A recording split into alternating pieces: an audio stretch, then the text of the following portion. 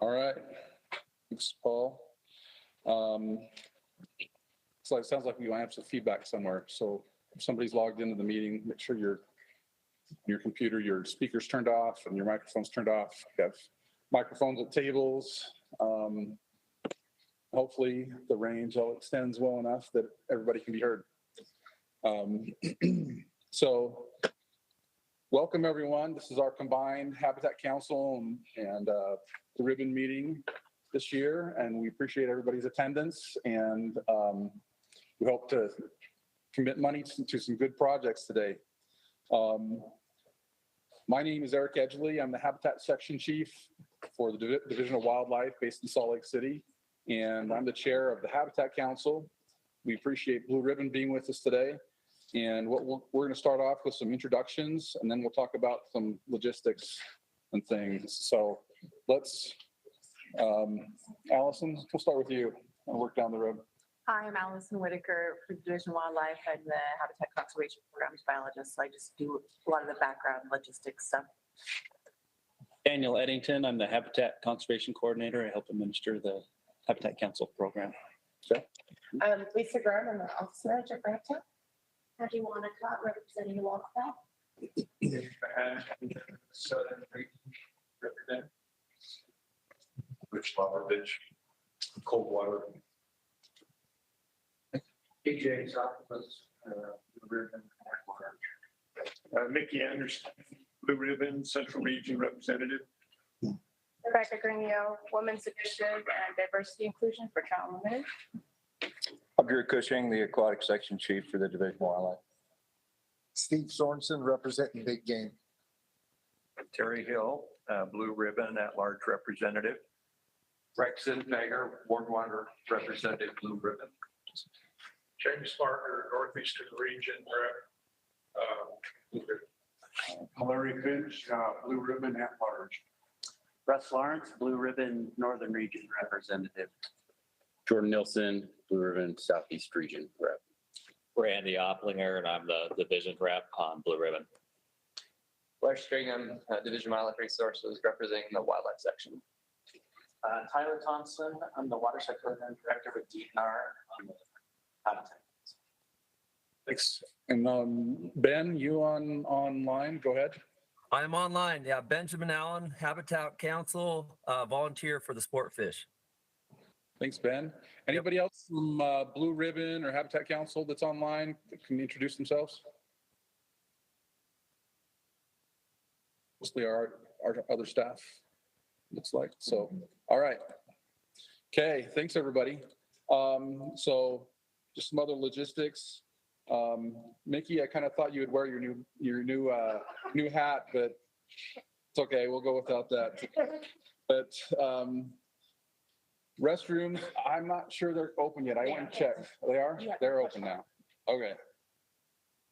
So restrooms are open now. There is some food at the back table for some breakfast treats, so feel free to jump up and grab some of that anytime. Lunch will be at around noon. That'll be served here in the back. So let's see. For those who are presenting in person, just come up to the podium and this is not very many of you here, but and they can present from there. I need to thank Michael and Paul from the AV crew, Allison, Daniel, Lisa for all their help for logistics. We had a weird scheduling problem this morning, but I think we've got it figured out. So what did I miss, Daniel? Randy wants to give any opening remarks? I don't know.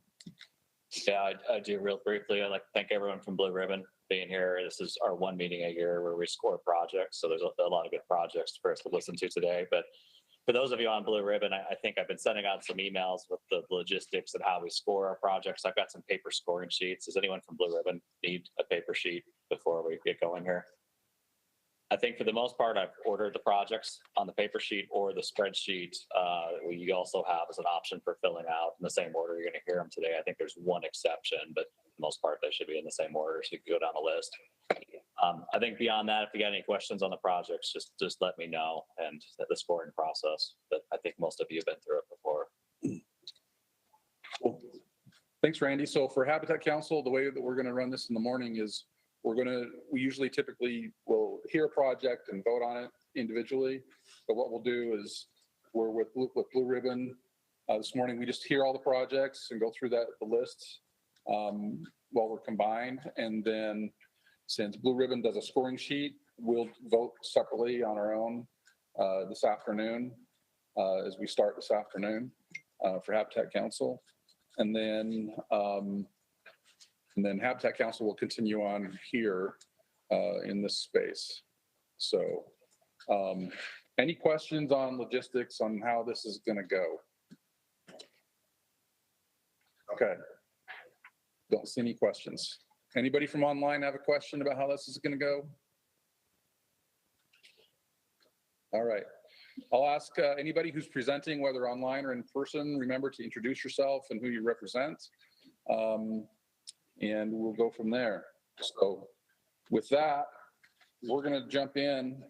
I think we've got 10 projects that are combined that we want to work on and approve. So, or at least here. So we're going to start in Northern Region and project number 6472, Northern Region fiscal year 24 conservation easement monitoring tech.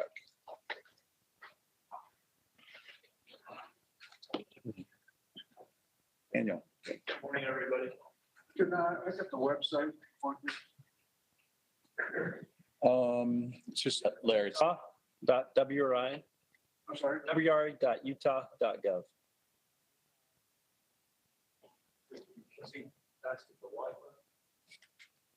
No.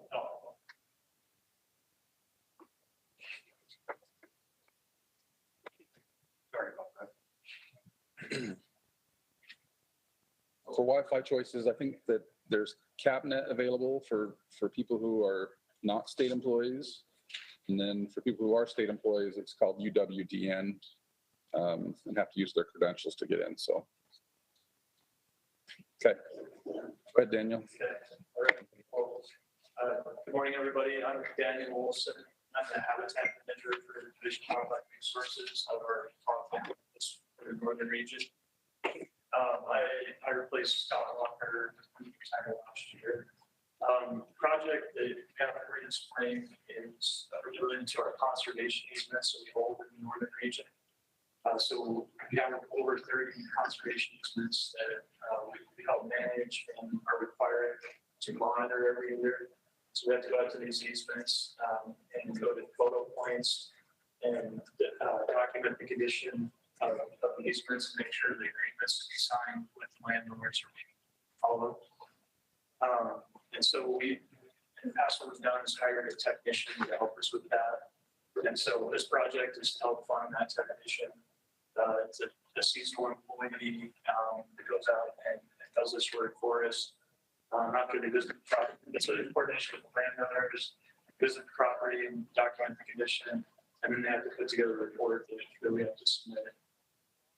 So for the budget, the majority of the ask is to pay for this seasonal employee, $21,000, and we have some money for just equipment that they might need, so fanners, cameras, beers, and stuff like that, and then some money from Lord Pool. The bulk of the funding asked was from the Habitat Council for $25,000 from the Habitat Council, and then just a small amount from Blue Ribbon. And kind of the rationale behind that is some of these conservation easements are in the Weber River corridor, and we're required to provide habitat for fish and to provide angling access. And so we were hoping to get a little bit of Blue Ribbon money to help fund this project to make sure these easements get monitored and that work gets done. So that's kind of the gist of it. Are you guys have any questions about the nature of the project or what we're trying to accomplish or any of the details? Drew. I probably don't need to ask this, but I just want assurances that you worked with the aquatic section, that breakdown is appropriate of funding. So Ken Sorensen put this budget together before he retired. And so he'd been managing our conservation easements for us, and he thought that was probably appropriate. kind of breakdown of how our conservation easements are spread out across the landscape, that the 2,500 probably represents the aquatic portions of those easements. Does that answer your question, Drew? Drew, most of those easements are on the river or on the river. That's somewhere. So it probably is sort of I talked about the access agreements or easements we had for Irving Game. Okay. It does. That's what I was hoping to hear. We don't have that. Hey, do you know, Clint, if we've done habitat work? We don't really have that. Almost all of these easements we have are the habitat. So we have enabler access.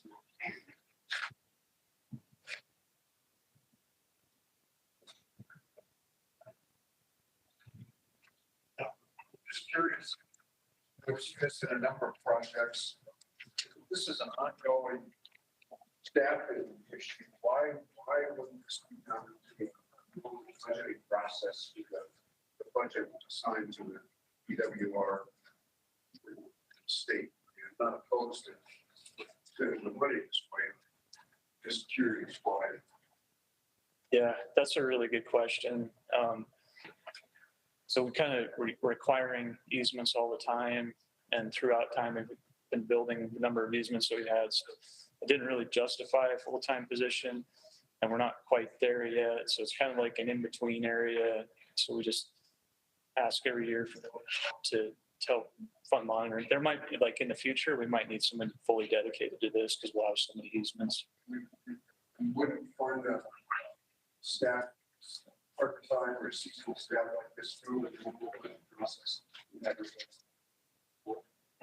I don't know how we actually ended up where we're at doing it this way, but I know that was direction that we've got in the past. So, you know, Drew. I've had similar questions in previous years. It's a director's prerogative, you know, this funding is just set aside certain portions of it for a variety of different tasks that the division picks up every year. And it's just been that way for a lot of years. I often ask the same question and I've been given the same answer. It's the director's prerogative to fund it this way.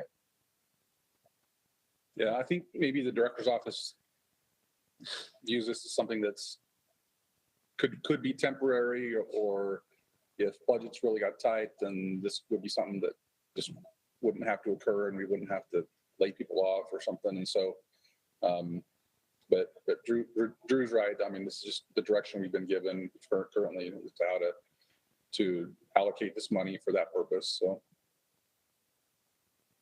good question. That's all I got.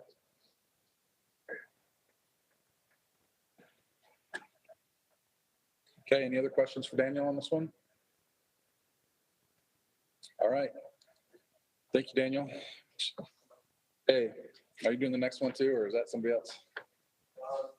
That's me. Okay, so next one is project number 6739, Pine View South Arm Fish Habitat Installation. I'm Clint Brunson. I'm the Assistant Aquatics Manager of the Northern Region. Project I'm going to present today isn't atypical of what we've done in the past, but we're kind of changing a little bit of our approach. So I'm going to go through a little bit of background. Promise I won't take too much time, but you want to go to the next slide. So over the last few years, based on some research that Chris Penny did, he found that young year perch and crappie utilize a layer of water that we thought was fishless due to oxygen levels. And we went out with a YSI, it's just a meter that we can go down to the bottom of the lake, and we can sample oxygen levels all the way down and get an oxygen profile.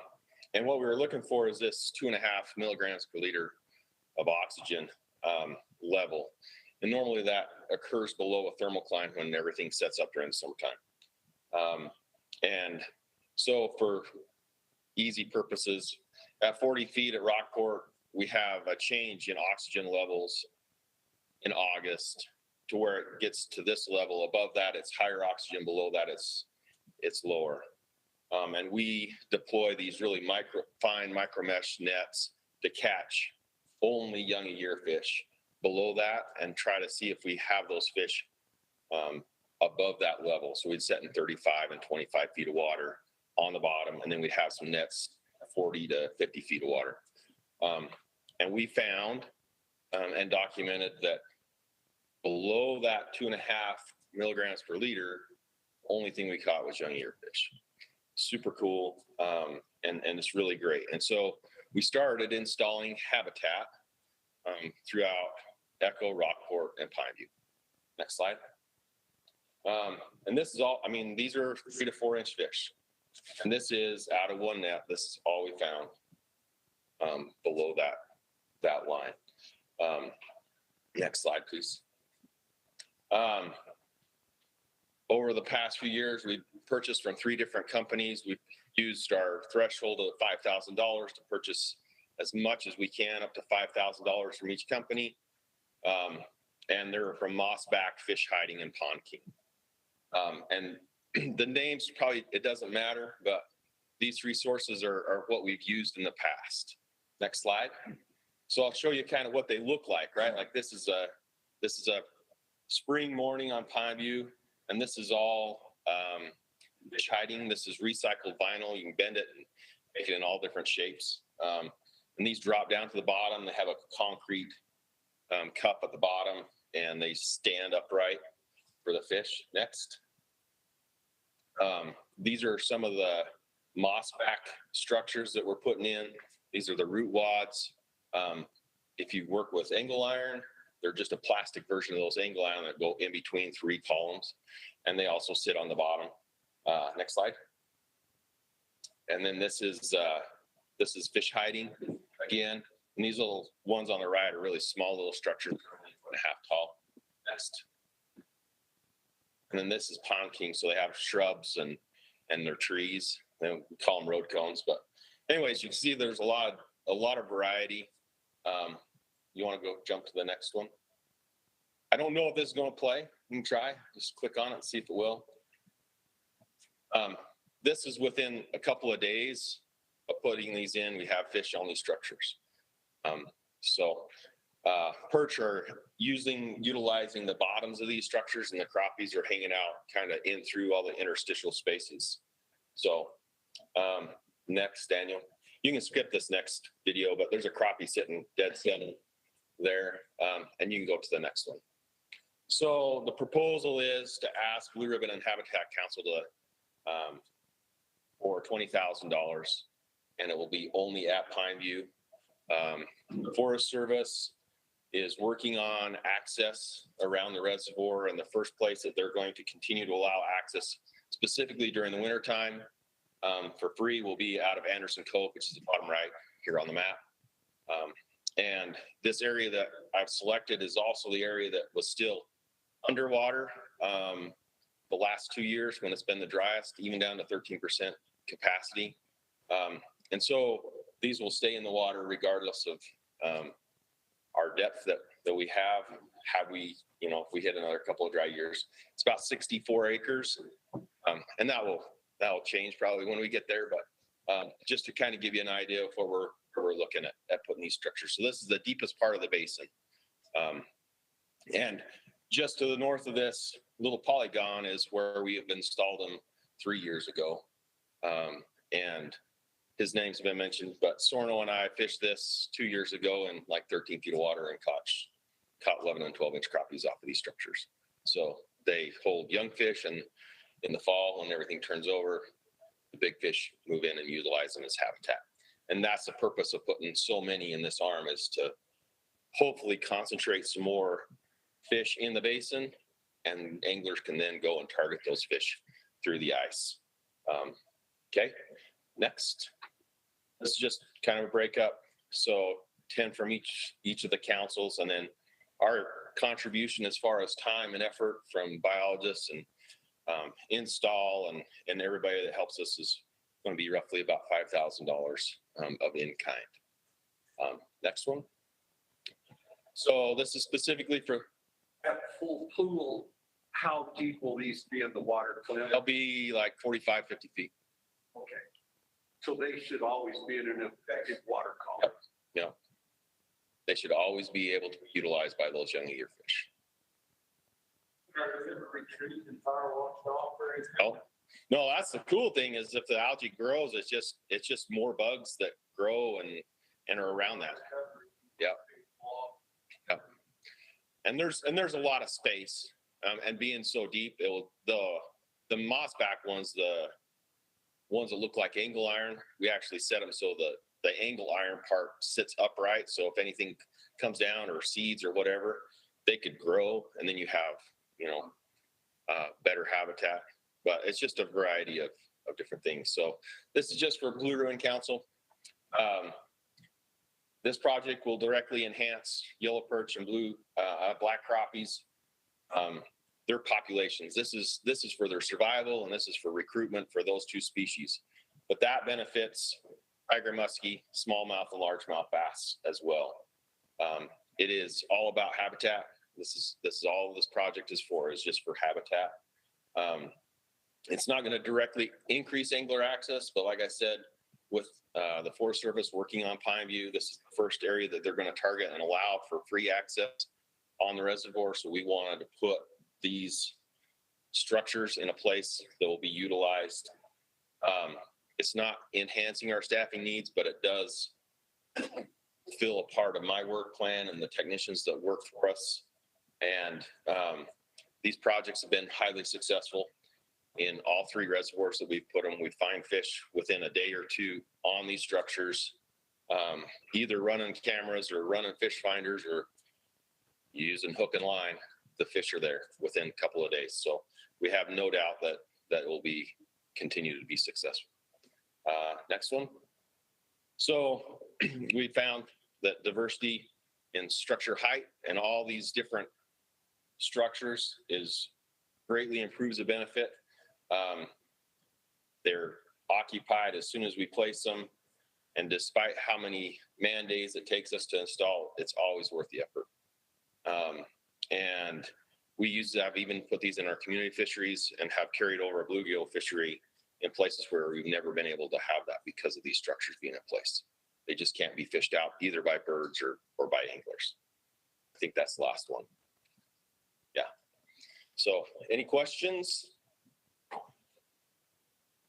More of a recommendation, Clint. This is a great project, but it's part of several other projects that have already taken place on Pine View. And just for the northern region, it'd really be nice to see a master habitat plan for some major reservoirs.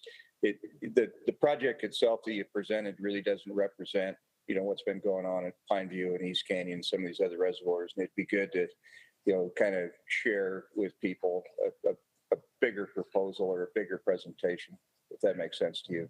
Yeah, no, totally. That makes sense.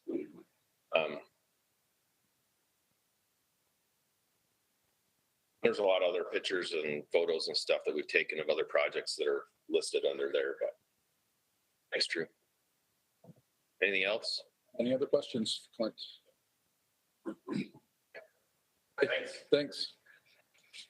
All right. We're going to move to some central region projects now. First one is project number 6569, Strawberry Reservoir Co-op Snowplow. I'll just say when you start, this is another one of those that we would love to work into just a regular operational budget, but because it's split between Habitat Council and Blue Ribbon, we're having to review this every year. So, right, go ahead. Yeah. My name is Wes Pierce. I'm the fisheries biologist at Strawberry Reservoir. You guys have seen this project before. This is our annual co-op snowplow. Years like this year, this is very important to us for angler access. We just have no way to clear that snow without this money. This is also our new parking lot that we built this year, and it's being utilized right now. So if you guys aren't aware, we did build about a 2.5 acre parking lot and new boat ramp at Chicken Creek East. This is a picture of it. We do have a concrete boat ramp in and this parking lot here. This is currently being plowed by the state parks. So this is taking up a lot of our time and our money. So this actually increased about 60% of what kind of parking access we have up there. Between this one, Mud Creek, and the Marina Pile's our own. But again, very important. You can see how busy this is. I don't have any pictures of the Co-op Creek, Chicken Creek East in this winter, but I've just had reports after reports of it being almost full and parking down the road again. I mean, we get that many anglers up there using that. And this is it's a lot easier to drive to this new Chicken Creek East ramp versus going clear around the marina. It's right off Highway 40. State Parks has done a great job plowing it. So again, I think we're looking at, I think a $32,000 budget request, 16 from Habitat, 16 from Blue Ribbon, and then State Parks in kind's 40,000. So that's who's plowing up there with their equipment. But again, like I say, this is something I think we discuss every year about being operational budget. It's going to be a little bit of an increase this year with just that added parking lot on there. There's years like this year where we've actually had to stop plowing Mud Creek just because there's too much snow to get into. So, but these are still open as of the other day. So. Yeah, I was up there 2 weeks ago and it was absolutely Tent City. Yeah. I mean, just everywhere. On years when we have good ice and good snow and guys can get out, it's crazy how many people we put there. Where the two parking lots used to be, west and east, this is just absolutely filled in. Yeah. Easy. Have we ever approached the county about it? This comes up every year, and I hate it every year because I just don't think it's the right way to pay for it. I don't pay for plowing. I just don't like that this is how it's paid for like the last 20 years. Yeah, probably. Why is it not part of an operating budget? Why is the county not pitching in?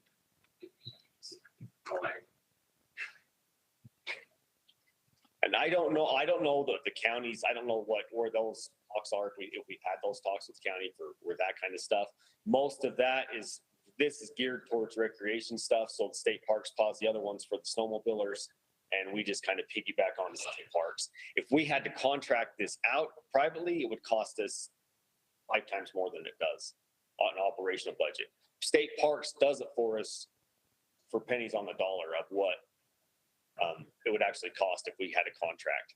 When we were doing the Soldier Creek side and we had to contract that out, it cost us a lot more just, because that was a private guy.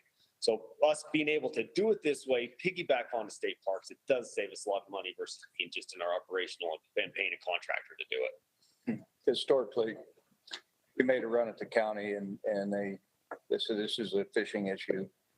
And we made a run at the Forest Service historically and they just were completely uninterested and uncommitted. So, I agree with you. It's not, it shouldn't be here, but it is. If we don't do this, you lose some fishing opportunities at Strawberry because of parking. It seems like a good organization legislature, some that year. That's not a bad thought. That we discussed, why do we have to do this? Habitat Council money from both products. Enhance habitat. So, and we've just been doing it for so long. Like, it's not like we're not going to fund it. If this is anything fun, it's just we've been doing it so long. So it just seems like not the right. Should have part permanent. I think so. West doesn't have to get up there and bend.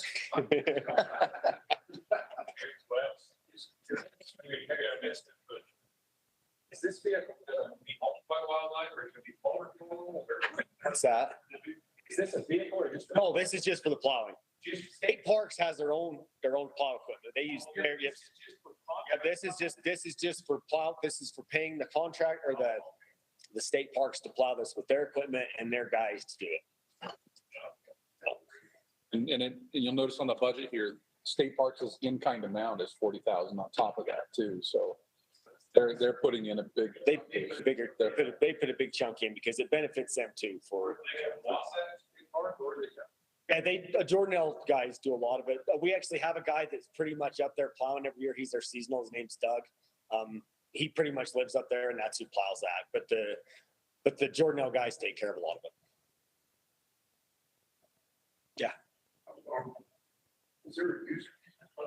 There's not in the wintertime. In the summertime, it is contracted through Utah, whoever runs the campgrounds now. It used to be MCM, then American Land and Leisure, and now it's Utah something or the other. But in the wintertime, there is no fee to pay it for up there.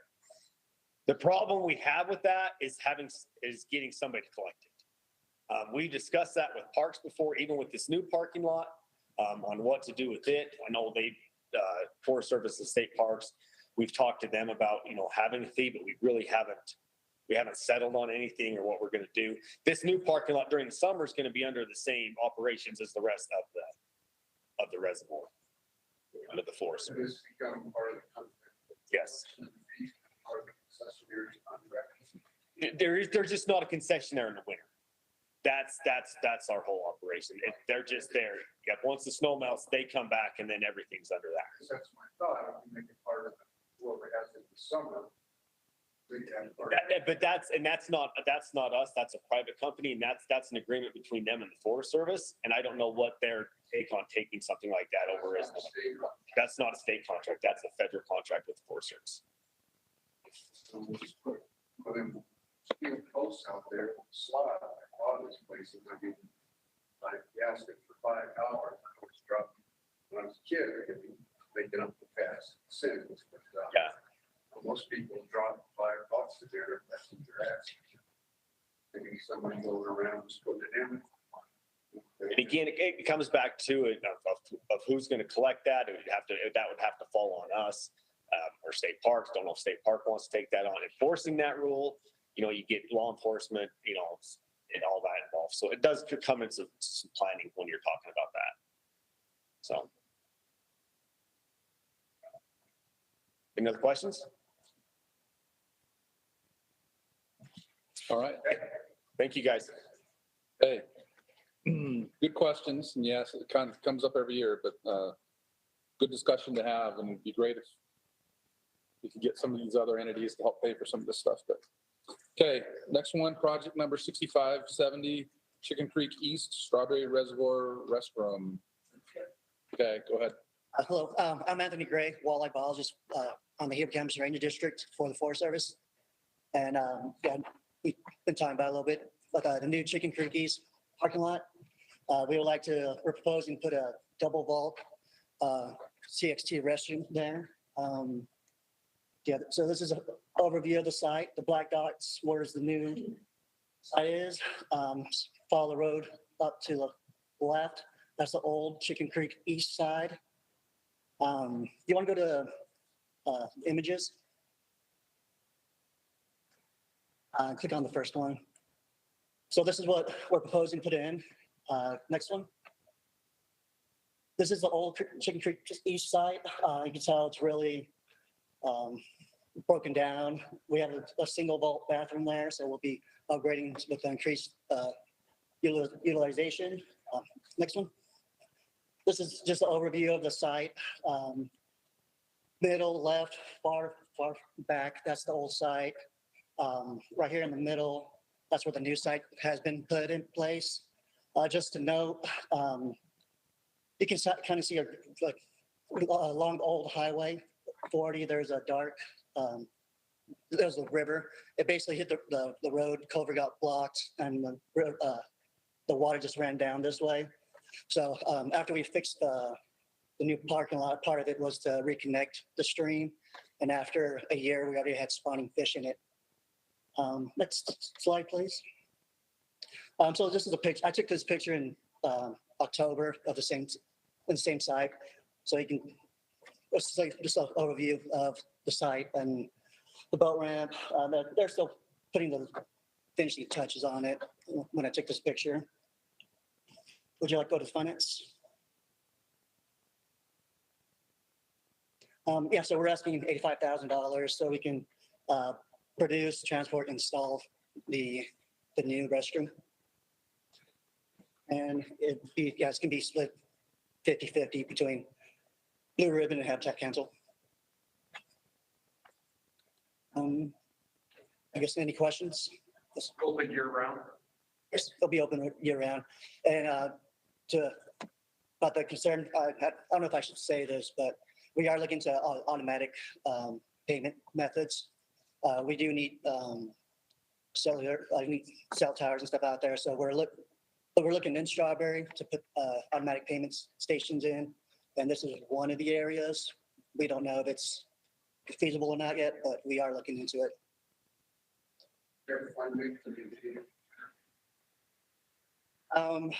As of right now, no. I know we are doing what as the PAL, you mean? I don't think so, but I know there are being proposals put out, and that's the recreation side of the Forest Service, and I don't know too much about it. Where does the funding come from? Here. So, it's, yeah, we do have the funding to pump the bathrooms, yes. Is the existing one service in the winter? It was before, this year's not. In the previous, in Wes's, you saw the two portable stations. We decided to just plow the new site, not the old site. And, but, so yeah, after we move it, yeah, we'll be pumping it. We usually, it slows down to the winter. We pump it maybe once or twice a week versus summertime when it's increased use out there.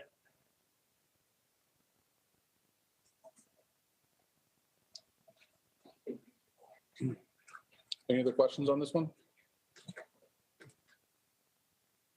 Thank you. Okay, thanks. Okay. Next project on the list, more Chicken Creek, 6599 Chicken Creek East Boat Ramp Extension and Divider Dock. Go ahead. Again, Wes Pierce, Strawberry Fisheries Biologist. Yeah, this is going along with our new boat ramp and parking lot at Chicken Creek East. We're looking for funding to, first of all, get a possibility of extending the boat ramp and the divider dock. As far as the extension of the boat ramp goes, when we built this boat ramp, our plans was to build it to the water's edge.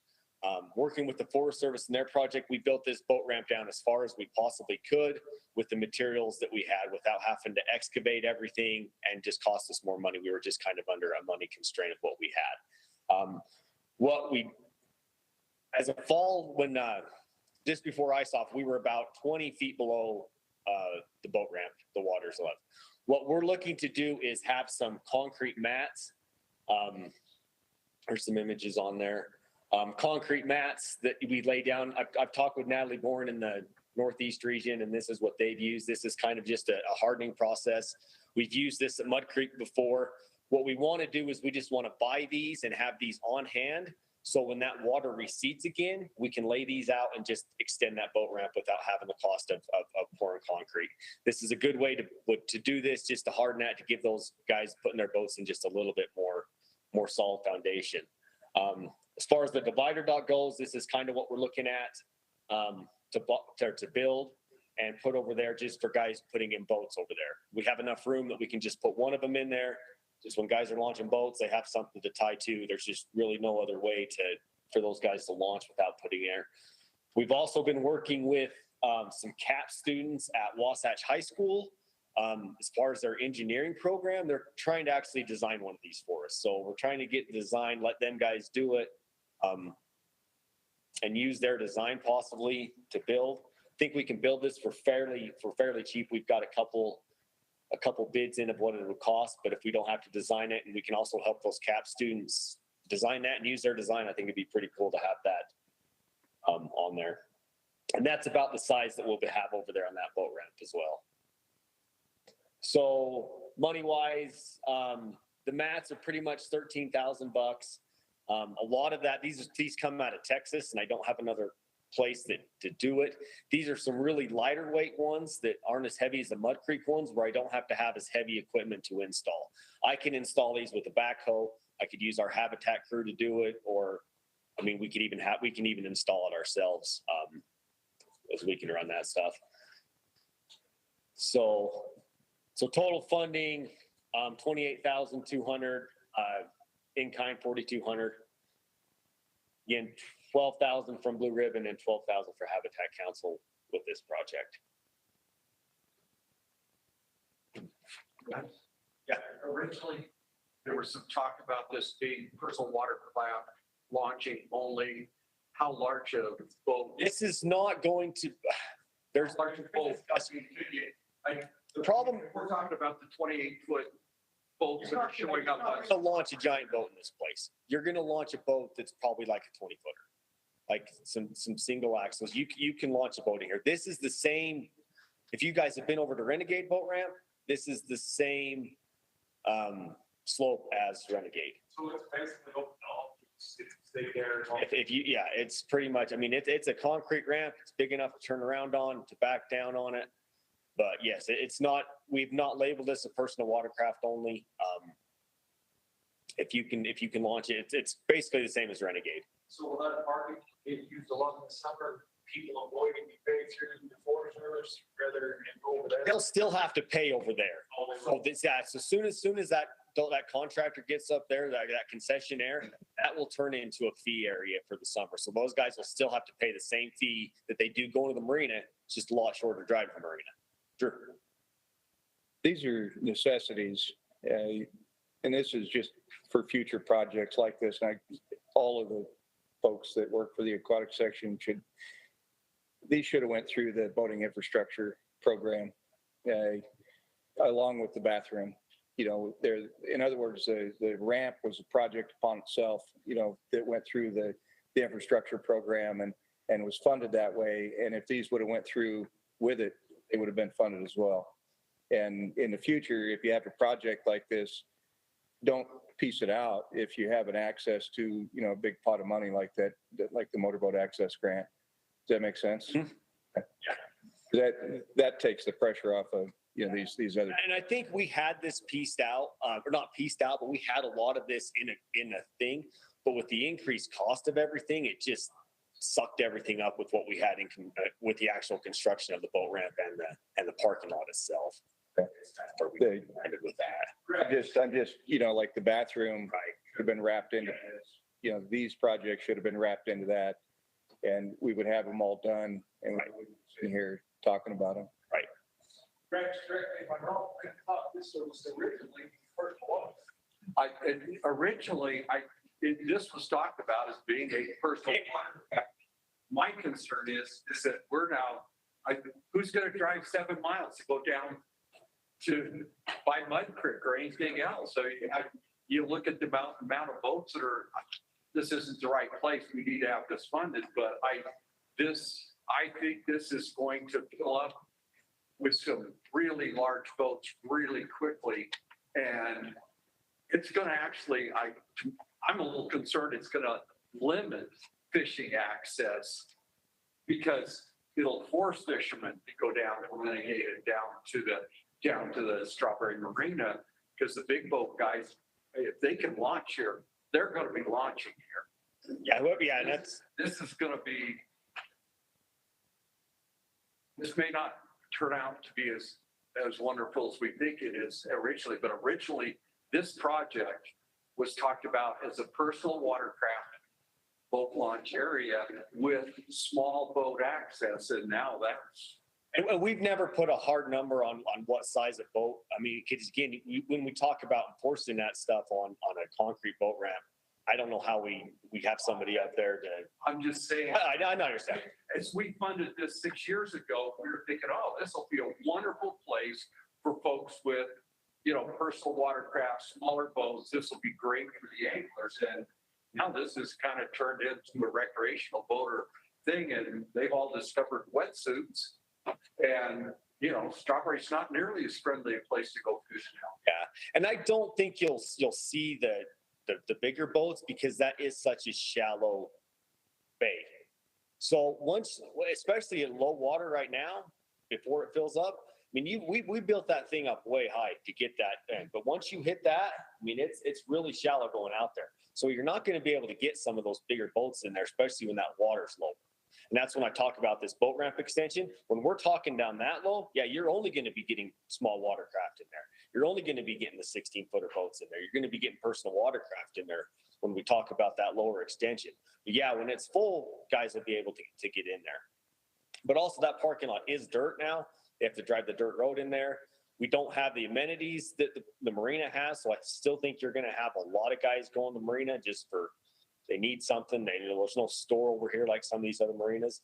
The other thing that we've noticed too in the last year, well, since they've paved that road from Spanish Fork over to Renegade, is the amount of increase at that Renegade boat ramp. It's almost 2-3 times what it used to be. You can go over there in the middle of the week and that place is absolutely full because it's a lot less drive or time-wise from Utah County to Strawberry if you come over that way. And we're noticing that quite a bit over there. And that's a big concern for us too, especially with AIS stuff coming over the top that way. The only reason I brought that up was just looking down the road. I kind of thought it was personal watercraft. Now I'm wondering at what point somebody can be standing here wanting breakwater dogs, other stuff, just new boat ramps. Yeah, and we don't, I mean, as far as us goes, the division, the divider dock would be all that we want on there. I mean, that's all we've talked about. That would be the only amenity over there that we would supply, that we would want to see over there. Again, because that water is going to fluctuate in that bay because of how shallow it is. It fluctuates quite a bit and we've got to move that stuff and we don't want to have to deal with that. And all that stuff falls on us. It's not like it's the marina that goes out there and moves the stuff for state parks. It's me and Al. We would have to go move all that. And that's just not something we're going to take on.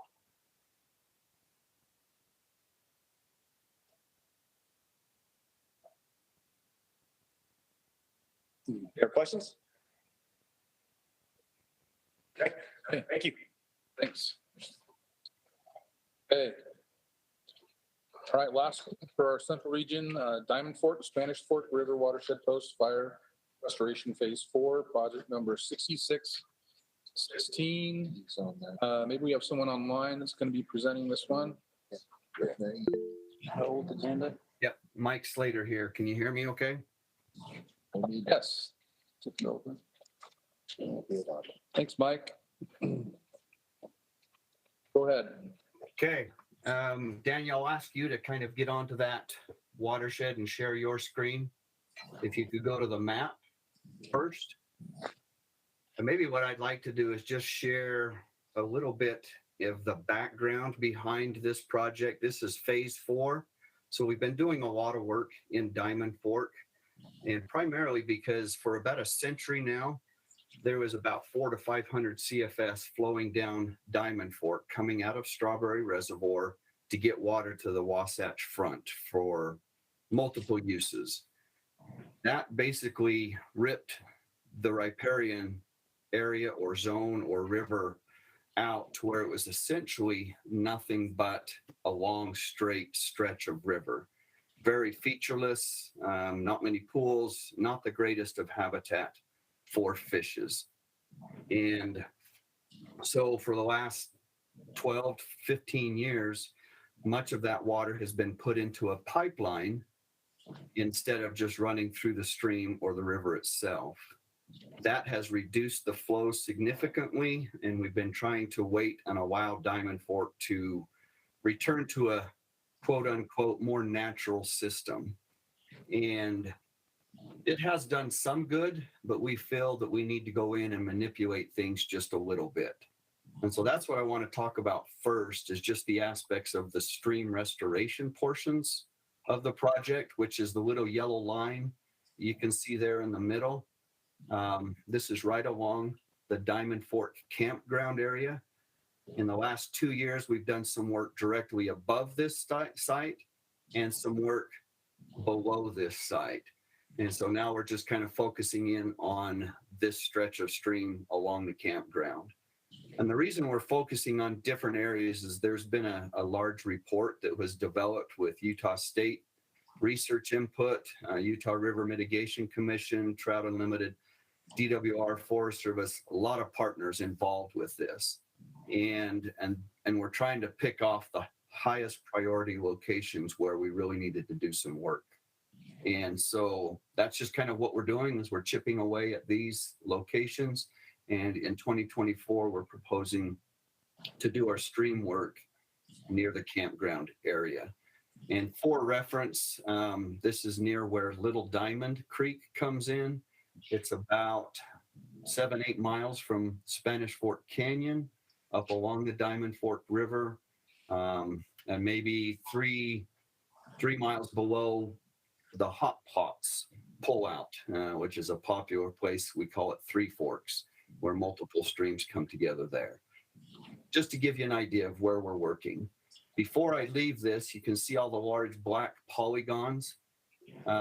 As a part of this project, we've incorporated some arc clearance needs and some seed planting for the upland areas, because in addition to the 400 to 500 CFS that have been flowing down the system, we also had a fire in 2018, and it's just really denuded both the riparian area as well as the uplands.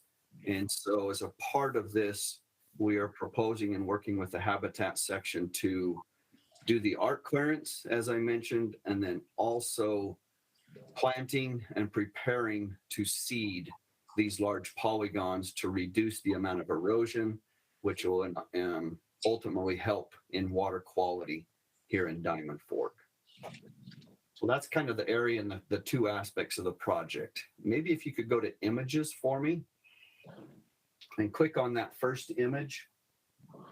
I use this just as an example of a featureless river. It's a long, straight 10-mile river with a whole lot of riffle habitat and very little pool habitat.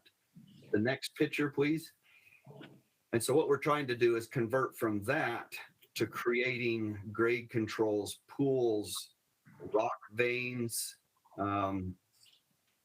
post-assisted log structures where we put trees and stuff along the banks, just to, again, to provide a little more habitat for fish.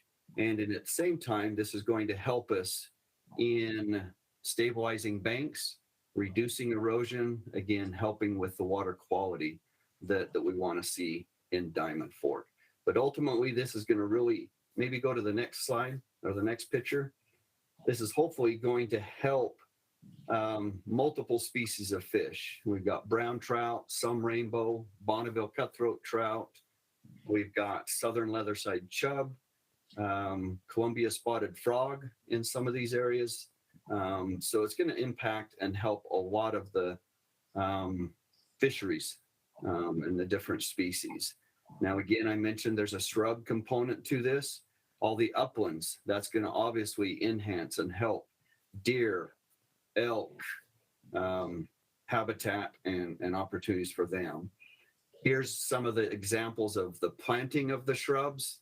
There'll be small shrubs, but again, this year it's going to be primarily the arc clearance, paying for that, and then also planting all of these seedlings so that they'll be prepared to be put into the ground, as you can see here, in the fall of 2024. So two aspects to the shrub component. Maybe the finances page, just to show you what we're anticipating there. The first two blocks there, again, are associated with the shrub aspects. The arc clearance, it's a lot of work to get these cleared and taken care of, and then the planting of the seeds. So roughly $65,000 along there. As we work our way down more into the riparian habitat work and restoration work that we'll be doing, we'll be using our heavy equipment crew, paying for them and their equipment, and then also a lot of rocks. Over the 4 phases now, we're getting a little more aggressive and putting a lot more of these grade controls, veins, root wads, things like that into the stream to really create the good pool habitat that we're after. If you continue on down to the very bottom, we're asking for roughly looks $40,000 from the Habitat Council. We've already presented this to the Watershed Restoration Initiative group, and you can see their contributions there. And there you can see the allocation between big game and sport fish. I think I mentioned multiple partners.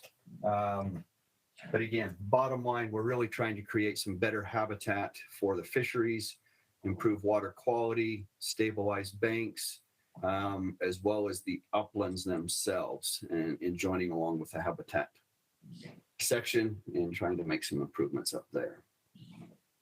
With that, I hope I've covered it enough. There's a whole lot more information in the images and the documents and what we're improving, the habitats, and I'm hoping that you as a Habitat Council will be able to review that a little bit more rather than me taking a whole lot more time. But I'd be happy to answer any questions that you might have in regards to the project. So maybe before we go to that, this is probably more informational for Blue Ribbon. As you can see, there wasn't a Blue Ribbon funding for this project. And so I apologize, this had gotten moved and was going to be in our afternoon session for Habitat Council, but it was good for you to see anyway. And so, yeah, if anybody has questions on this, let's hear those now, even from Blue Ribbon. So go ahead. Mike, have you seen fish moving in? Clint on his, he had, a couple of pictures, fish almost immediately on the habitat. Have you seen the fish move in, the ones that are in the stream using these rock veins and stuff?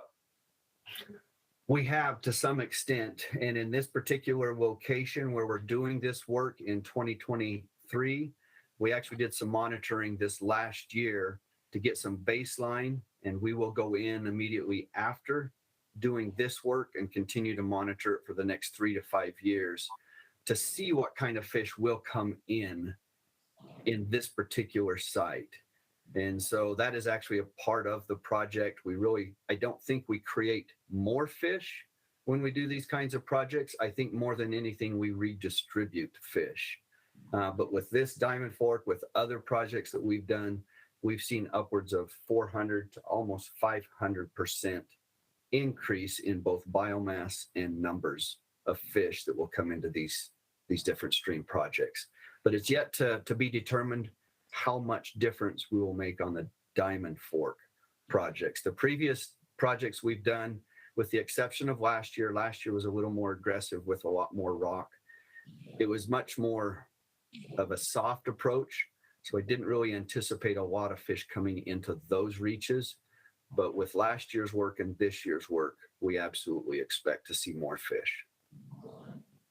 Thank you, Mike. Yep. Mike, usually mitigation commission has some stake in what happens on Diamond's work. Are they investing in this at all?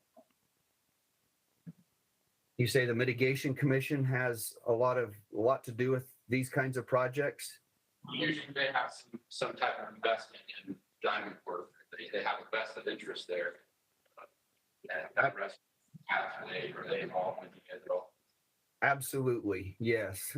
They'll be helping us with the NEPA portions of this project. In fact, there's another larger project just downstream from here.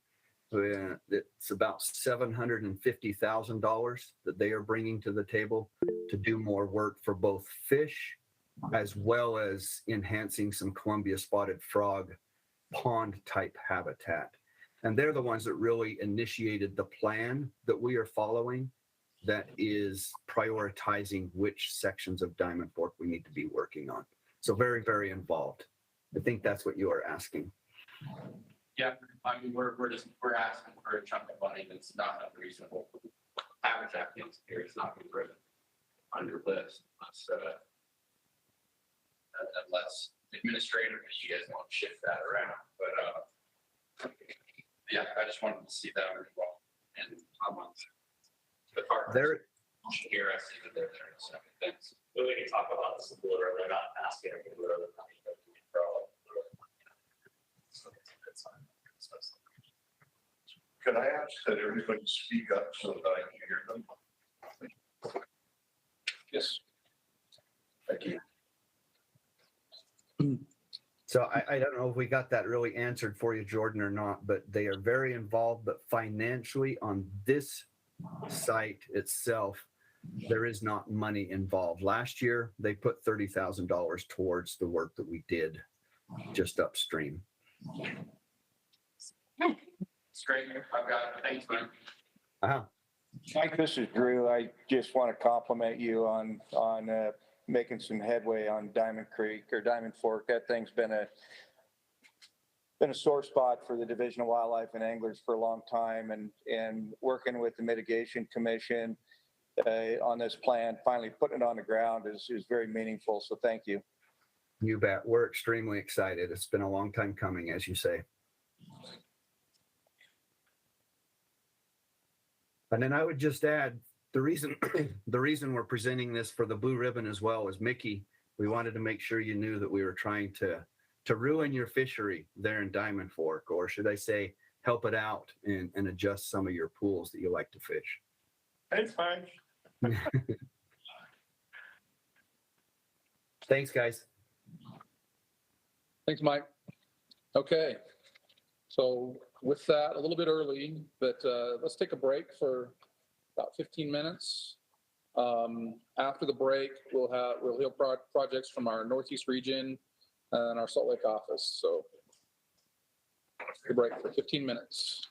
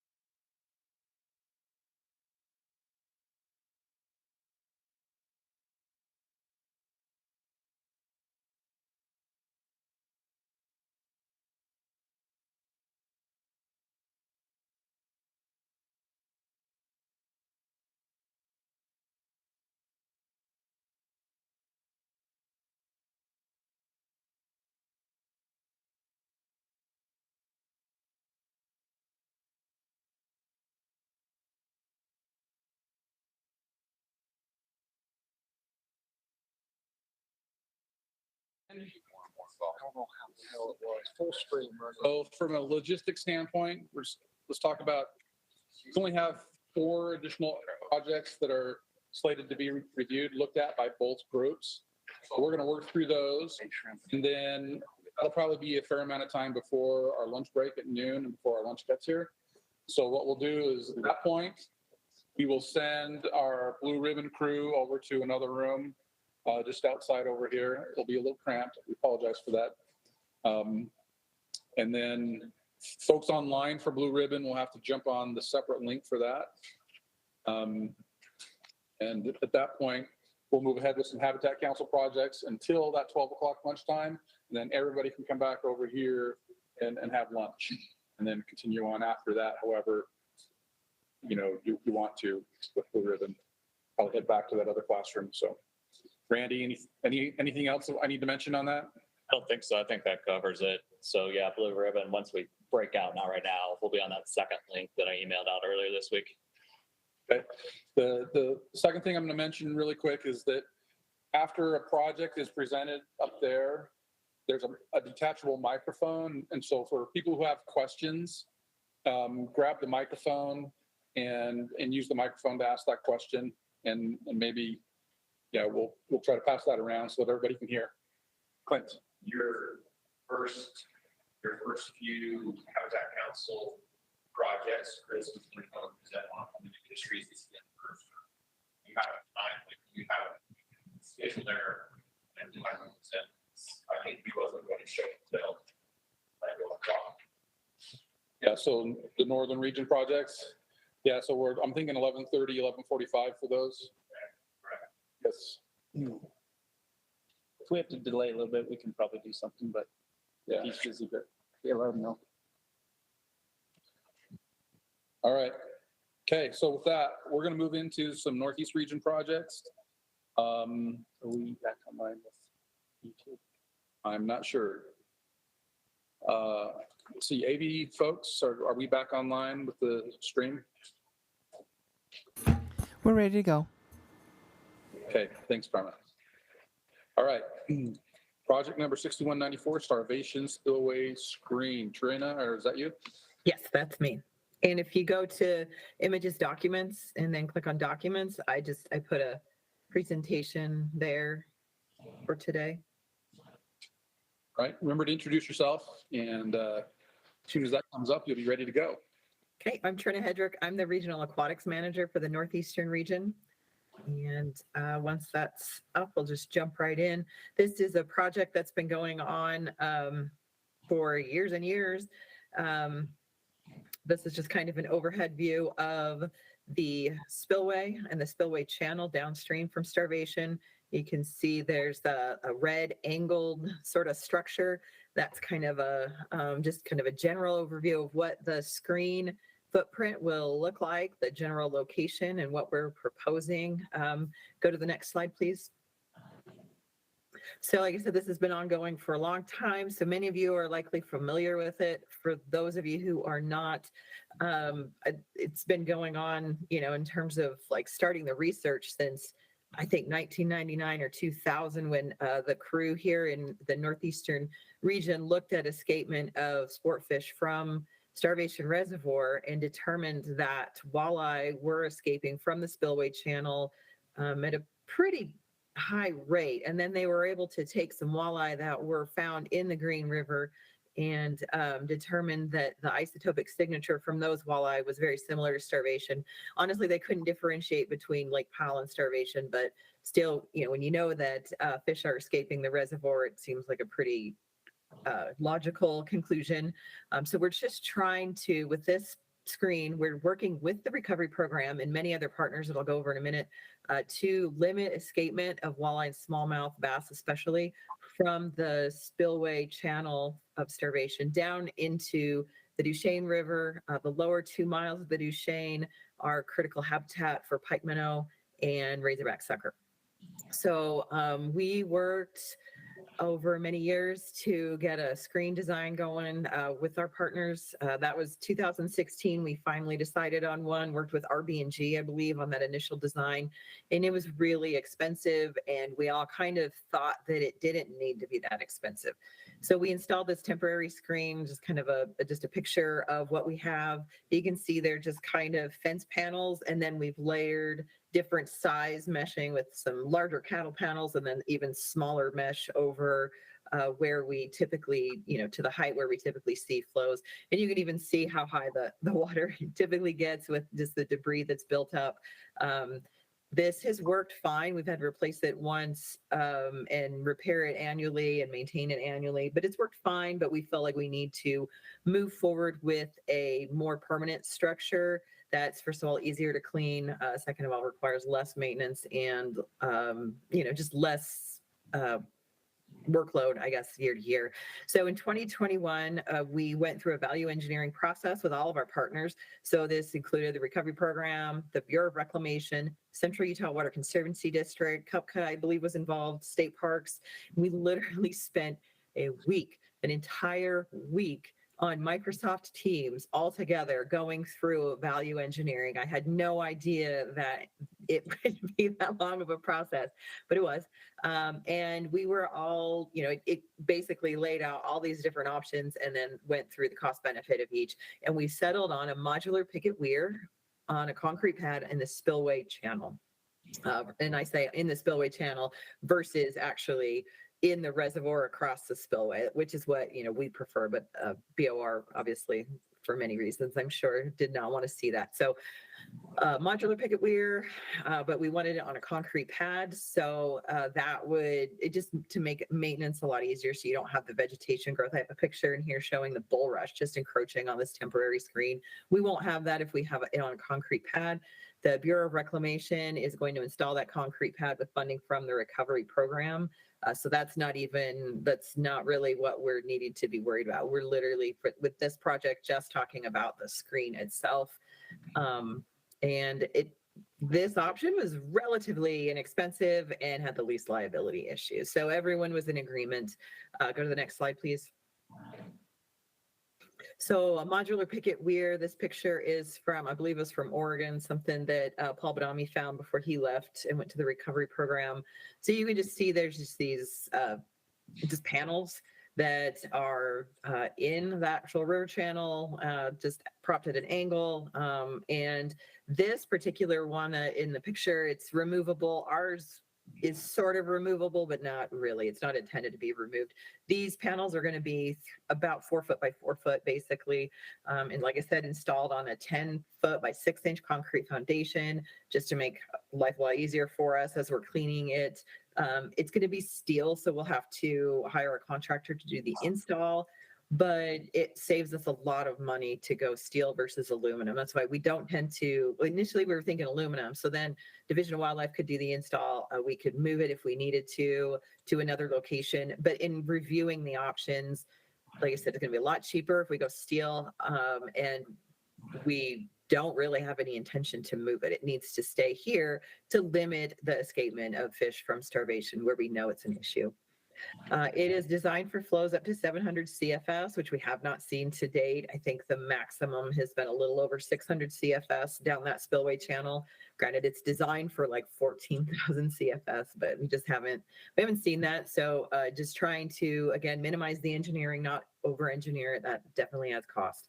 So if it ever does get above 700 CFS, first of all, we've designed it so that if it does overtop the screen, it's not going to be focused near the edges. So we shouldn't see erosion around the actual channel banks itself. But then it's also given enough warning and advance notice, we can remove it. Like I said, we don't intend to, or lay it down.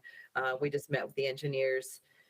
I'm currently working on the design so that we can move forward in a timely fashion. But we just met with them and talked about, making sure that it's safe for if we do have to lay it down when there's, say, like 400 CFS in the channel already, so no one gets, so no one loses a finger, that kind of thing. So we do intend to be able to lay it down if we need to. Just that's going to be in, like I said, an unprecedented year at this point. We have never seen that 700 CFS to date. So go to the next slide, please. So the timeline, like I said, we're working with the engineers at this point. And I guess I'll point out, since I mentioned it, this is a picture of the temporary screen. You can see the bulrush that's just encroaching on it. And then this would happen if it were downstream as well. This is the temporary screen is upstream from where we want to put the more permanent screen, but we would still see bulrush encroaching on it without that concrete pad. Plus it's just a little bit more stable. On this temporary screen, when you go to clean it, you're walking across like boulders and sinking in mud and stepping on rocks. And it's when you're short like I am, your waders are about to be overtopped. It's a little sketch. So that concrete pad's really going to help. So what we're looking at fiscal 24 is screen fabrication and delivery. So that's basically what we're asking for. And I'll get to the funding request here in the next slide. But we're also working towards being able to and do the install in time. So at the same time, we're working on permitting. So our Bureau of Reclamation partners are working on the categorical exclusion. Once I get that from them, I'll start on the nationwide 23 permit. We do need a little bit of funding to pay into the Ute Ladies Trust Mitigation Fund. And then, like I mentioned before, recovery program is paying for the concrete foundation, the force account, the OR force account. We need to get that on their schedule. They're very busy, but we've already talked with them about this. So we're hoping that it's on their schedule for summer 2024. We just need to confirm.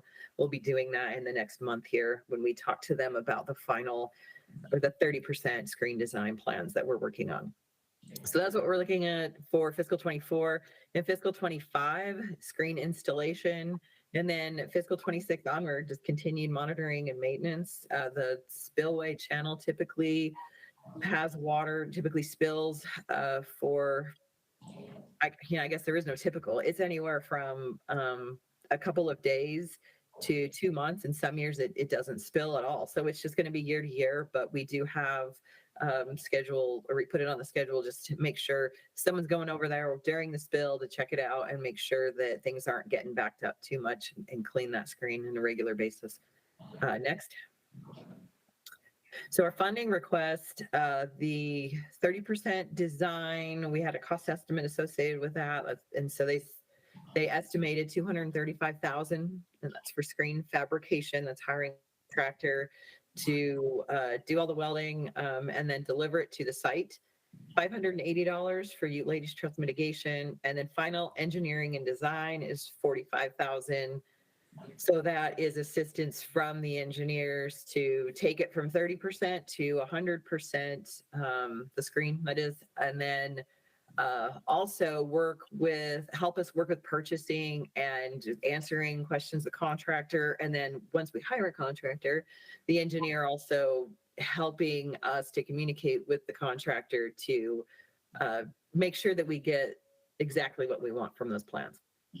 So the recovery program in-kind donation, I guess, would be, so far they've got about 100,000 slated, but I did talk with them just recently that we're just worried that it's going to be more than that. And they are okay. They are able to put more money towards that concrete foundation. I don't know exactly what he put for next year. I think it was maybe 150,000, but just with increasing costs. So that is on their radar that it's going to be a little bit more than what they slated. And then I just included in-kind for my contributions for just my time working through the details, about $5,000. And when I went to do the funding request, it is a Blue Ribbon water, starvation is. So I did put some towards Blue Ribbon and then split the difference, the remainder between Habitat Council and ESMF. Since it is a kind of sport fish issue, and it's also a native fish issue. Just hoping to be able to make it happen if we can, if we can split up the funding request. And that was all I put together. Are there any questions?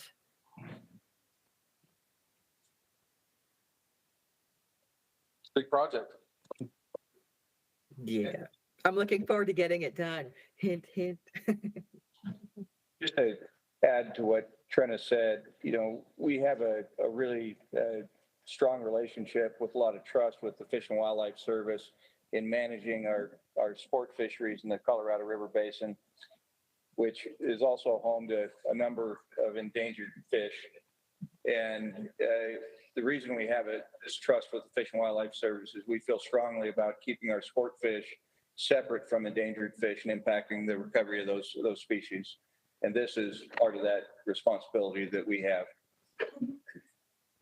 If there's something on it, we can turn it off. Being used to kill the fish that were in that. Is that control? It is control. Yeah. But Not spread downstream. this is one of two screens that we feel obligated to use in the Colorado River Basin because of fish escapement. One we've taken care of, and that's Red Fleet Reservoir. This is the other one. I just think about if these screens had been installed before, just as part of the reservoir, like including in Colorado, like we probably would not be removing the non-natives that we are removing. But best case scenario now, we have to go in and kind of mop up the mess because we are continually removing non-native predators from the Yampa, the Green River, the Colorado River, and even some of the tributaries like the Duchesne and White River now. So it would have been great to have this been a preventative measure 40 years ago, but this is what we have, I guess. All right, any other questions on this one? It is a big project and looks like, well, at least when I was looking at it yesterday, it had both FY24 and FY25 funding on here, but this is all showing this FY24 money now, right? I don't remember. What did I do? Oh, it's good. It looks correct Yeah, now. no, I think it's just 24. I can add 25, I guess. I just didn't want to get it confused, like the Big Sand Wash Recreation Management. No, leave it for FY24 stuff for now, but Okay. Any other questions on this? Yeah, this is Benjamin, Sportfish. Go ahead. Can you guys hear me okay? Yes. I guess this question is both for and Natalie. Installing the fish trap or the fish screen, right, to prevent fish from escaping, is that going to help you stock maybe other prey species into starvation to help in the future? Does that make sense? I know there was some red-sided shiners or something. Was there any talk of that? So this is completely separate from any forage fish efforts. Basically, these are fish that go over the spillway and are lost to starvation. So I guess in a way, having fish is leaving the walleye leaving the reservoir helps reduce the number of mouths, but it is what it is, right? The number of fish escaping it's not going to change. So it really doesn't affect any of the other management actions that we do, say through like the management team activities. Well, I just thought, one of the hurdles of stocking fish into starvation was the Colorado drainage. And so they didn't want any of those species to get into that river. But anyway, so I was just curious if doing a big project like that would help them feel better about stocking other prey species. But I don't think there's worried about. I don't know that there's worried about prey species, especially the ones that we have on the list, but it does help them, I guess, when we say, there is a screen downstream, right? So the Red Fleet screen is why we're able to stock wipers and Sarah walleye into Red Fleet. So it is definitely an added bonus, but they still have this white list that we select from. That won't change. All right, that helps. Thank you. No. All right, any other questions on this one? Okay, doesn't look like it. Okay, thank you. Thanks, Jenna. Okay, next project from our Northeast region, 6652 Duchesne Riverbank Stabilization and Repairing Improvements. Who's got that one? That would be me. So my name is Brian Ingward. I'm a regional aquatics biologist here in the Northeast region. Most of my responsibilities revolve around cutthroat restoration projects and stream habitat and stream fish management. So let's go to the map first, if you wouldn't mind, Daniel. If that is Daniel moving the screen. Let's see. I'm waiting for my own computer to get there too.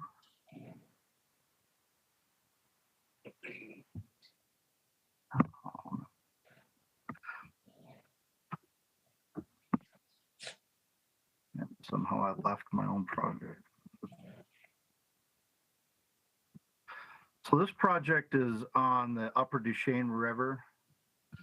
Let me page back. It's right adjacent to the town of Hannah. If most of you guys know where Hannah is, this project site is right on the bottom of the Central Utah Project fishing access easement area, which is a good about 10-mile section that through mostly private land that people have fishing rights and access to. There's about 5 different access points that anglers can park and fish. It's one of our more popular stream fisheries anywhere in the state. Yeah, if we could zoom in a little more, that'd be awesome. It's pretty much just an hour and a half drive for virtually anybody in the Wasatch Front. So you get a lot of fishing pressure out here. It's not uncommon to see every one of these fishing access points packed with people when you start getting into July and August, anytime post runoff. Anyway, this is a private land section. We were approached by this landowner on the left with most of that agricultural field you can see. One other thing to point before we move the map too far is that you can see a little parking lot on the north side of the map. With looks like you can kind of see the kiosk there. That big one is a private part. Yep, right there. That little parking lot is that's our bottom end angling access point. So I just want to point out that this little area definitely receives more than a fair share of anglers. Could we scroll down the map just a little bit? So anyway, most of this project involves, it's only about a 400-foot section of stream corridor. On the bottom end, you can see a pretty good amount of riprap that was done as part of the EWP project done in 2011, 2012. And anyway, the reason the landowner approached us with this project was because he's got further erosion occurring just upstream of that riprap you can see on the bottom end of the map. And so this is we took this as our opportunity with DWR to kind of insert ourselves in an innovative and positive way into the Duchesne River. We've had a history over the last 15, 20 years of very large bank armoring projects. That's generally not very good for our fish populations, and even it's not as much fun to fish riprap as, say, if we can come up with a more innovative approach. So we came up and scouted this project proposal site area out last fall and decided we would throw in a project. What this really is going to mean is about 70 foot of towwood structure. For those of you that don't know what a towwood structure is, it's basically a soft way of armoring the bank with root wads. It redirects stream energy down and vertically rather than horizontally. Generally, when you get bank armoring projects, they just ping pong the water energy, whereas a towwood structure can dissipate that energy while doing positive things for you, like scouring holes out. As Mike Slater was kind of talking about earlier, this whole section stream is rather featureless area for about the bottom 2 miles of the CUP access. It's essentially one large riffle without any hiding cover, without any standing cover. It's really a disappointing section. So any improvements we can make to the habitat would be awesome.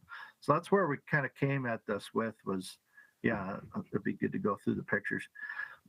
So this is you can see the upper end of the riprap, and then this is kind of a failed, poorly built J-hook structure, it looked like. this is essentially the bottom end of the project. You can see the stream bank on the left is eroding. There's a intake canal just to the left of that berm. You can kind of see between the stream channel and that mature cottonwood on the left. This private landowner is worried about losing his canal, and rightfully so. I have to say, with the amount of snowpack I'm seeing up there, I'm slightly getting more worried too. There's plenty of water up there this year. So anyway, we're coming up with a design. We have a design in place to place 2 J-hook structures that are supportive of the towwood structure. And then we're going to be putting 3 cross veins in to really redirect that water energy while providing pocket habitat. And if you remember back to Mike Slater's presentation, there was a couple of cross vein structures there as well. It'll be a larger scale of that. Other than this is only about a 400-foot project. Let's go to finance, if you could, please. So overall, we're asking for about $50,000. Most of it's going into equipment rental and heavy equipment crew to come and do this project. I expect it'll take about 3 to 4 weeks. A lot of the materials, I probably don't have a great estimate at the moment on in kind for materials, but I'm expecting to be able to find boulders and root wads locally. I asked for 50-50 split for now for Habitat Council and Blue Ribbon. This is a high-profile blue ribbon fishery. Unfortunately, I don't have any conservation species in this area. It's all brown trout. But anyway, that's how I define the allocation, was just a 50-50 split. Sportfish Habitat Council and Blue Ribbon. And yeah, overall, I really think that almost anything we can do would greatly improve the fishing. It may congregate fish, but if more of these projects take place, I also think that we can have a positive impact on carrying capacity. It's not uncommon to, I think 2 years ago, I hooked onto this like 26-inch beast of a brown. I suspect that with a good towwood structure, we could attract a couple of them into this area. Overall, I'm pretty excited about this opportunity to actually work with a private landowner and develop a project that we can use as a blueprint moving forward across the whole Duchesne. For those of you that were on the councils last year, we also funded a project for this current fiscal year on Young Living Ranch property. It's, for the most part, it's very similar to that project. I'm doing more rock structures than what Mike Fiorelli is, and that project's about 10 river miles downstream of this or so. This has the added benefit of more trout and public access. With that, any questions or feedback? Yeah, did you land that 26-inch beast of a brown, or are you just making that up? He schooled me on a stump. I lost basically my entire leader on that guy, and I was crying. There was some profanities involved, yeah. Well, of course there were with you. I wouldn't. What are the opportunities right there adjacent to expand this? There's a lot of other. What's that?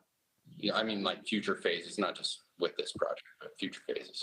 Well, we don't have anything current in mind, but we're hopeful, given the small community status of Hannah, that we can get some just direct landowner to landowner contacts. Like this guy's probably about 90 years old, knows literally everybody or related about everybody in Hannah. So we're pretty hopeful that just word of mouth spreading, we can really get in there and insert ourselves. And then as we see stream alteration permits come up, because I keep a watchful eye on everyone that comes up on the Duchesne, usually insert ourselves in a way to suggest alternative methods. But if we actually have a blueprint on site to say this was a successful method, that'll go a lot farther. There's a lot of riprap in various sections of upstream of this, between this and the Forest Service boundary. So I don't really dream of rehabilitating those armored sections, but I'm aware there's a lot more opportunity for them to do more bank work throughout the entire area. Thanks. All right, any other questions on this one? Just a comment, if this guy's 90 years old, you better hurry up. Yeah, he's forgotten that he's given us house tours twice now. But he's very adamant. He checks in every couple weeks to see if how we're moving on, progressing on this whole project. All right. Actually, his joke when we showed up was because they were having their medications delivered by somebody, and he said, "Us old people don't eat food anymore. We just eat pills." It happens. Other questions? All right. Thanks, Brian. Yep. We're going to move on to the next one. Maybe you have that one too. Number 6665, Lake Fork road gnome treatment. Go ahead. Okay. I guess with this one, let's just go to the map for this one too first. So this is actually a second year of this project. I believe Mike Fiorelli proposed this project to these councils last year. And as you can see, there's a good 20 miles or so of stream corridor affected by this project. In a nutshell, this project isn't for the actual route known side of it. So yeah, I'll just give you a background of where we're at here. This is Oweep Creek, the Oweep drainage. It's in the far upper reaches of the Lake Fork. We ended up choosing to do a route known treatment on this particular area. We needed adequate representation of native cutthroat in the wilderness area, the Uintas, really to kind of just move forward towards wrapping up cutthroat restoration in Utah. That these are some of the last projects we're deeming as a section needing to be done in order to kind of consider ourselves done for cutthroat restoration. We've definitely been pedal to the metal on other route known projects where we're treating, in my region alone, 50, 60 miles a year of stream. Anyway, this is about a 20-mile section of stream corridor you can see highlighted in the yellow. It's got one lake, Porcupine Lake. We treated it all last year. It was a successful project. Unfortunately, I was down in that hole at the bottom end. You can't really see out of the canyon. Most of the treatment crew got to be on the top of the treatment area.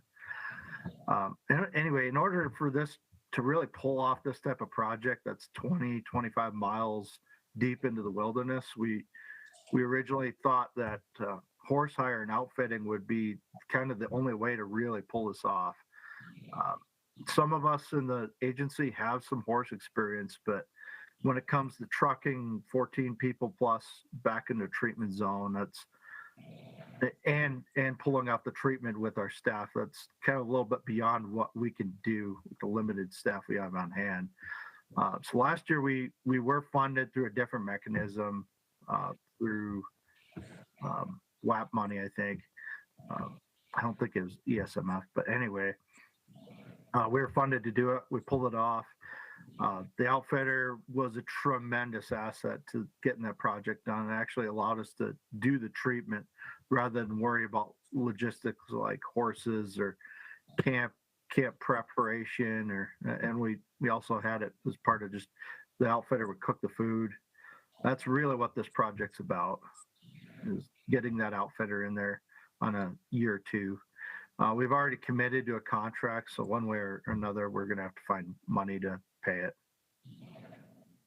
I think this is some of the pictures that we took during the treatment.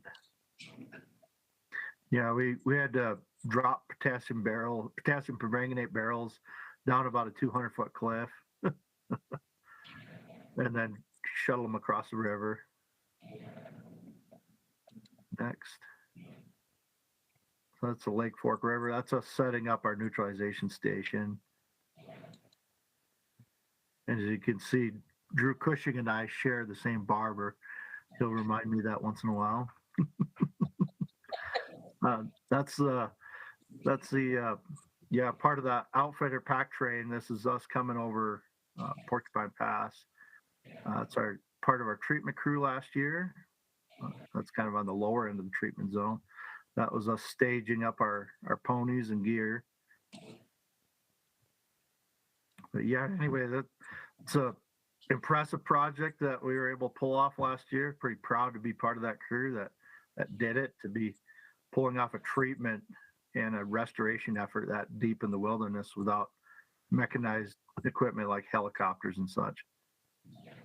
I should mention that we originally tried to get this as a helicopter type of treatment where a helicopter would bring us in and drop us off, but it ended up being a no-go from the forest.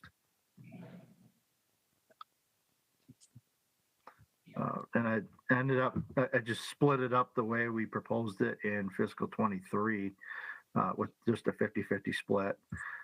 In a way, we're not really improving the habitat other than renovating it for the native fish species. And then Blue Ribbon, this is a Blue Ribbon fishery area, it being in the Uintas. All right, any questions on this project?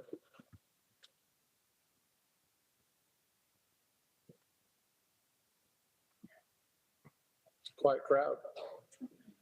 We can talk about Drew and Brian's barber or something. I don't know. Drew started this. I didn't start this. Just so you know, we have about 7 years left of root node treatments, and this one is the biggest. This is the most important one that we have up there. And we can't get in there without horses. We've tried other avenues through the Forest Service, and they've just been completely unwilling to move on anything but horses. Your supply of rotenone is going to hold up? This?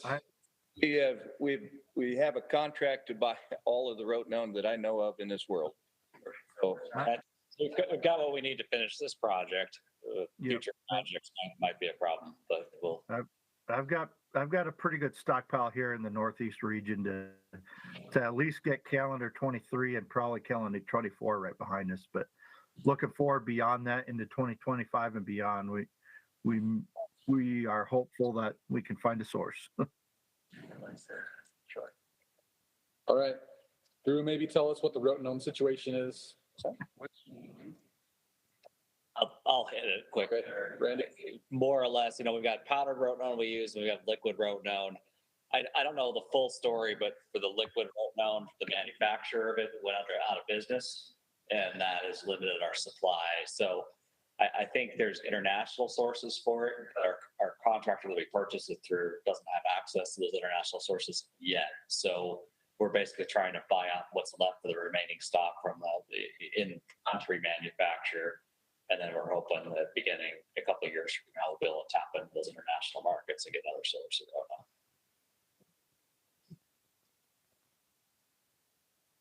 rotenone. Mike Slater says online he's working on some sources for rotenone through Central Life Sciences. So, okay. Thanks, Mike. Randy, so this is a chemical synthesis to get rotenone. It's not an extract, or is it an extract? It's some kind of derivation from the root of some legume is what it is. And somehow they're taking that and turning it into a liquid form. I don't know the chemistry behind what they're doing, but again, there's only one manufacturer of the liquid form here in the country, and they're going out. All right. Any other questions? Okay. Thanks, Brian. Okay, our last project together here is the Salt Lake Office project, number 6505 FY24 stream restoration training. Okay, so I'm conservation responsible. So my name is Randy Ocklinger. I'm _division coordinator of International Wildlife Resources. And this project's pretty straightforward, Dan, they just go straight to the finance for it. We're asking for $30,000, that's split 50/50, so 15,000 to Blue Ribbon, 15,000 to Habitat Council. And what this money is for is every year we send 4 to 6 of our biologists out to get basically rest our training on various stream restoration practices that are used. These are things that are traditional top college kind of setting, but there's external courses that our biologists take to get them, knowledgeable of the methodology that can be used. So what we're trying to do is target very natural methods, restoring our streams to, promote good fish habitat. You've seen some of the projects like Brian was talking about, the Shane River, Max Slater River, and Backport. A lot of the techniques they're talking about for these classes. So we use Rossi methodology, so that refers to the guy. Basically put the program together. There's 3 levels of classes. So we try to get our biologists through those 3 levels. Each class lasts maybe 5 to 10 days. They kind of have a mixture, like in-field portions, classroom portions, classes. And for the most part, the classes are taught here in the state. So it's not places. So what this money does is it sends those 4 to 6 biologists every year to these classes at various parts of the country. So registration, you get institution, registration class, registration fee, and then we're paying any expenses for those biologists to go to these classes. So that's basically what the request is here. This is kind of the continuing line items. It's not the first year we propose this standing rate every year, just to keep our biologists kind of going through that pipeline and getting that training. So they're able to pick it up with the 2 stuff that we talked about earlier. I'm happy to take any questions. Anyone counsel on that? Yeah, Rich. What is the term restricted under Blue Ribbon funds? What the restricted refers to is kind of an internal, term for basically the source of the money. So restricted basically means the license sales is where the money comes from. All Blue Ribbon funding is restricted technically. So it's a portion of license sales that are set aside. Yeah, so it's a state finance term. Restricted money, you have to have a special request to the legislature to use those monies, which are licensed dollars, whether it's for fishing licenses or hunting tags, is a restricted account. And so that's what it's referring to. So does the state legislature approve those funds? This came from the Blue Ribbon executive. This goes back to 2003, 2004, where at that time, the third executive board and some side legislative actions. So it's kind of a standing thing, I guess. I understand the upfront part of the restriction, but secondary part is incurred dollars for fiscal year 24. Doesn't the legislature have to approve it? We've been approved to use that money, that $450,000. So that's where that comes from. So the legislature didn't have to approve this project, which say a budget for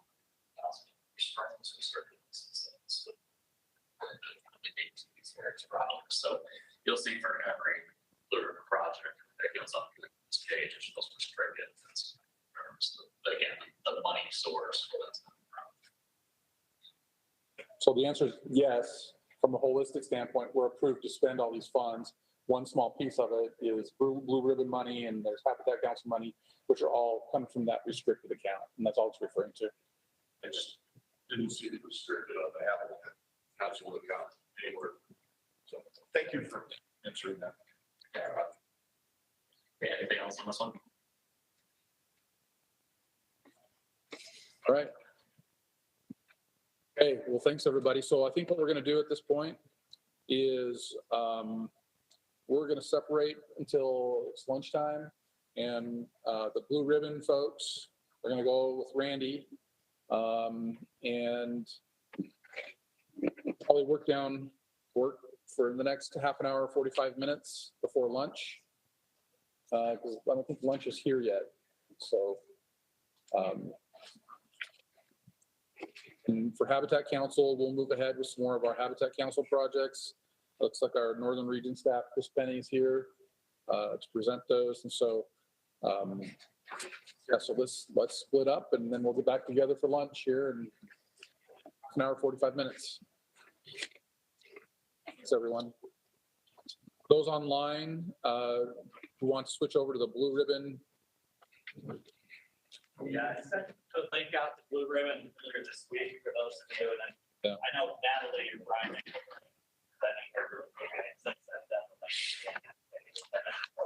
There'll be a separate link for the continuing Blue Ribbon meeting. They'll probably be every 10 minutes to get set up on that.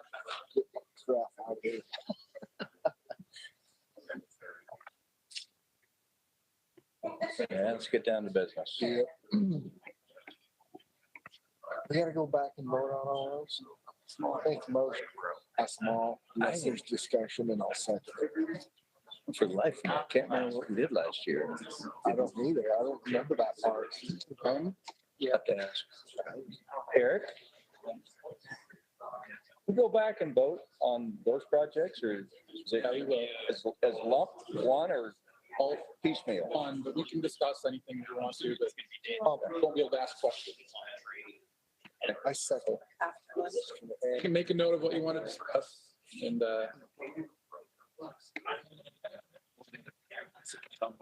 Todd, I can't remember. How you last doing? year.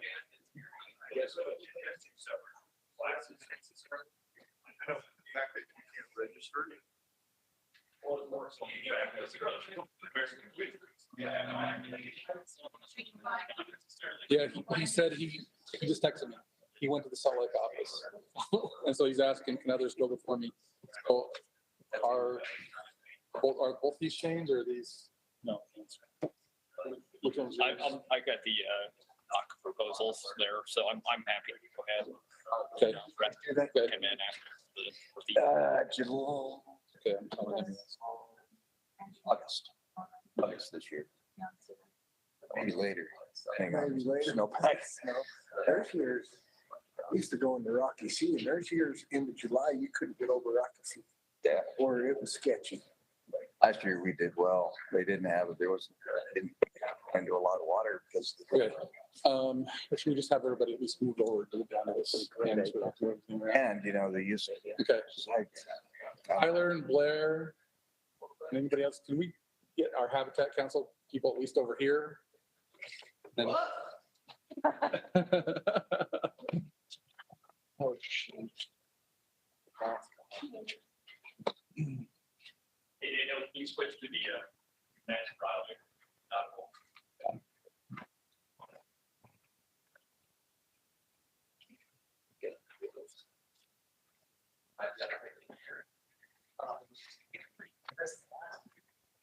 Oh, yeah.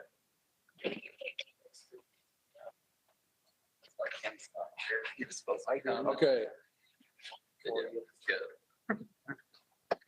Thanks for coming over. Hopefully everybody will be able to hear. Chris, you don't have to be in front of the mic. Even so, whatever's more comfortable for you, step a little bit closer. And, Yeah, I'll just come in. yep. So we're gonna change this up a little bit.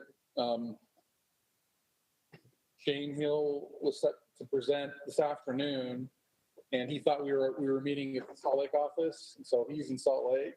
He's on his way up here now. We've had some logistics going on today. It's been a thing.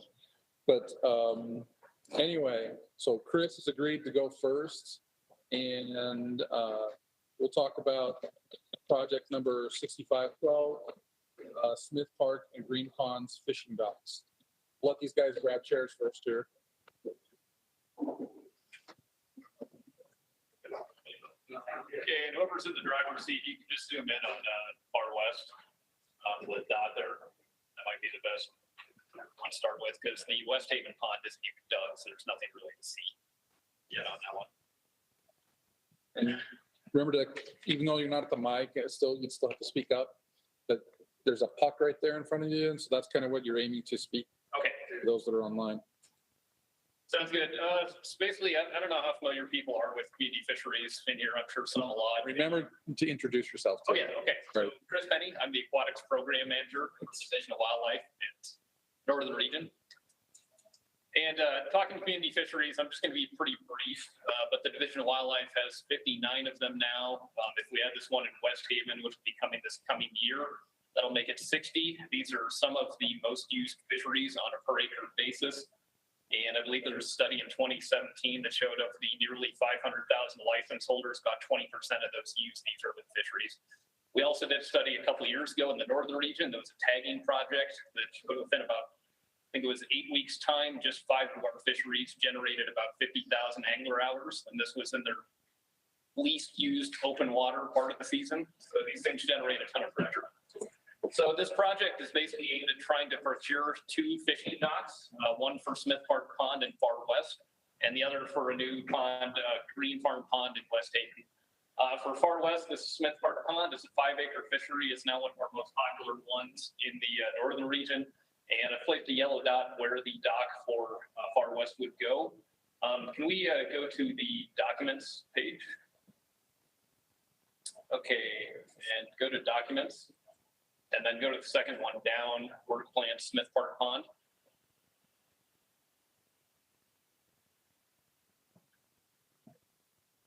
And then if you can scroll out just a little bit to get a larger view, basically what I want to show here is this dock is going to be more as a U shape. So it's going to be like a bridge. It's going to be about 8 feet wide and then about 110 feet long. This one largely is going to be done by the city of Far West. However, they're going to need some help getting in helical piers for this one. But basically, it'll just really add to one of our most popular fisheries. And then one point I want to highlight for both these docks is plans are to have both be ADA accessible.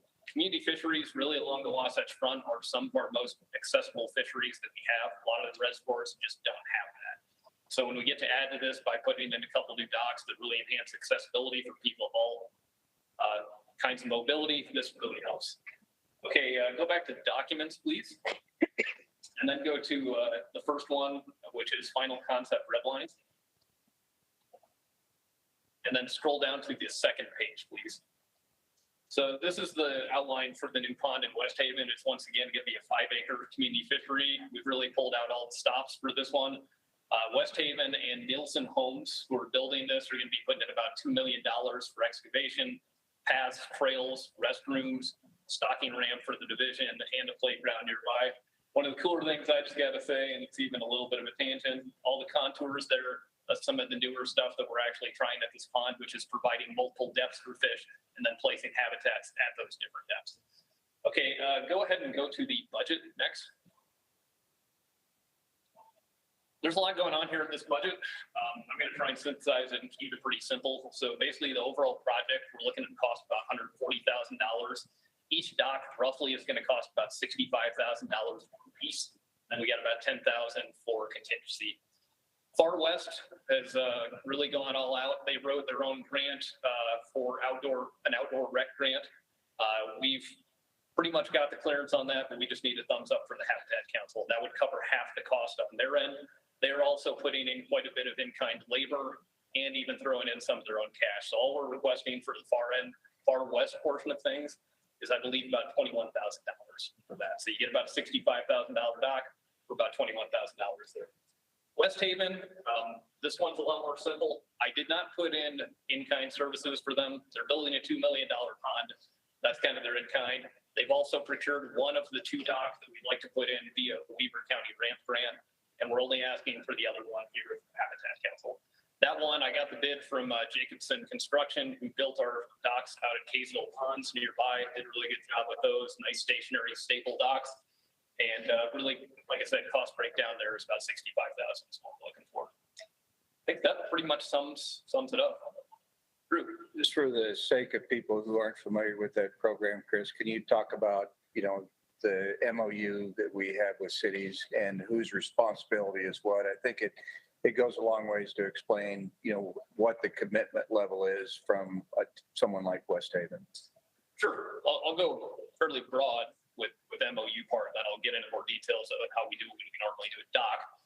But broadly speaking, when we do these community fisheries, how it works is we get a vehicle for selling fishing licenses and bringing fishing closer to home. Cities get a unique amenity that not every city has and a good park for their citizens. The way we structure these MOUs, basically we take care of everything from the water down. So we do the stocking of fish, we take care of regulation enforcement, and then sometimes if herbicide treatments are needed for vegetation or other things, we will play consultant or help do with the application. When it comes to the cities, they maintain lots, they maintain the infrastructure, and they maintain the pond in general, sanitation, et cetera. When it comes to these docks, what we typically do is enter into agreement with the city where they will maintain the dock. We do an inspection on it every year. If anything big comes up, they're still on the hook for it. And in the case of these community fisheries, most of the time they stay open to the public for the life in the pond. But in the event that, let's say they wanted to take it private for their town, they would have to keep that community fishery open for the reasonable lifetime of the dock, since we footed the bill for that. So that keeps them going too for a number of years. Usually that useful lifetime is about 20 years. We expect to fight in. Did that answer it? Okay. Any other questions on this one? Okay, since we're just Habitat Council, we are going to vote on this one, and then we'll discuss the other morning stuff probably right after lunch. And for the next 2 or 3, we'll vote individually on these, and then we'll continue that into the afternoon. So, okay, so all in favor for this project? Say aye. Aye. Any opposed, say no. Okay, motion carries. I didn't ask for a second on that. So, I'll second. I didn't even ask for a motion. Make a motion for a second, whatever you need. We are discombobulated today. Okay, so who's gonna write down for the motion and Blair has the second? I'll make the motion. Okay, Steve will be motion to approve.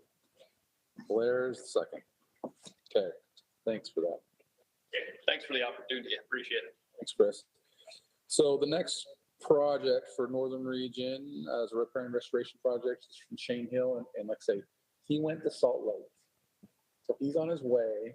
Our Northeast Region staff are ready. So we're going to move ahead with a couple of their projects. And so we're going to go to project number 5896, Big Sand Wash Recreation Management Phase 2. Trina, is that you? Is me. And again, I have a presentation under images documents and then under the documents tab. Thanks, Trina. Thanks for allowing us to adjust the schedule on you. Yeah, no problem.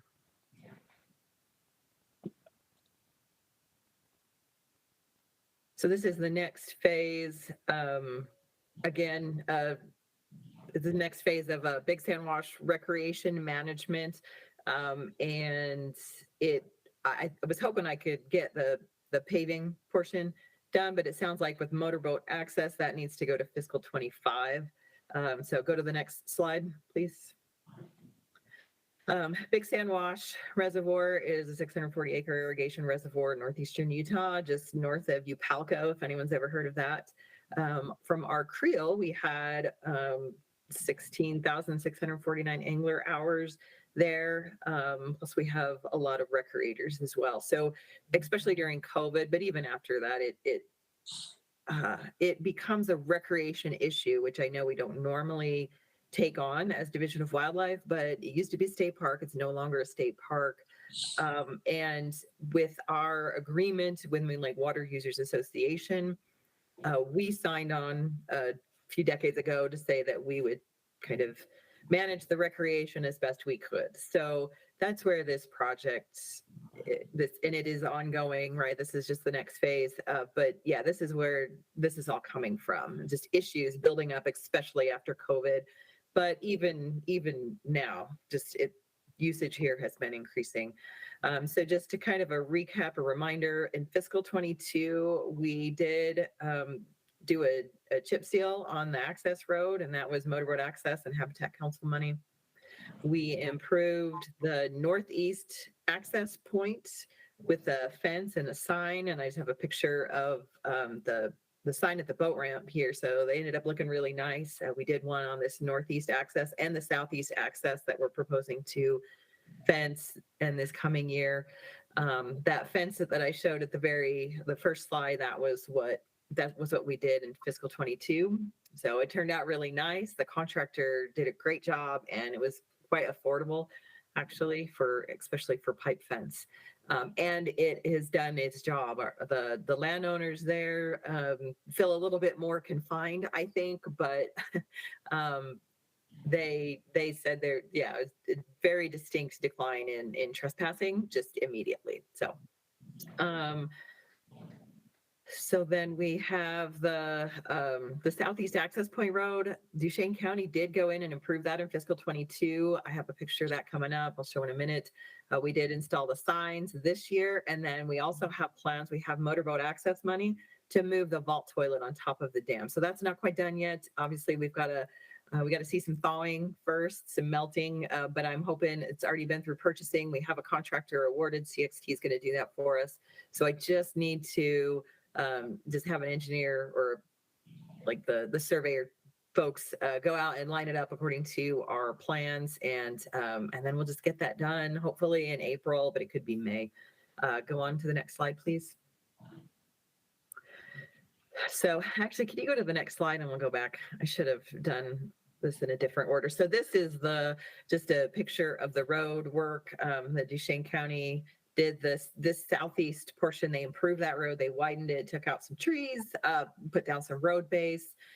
So that was, I don't even know how much that cost. I should have asked them just in kind, but yeah, it was kind of a big deal. And they just went and they just got it done while they were working in the area. So they're also going to put boulders around the end parking area. Go back to the previous slide, please.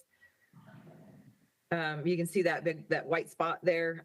That's kind of the end parking area. They're saying that they'll go in and use material just from the end there, that parking around that parking area. Just put big boulders around that. Basically, what we're trying to do is tell people where to go and not let them go just wherever they want. That whole area is just a free for all in there, and there's a lot of partying, drug use, camping when there's not supposed to be. And I know we can't address everything with these efforts, but we can do better, I guess. So we're going to limit that parking area. We're also going to confine people to just one road, the road that Duchesne County improved. And that image, just kind of the white, shows you the path.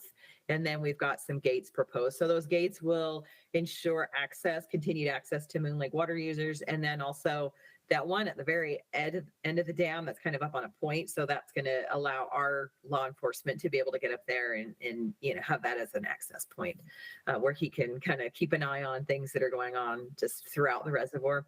And the idea is pipe fence both sides of the road where needed, only one side of the road where we can get away with it. Go to the next slide again, please. So the request is for 3,600 feet. I did go out and measure it, and yeah, I've already kind of covered that. So we can go on to the next one.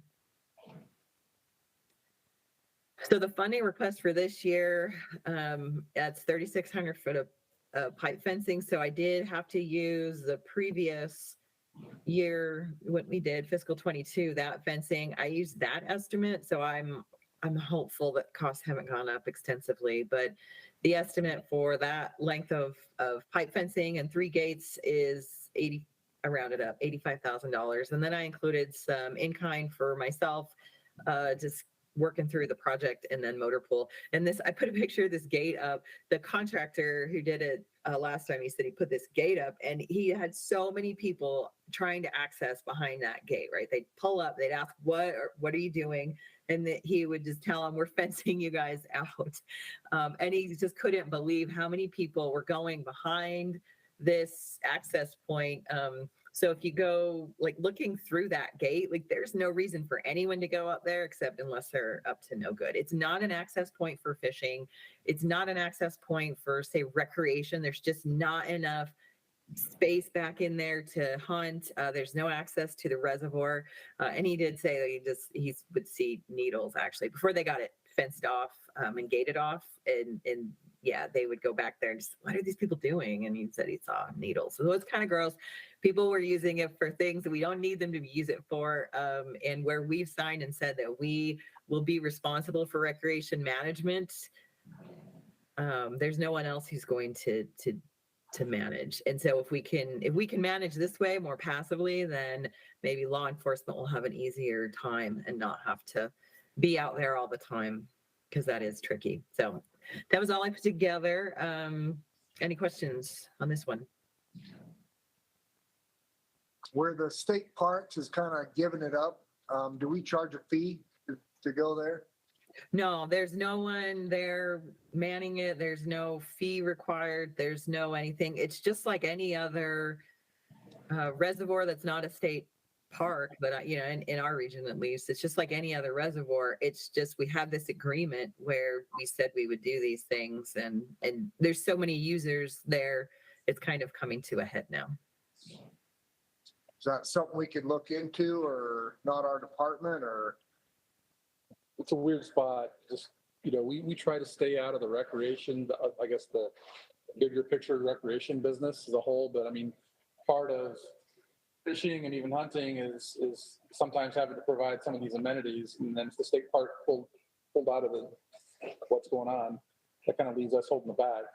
And so we now have a division of recreation separate from state parks. And maybe we can look to work with them. So the answer is not, we don't have an answer for now, but just an idea where we're dumping money into it. I agree. So something for our staff to look into. I don't know, Trina, I doubt there's probably Division of Recreation staff showing up there at that regional office, to work from. And so I don't know. That'll probably will have to be conversations over years to see where the line in the sand is from state parks to Division of Recreation to what Division of Wildlife does for fishing and hunting, access and promotion. So. Yeah, and that was before my time when state parks pulled out. I've heard that it's because there were too many issues, and they weren't able. It was kind of they just weren't able to keep up with all of the issues, so they pulled out. I don't know. Maybe things are different now. Like all we can do is ask, right? Yep. Trina? One of the issues that you and I discussed was a lack of law enforcement or concern on behalf of the county out there. And a lot of the issues that historically were going on were not fishing or Division of Wildlife kinds of recreation issues. They were drug use and other things. Is your discussion with the county and our law enforcement been productive? Is that better? Yes, I think so. It's on Morgan. Morgan is our CO. It's on his rotation, right? And like I said, we're gonna leave access areas open for him to be able to do his typical patrol. Everyone around all the landowners around that reservoir have dispatch, like the phone number to dispatch, and they call. I think like every time I've asked the landowners, just because we have formed this group, and so I've asked them to, please keep an eye on things, let me know when things are going wrong. And when I follow up with them to find out updates, it's much better now. In fact, the issues are, they're not gone, obviously. Otherwise, I don't think we'd have to worry about it, but they are reduced, and just having that emphasis placed by this larger group, I think has really helped with that, including, putting it on Duchesne County's radar, right? Like I was shocked that they got that road done so quickly. Honestly, they just kind of just did it. And then I found out for Miles, a few months later, oh, okay, great. So it's totally on their radar. I might not be getting all of their updates, but it's definitely increased it in their priority list. Good. It's good to hear. Yeah, and I think, I don't know, maybe a suggestion I would have, I'm not in the region. I'm sure you guys have gone the rounds with the county on this, but, you had indicated that you would ask people to let you know if there were problems. I would say just have them, forward that information to the county sheriff's office, and maybe you've already done that. They're the ones who need to know that there's drug issues and those kind of problems on those properties. And so that would be my suggestion. Maybe you guys have already done that. And I don't know. Yeah, you guys to figure it out, not us, but. I should clarify. So they have the phone number to dispatch. If they see anything immediate, they need to call dispatch, and then they, can send whatever law enforcement officer, right? Whether it's one of our COs or one of the county officers, whoever's closest can respond. And that's what they've done. I guess I just would like to know, like, how many times are you having to call now? So that's when I've asked them for information. That's really what I'm looking for. Not, call me immediately when it's happening, but after the fact, can you tell me how many times you've had to deal with this? Yeah, okay. That's good. So the second thing I would mention is on your pipe dollar amount estimate, maybe check with Pat. He might have a more updated amount. Looks like from what you estimated, 35 or 3,600 feet of pipe fence. And for the amount you listed, it's about 23 or 24 bucks a foot. And maybe Pat has a better estimate for you and to be more realistic. I think so. He had Rabbit Gulch done. I think that was fiscal 22 as well. But I'll see if he did anything in fiscal 23. But I mean, that was fiscal 22. That wasn't that long ago when I had that done. And I felt like that was the low bid. There were many more that were higher than that. So I'm a little worried that it maybe is a little bit more than that, but we can always, we can always accommodate, right? And figure out how to make it work at that price, even if we have to do it, the rest of it in the next fiscal year or something like that. Yeah, I guess that's fine. Our experience over the last year and year plus is all the costs have gone up, especially for higher end fencing. So, but any other questions on this one? Okay, do we have a motion on this maybe? I move to approve. We have a motion from Drew. A second from Angie. All in favor, say aye. Aye. Any opposed, say no. Okay, motion carries. All right, launch here for us. Maybe, Brenda, how many more of these projects are yours? I'm going to present two more, the last two. Okay. Also, so I told him he was going to after lunch, then we may want to whichever. So Randall, oh, his is the Bridgeport? Yeah. Okay, so let's do this. Let's go through 6486, the Bridgeport with Randall, and then we're gonna break for lunch, and then we'll get back and figure out the order. We'll go with Shane first after lunch. Is that okay, Shane? Sorry you hurried to get here. Hurry up and wait, but you get lunch out of the business. So, okay, we're gonna go with project number 6486, Bridgeport Water Control Structures, and then we're gonna break for lunch and give the Northeast region folks a break. So Randall, are you up for this one?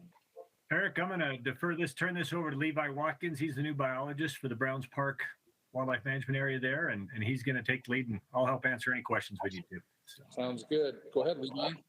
Remember to introduce yourself.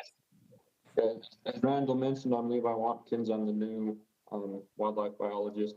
So this project was actually proposed by Amy Vandervoort before she left. To summarize the project, it's a continuation of the Bridgeport ponds. There's an upper pond that the water control structure was already replaced, and we're going to be replacing on the lower pond the water control structures that are there. And so it's kind of a continuation of that, and it's to help maintain that wetland and that habitat for waterfowl, for the kind of the Browns Park complex there. It's in that area we have the upper pond, and then we also have some ag fields, and it's an area where we've put Canadian geese as we've moved them around, and so it provides a lot of habitat. And if we can't control the water levels in these ponds, there's risk for invasive weeds to come in and we also lose that habitat that's been there for 50 plus years. And so it's kind of an important area to maintain these structures and update them so we can continue providing that habitat in those ponds. For funding, it'll be, I believe, 20%, 25% from the Habitat Council, which would be 3,750. The rest will be federal aid in kind from the Division of Wildlife. So that was kind of short and sweet. Are there any questions there? I just have one. It probably is more in Trina's court, but is fish entrainment an issue there? And when we're diverting water from the Green River into here, is there some barrier to fish movement so we don't lose native fish into that system? That I'm not positive. I know we have to pump the water into the ponds, but I don't know if we have that in place. Is Trina still on the line? I guess she's not. I'm pretty certain we actually do that. We have fish screens at the pumps and everything else. So yeah, that's not been a real problem there. These are existing water structures that have been there for 50 plus years. I think for the most part, we've been able to keep that pretty protected. Yeah, Drew, this is Ryan Mosley. Yeah, with the Bridgeport pump system, we don't have to worry about fish getting into the Bridgeport ponds. We were always having issues with the Parsons ponds, not the Bridgeport side. Okay, thanks, Ryan. Any other questions on this one? Okay, do we have a motion to approve? All motion to approve. Okay, we have a motion from Ben. We have a second from Blair. All in favor, say aye. Aye. Any opposed, say no. Okay. All right. Okay, thank you. And so we're going to break lunch here in we're in Farmington, Salt Lake office. So we're going to put off the rest of these Northeast region projects until after lunch. After lunch, we'll have actually one Northern region project first to review, and then we'll move on to order 6501, 6540, and so on down the list. And then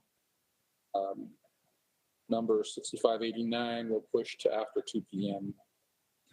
So that'll be kind of the order of business. We'll be back online at 12:45. Started again. So thanks, everyone. We're breaking for lunch.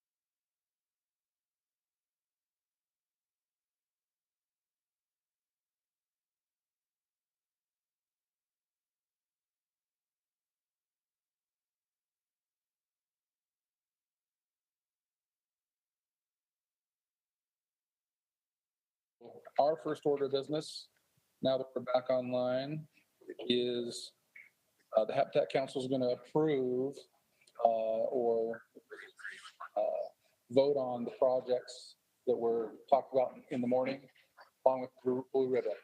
They do it differently. They have ranking checklists and stuff. That's why we do that separately. And so I guess the first thing I'll ask for, was there any other items of discussion from this morning's projects that anybody from Habitat Council wanted to discuss? And that includes you, Ben, online. So I'll take any discussion now on those, or any adjustments that you think you might want to make to some of those project funding. So I just got something I want to say about the snowplow project. Every time we do this joint meeting with Blue Ribbon, they complain about the snowplow project. I love the snowplow project. I think it's huge. I think without us continuing to plow those parking lots, we would have an uprising of angry, super cold tolerant fishermen. The other thing I looked up when that whole argument was going on, we've been doing that since 2008, and we've spent almost $125,000 on that project, and Blue Ribbon Fisheries has put in $5,000. So as long as this council continues to support it, I think it'll move forward. And I, for one, definitely support it. Thanks for. I think it's being done at a reasonable cost too. Yeah, and state parks, they're in kind amount of. You bid that, it cost you $100,000. That would be a lot of money. The only thing I'll say in addition to that is there are conversations that have been had and you continue to have, with the Forest Service, with DOT, Larry, the county, all of the legitimate people who should be involved in that. And those aren't going to stop, it's just that, like you said, it needs done. We can't get anybody else to do it. Strawberry is our most popular fishery in the state, 1 million angler hours a year. And you can't not, help it. So. Every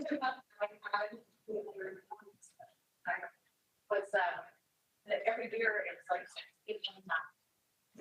so like they need a set this budget every year, like we that big things are really hard because some years we don't have to install, they don't talk about it. Other years like this, then we do get. So, we've had years where it's more than like $5,000. So it's worth it. Yeah, for the current year, they'll probably be over budget eventually. So yeah, no, good point. Okay, any other discussion items on the morning's projects? Go ahead, Steve. The Strawberry Reservoir restroom. It sure be nice if the Forest Service could chip in more. That just kind of poked out my mind there. Yeah.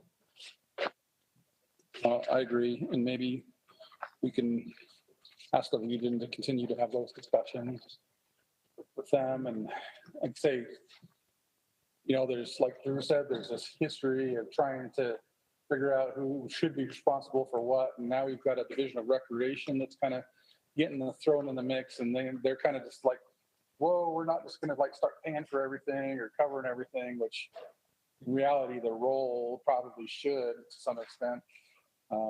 But that's just going to take years to figure out and keep moving towards that. And on that project, and I guess this goes to all projects with our federal partners, a lot of times the work they do in NEPA is better than money. And this is Alan, you're the only regional person here that I can see, but it would be worthwhile to make sure that, that in-kind is actually identified in there. In this case, I don't think it was, so. I think he did have some in kind. I don't remember what it was. I will just add to that. This bigger project, Forest Service was willing to throw in several $100,000 after the fact just to get it done. So we had a budget. We were pretty set in our budget. We knew that we were going to go budget and continually started to close. Forest Service provided those extra funds to make sure that the project happened. But in the process, we had to axe certain things off of it, like the rest of it. So they did contribute. They have contributed in a larger scheme of things. Good to know. Okay. Any other discussion items from this morning? Well, this is Benjamin. I mean, with that whole vault toilet there at Strawberry, the fees that are collected from parking, who do those go to? There's no fees collected right now. Currently, there are no fees. We don't have any fees collected in the winter time. Wes and I are actually paying for the restrooms this winter. Okay. Because we just have to bring in portables. But in the summertime, you are correct, there will be fees charged to that site. That would be the URC, Utah Recreation Corporation, whatever, that they are the ones who will collect the fees. But only a very small fraction of those fees actually go back to the Forest Service, and it does not go back to the local Forest Service. All of those fees go back to Washington. Oh, interesting. Okay. So they have to scramble. They have to find ways to fund those kind of projects.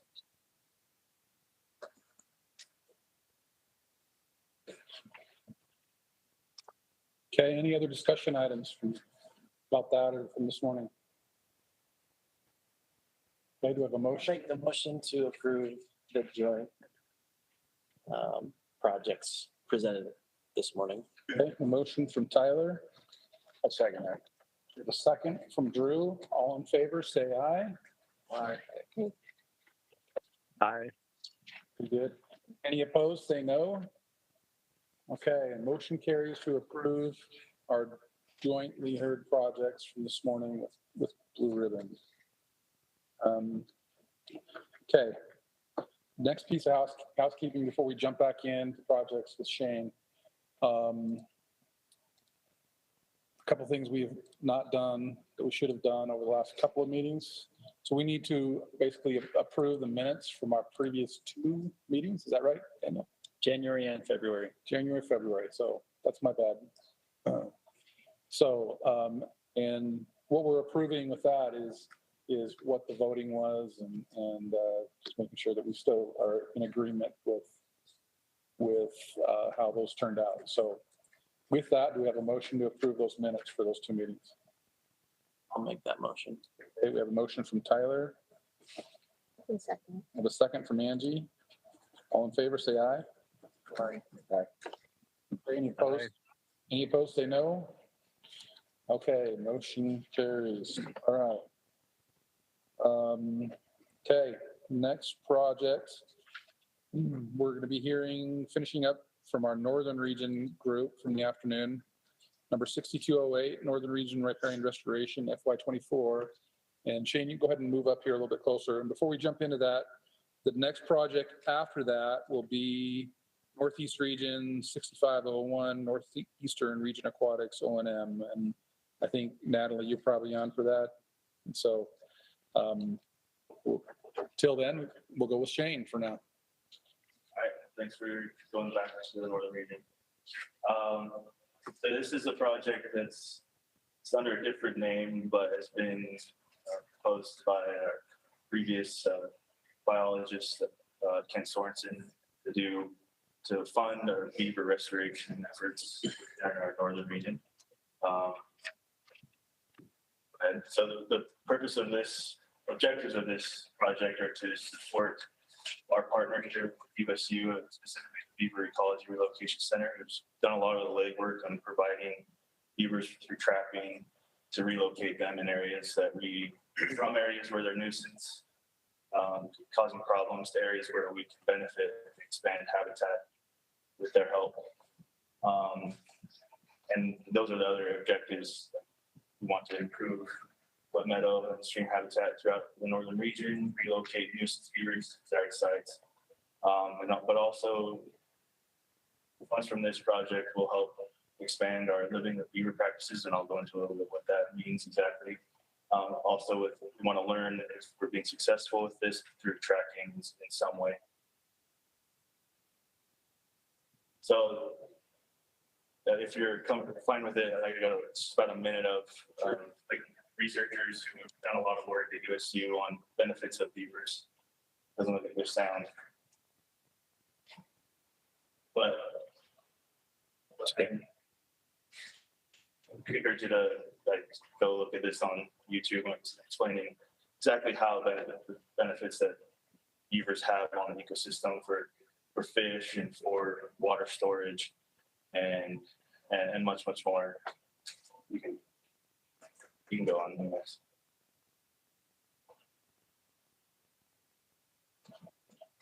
Another reason this sort of project is important, and I'd also like to draw attention to the amount of publicity that we've got with our beaver restoration work.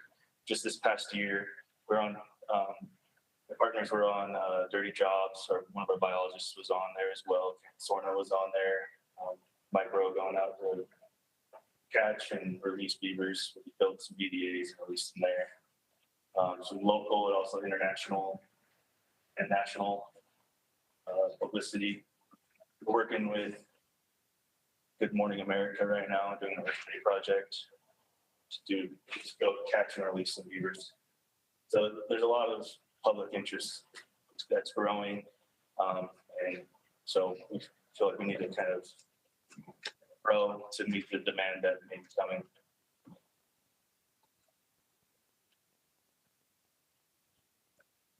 Also, we have a lot of partners who are doing stream restoration projects where they're implementing BDAs, beaver dam analogs, man-made beaver dams that are only temporary and will eventually, if they're not maintained by people, will become dilapidated and break through and lose all the value that they give. So I feel that the need to trap and relocate beavers will support all of the projects. So these are just points of all the projects in the WRI database that has some component in the project of BDAs and stream restoration. So this project will support many other projects.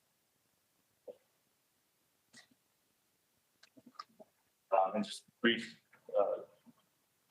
examples of how beavers support watersheds and wildlife and us as water users. It's been shown that they can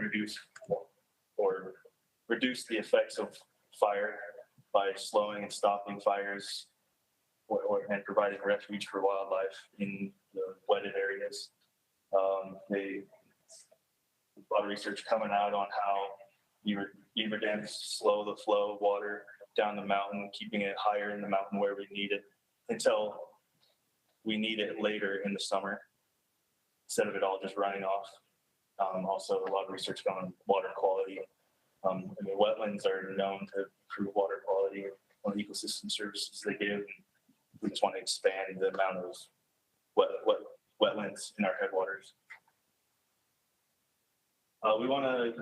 This project will include funding for the ability for BERC, the Beaver Ecology Reeducation Center, to hire more staff, specifically trappers, to go out and handle a lot of the just logistics that it takes to check traps and move beavers around, not only in our region, but other regions as well.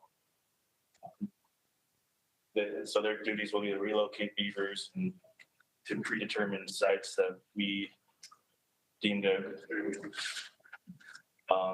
communication within our agency and other agencies and landowners where they're appropriate.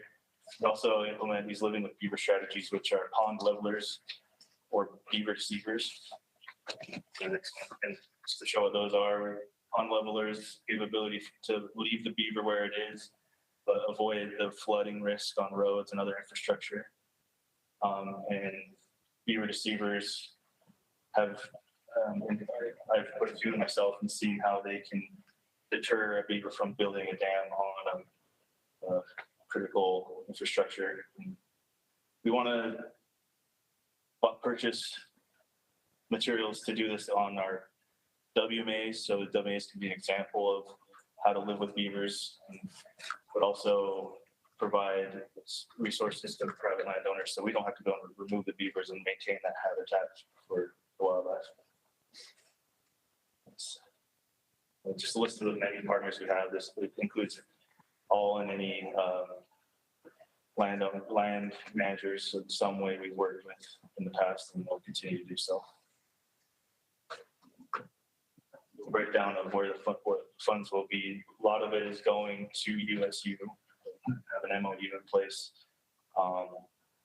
to transfer the money so that they can continue what they've done. The 50,000 is what we've asked for in the past to fund the operation and management of Burke.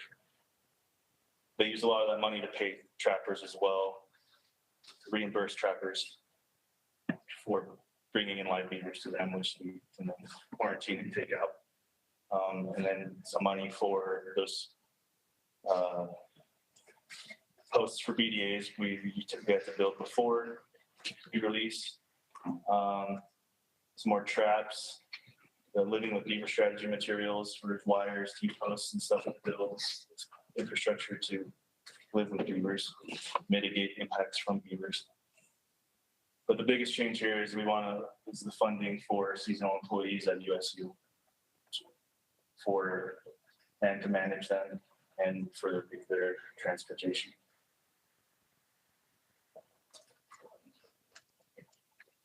That's it. All right. Any questions on this project? Talked about beavers. Hopefully, Josie's jumping later on. He's talking about it for the central region. So, thank you. Thanks, Shane. Any discussion about beavers? I think it's a good partnership with USU. They've got the people, the students to help out to manage beavers to come in, and a cooler place than a lot of the areas of the state where we've tried to do this. And I just say I love this project ongoing for a drought state and the water issues we have. These types of projects are meaningful just to everybody who lives in Utah. So I'd move to approve this. I'll second. I just want to say I love these beaver projects. I love to see one in every single region. I've said that before. I'll say it again. This is the cheapest in-stream restoration that we get every single year. It's basically free labor from a bunch of very hardworking rodents. I do want to mention that USU, there's a bunch of contribution from USU, but they're using any funds that we give for this as matching funds to fund research and continue their work. Okay. So we have a motion from Drew and a second from Tyler. All in favor, say aye. Aye. Aye. Any opposed, say no. Okay, motion passes. Thanks, Shane. Okay, we're gonna move to try to work through our Northeast region list.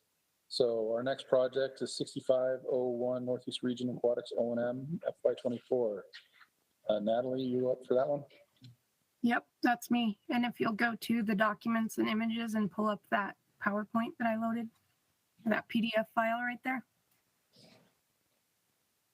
Now, for the record, I just want to state that as a project biologist, I don't love presenting maintenance projects either, or operation and maintenance projects. But as we all know, maintenance is required on many things, and we've been building infrastructure in our region for quite some time now. So for those of you who don't know me, I'm Natalie Boren. I'm the regional fisheries biologist. In the Northeastern region, I'm also the water rights specialist, and that will come into play on the project that I present next. But I've been here for 15 years now, and we've finally got some things dialed in, it feels like, with our operation and maintenance and our partnership with Pat Rainbolt in the habitat section to work on WMA maintenance as well. So as I present this, just keep in mind we've been building infrastructure in our region for about 10 years now. So this is our current maintenance technician. He definitely does an outstanding job working in some really crappy scenarios, but he does a great job and we're happy to have him. He's actually he's on as a part-time technician, and that allows him to stay on year-round because we have year-round maintenance with all the things that I'm going to talk about. So if you want to go down to just that next slide. Is that Don? Maybe. Yes. Yes, he does a great job. So the project information, and I've presented this several times before. This is an ongoing thing for us. But we basically have quite a bit of aquatic specific infrastructure that is not located on WMA lands. And someone has to take care of that. And most of it falls in line with our sport fish work. So I ended up supervising all that too. So this person has 3 screens that we currently maintain year round. Red Fleet Outlet, that was the first screen or the first picture that you saw on that first slide. That is the Red Fleet fish screen, and that thing is awesome. It's one of our more easily maintained structures, but it still requires someone going down there almost weekly, and sometimes multiple times during the week to clean that screen so it functions properly. The Pelican Lake inflow screen, I'll show you a picture of that in a few minutes. And then Trina spent some time talking about that starvation screen. That's a temporary screen right now, but as soon as it starts filling, we have to send people over there weekly, if not multiple times a week. And once we get everything spilling at one time, it is sort of a mess to juggle on who does what and how to get our maintenance done on those so they don't overflow. So I will say they are a great addition to our region, and they allow us to be able to manage our sport fisheries the way we want to and the way our anglers request us to manage those. But they all require maintenance. And if you don't do it right the first time, you spend more cleaning it and rebuilding it the second time. We also maintain a boat dock at Big Sandwash Reservoir. This is one of those wedge docks that I think Wes was talking about, like they want to build on Strawberry. Big Sandwash, and I'll talk about Big Sandwash coming up, but it fluctuates from 100% to 6% capacity every year. We are moving that dock 2 to 3 times a week when the water starts really dropping. And honestly, that dock right there has allowed so many boat anglers to access that lake. I get feedback from our elderly anglers that say, if you didn't have that there, I could not fish that lake and I couldn't get on my boat without it. So I think it has become an important thing. We've built a Pelican Lake sediment catch basin that we maintain, and this stops the sediment or reduces the sediment from coming into Pelican Lake. We have aquatic habitat structures in Red Fleet, and as we didn't anticipate much maintenance on those things, but the water levels have been so low, they have become exposed in some instances, and we have to readjust those and replace those. And then we do help over at Lower Stillwater Ponds. We help the Forest Service. They have 4 or 5 beaver deceivers in those ponds, but we still have beaver problems up above that block the water flow coming in there. So those are just some of the projects that we have that are aquatic maintenance projects not covered under WMA. Now we've joined forces with Pat and the Habitat crew, and the same person works along with this project, 6644 for this year. And we are also in charge of fencing on Diamond Mountain. We are in charge of Old Fort Ponds, Little Montez. We have fishing piers, bathrooms, everything at those places we are responsible for. So this person joins forces with Habitat, and we work on all those WMA projects that are associated with aquatics as well. So it's quite the job. Sometimes they are way busier than others, but I think this is what makes a lot of our regional amenities run well. We're well kept. When something breaks, we have someone that can come fix it and take care of it. And we absolutely have that happen quite often. Go down to the next slide. So these are some of our infrastructures. This is the dock at Big Sandwash. The top picture is the Pelican Lake inflow screen when it is clean and functioning properly. The bottom is after a windstorm, and it completely fills with tumbleweeds. That takes us a day or so to clean back out, and it happens often. You've already seen a picture of the starvation spillway screen that we'll be working on, and then after we get the permanent one built, same thing, maintenance on that. And go down to the next slide. So this is our Pelican Lake sediment catch basin. So we have an outlet weir. We have to keep that clean and free of debris so it functions properly. And then we have a big inflow that we have to keep clear of debris. We've been working at Little Montez, putting in pollinator trees. Those had to be watered for the first year so they could become established. That's something that I had our maintenance person help with, along with all sorts of housekeeping things that we have to do at Little Montez because there are no other entities to clean up trash and keep tabs on if the bathroom door opens and closes. And then here's some of our fish habitat structure in Red Fleet. But I think for the money, the return we get is pretty good. So the last slide is our budget. So we're asking for 17,900. So about 10,500 of that goes to our technician's wage for half the year. Our motor pool costs have gone up a little bit. So we're upping that just a little bit. And then just maintenance and supplies for unexpected repairs. We always have them every year. We have a cable that breaks on the fishing pier. We have Trex that someone lights a campfire on. I love when I get that call. But the bottom line is if we don't have a person like Dawn to be able to go out and do these things and maintain these structures, they either don't get maintained and Trent and I get phone calls and we have to go maintain it. It's either us doing sport fish projects on flat water or we go out and we start doing more maintenance.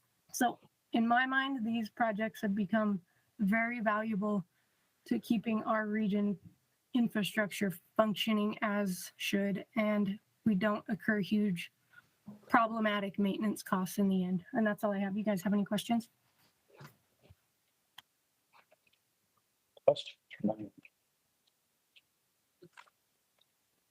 Just a statement that this work needs done.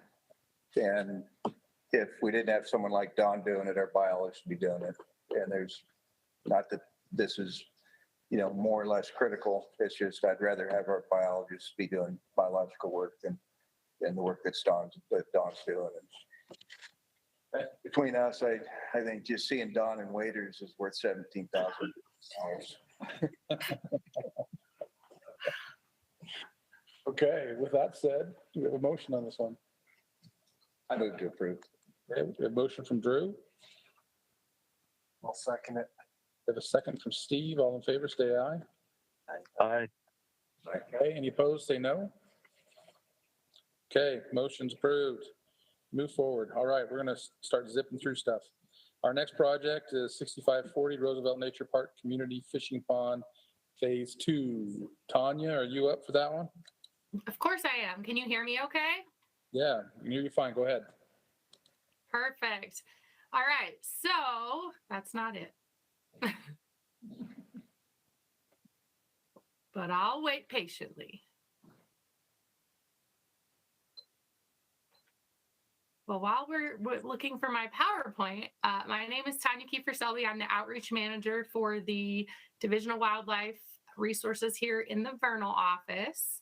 And we're presenting the Roosevelt Nature Park and Healing Pond, the phase 2 of our request through WRI and Habitat Council.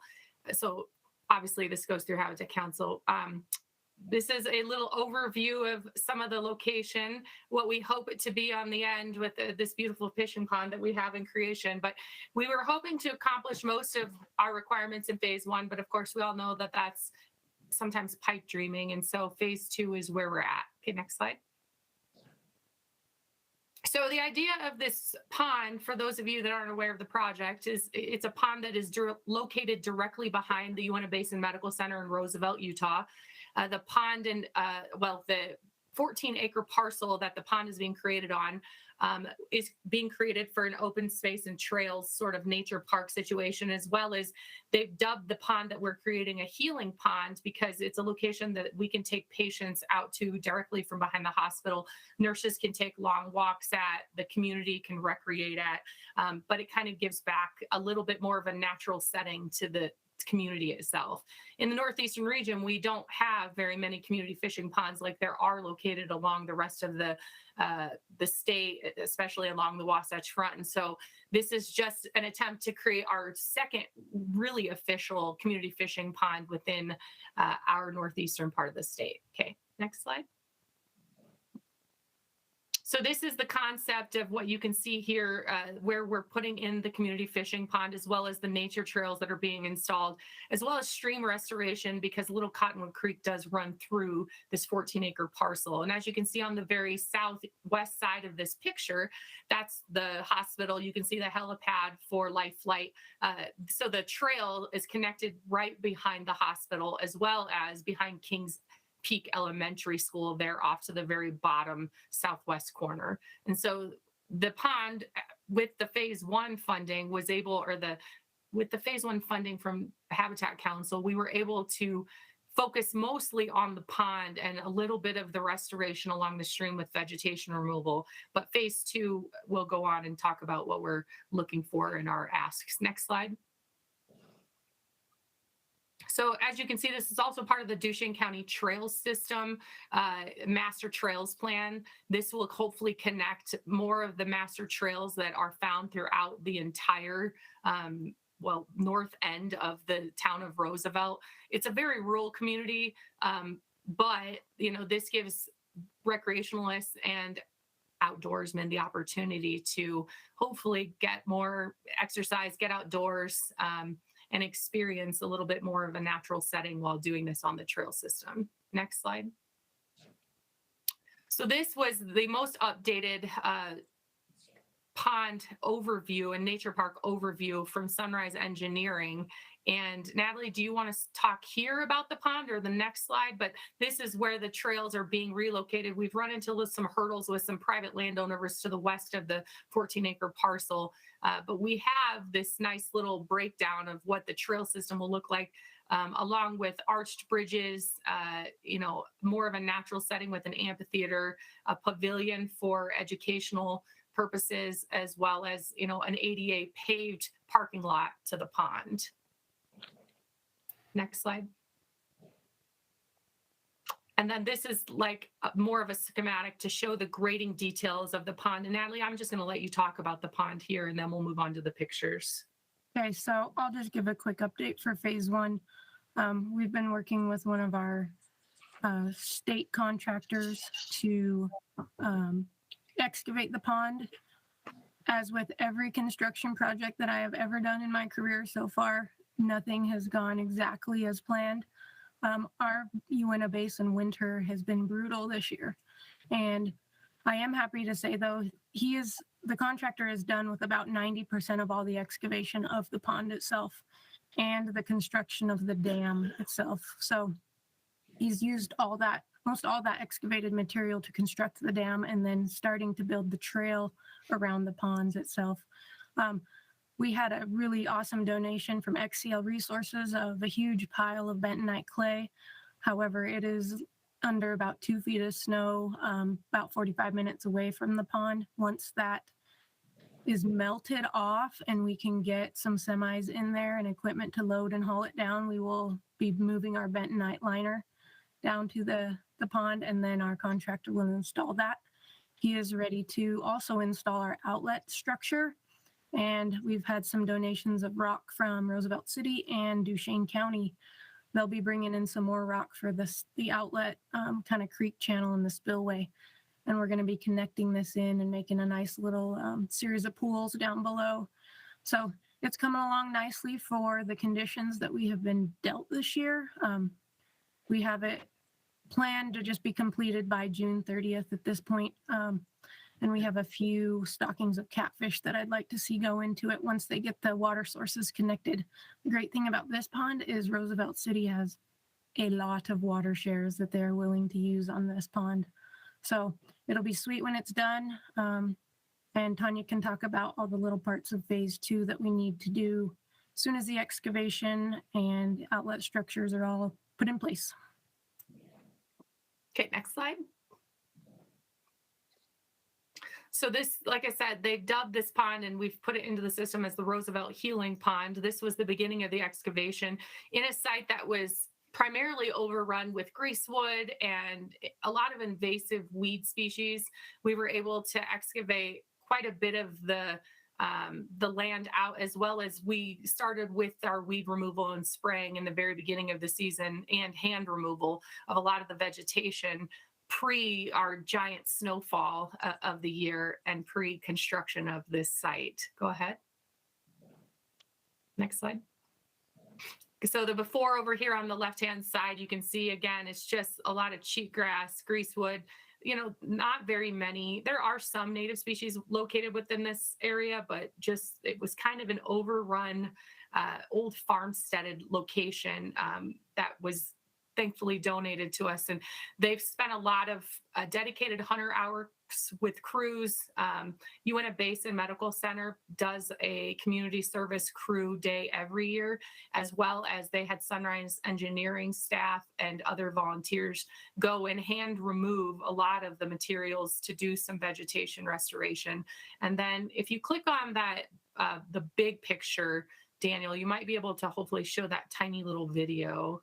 It gives you just a brief overview of the pond's excavation area. It's a 1.25 acre community fishing pond called the Healing Pond. And like I said, if you go look right there in the back of that photo, you can see the Uinta Basin Medical Center right there above the pond. And so we'll be providing this opportunity for folks, hopefully, to just get out and relax outside of maybe a setting that is unfortunate or, you know, something where people just need to get out and heal a little bit away from the hospital, as well as community members. Next slide. Also, if you hadn't seen the wonderful pictures of what the pond was able to, or the pond and nature park area was able to sustain, some of the wildlife that was located on the pond. Unfortunately, this big guy here over on the left-hand side, he did meet his end to one of our hunters in the area. That one of the private landowners actually that owned land right beside the park, but he was a frequent flyer in the nature park, caught often on cameras the last 3 years, and hopefully his genetics are living on. But again, creating another urban giant deer, I don't know, conundrum, I guess. He was very sought after by a lot of folks, and so he became the Roosevelt Nature Park deer, and everyone had their eye on him. So it can produce some cool little wildlife opportunities. Next slide. And so the funding for phase 2, we've highlighted in yellow the things that we're asking for the phase 2 funding for. What was kind of highlighted in gray are the things that we were able to cover with the first phase. The first phase being the $266,000. You know, that primarily covers the digging and excavation of the pond, the state contractor that we hired, that included the equipment rental and fuel and the water structure and the outlets and screening for that pond. You know, with the offset cost of the bentonite being donated, you know, other costs were able to be funded throughout this project. And so a lot of this money have been spent in the phase 1. So in our phase 2, we want to continue with weed spraying and vegetation removal, also with the restoration of that area below the pond and within that restoration locations that are highlighted in the map on the project. Making sure the ADA access is up to speed with extra hydro seed, and then educational kiosks if we cannot complete the educational kiosk purchase with the previous phase 1 funding. Next slide. That's it. And we could go to the project to look at the finance breakdown if we need to, but does anyone have any questions? And also I want to thank Natalie and everybody that's on our team. We have a lot of partners that work in this project, and it's a very excitable project. So thank you for everyone that's been willing to put this together and work as a team on this. All right, thanks, Tanya. There's the budget breakdown.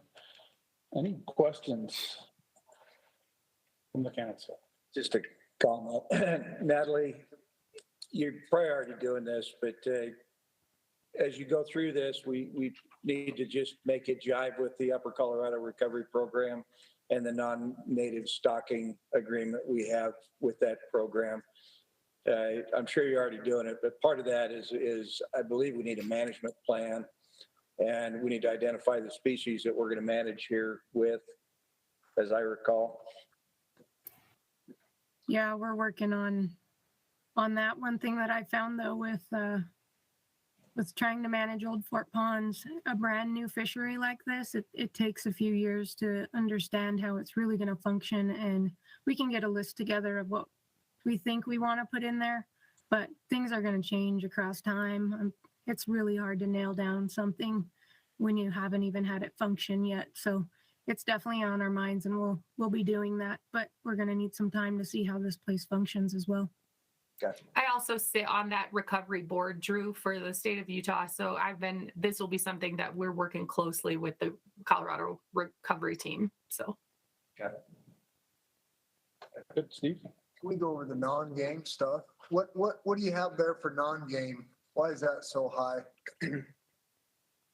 So we did have a pollinator plot included in that section that will be located right above the pond.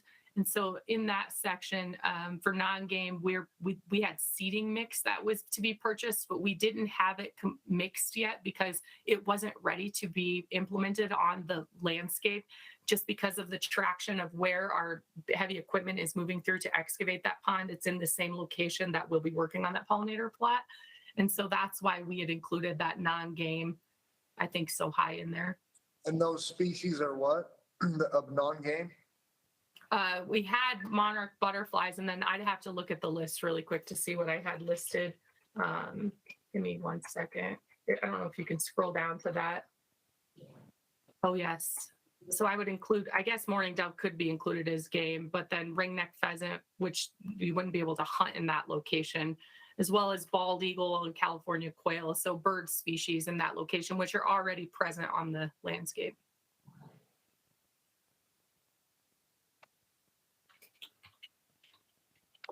I got a question.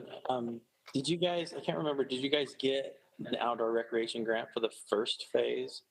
First phase. Yep. So the outdoor recreation grant was secured for the first phase, and the deadline for the grant for this next phase is tomorrow. Is that correct, Natalie? It's tomorrow, and they were trying to decide how they were going, if they were going to put in for this year, because there was some overlap. They may have to ask for an extension to complete the phase one because it's not completed yet.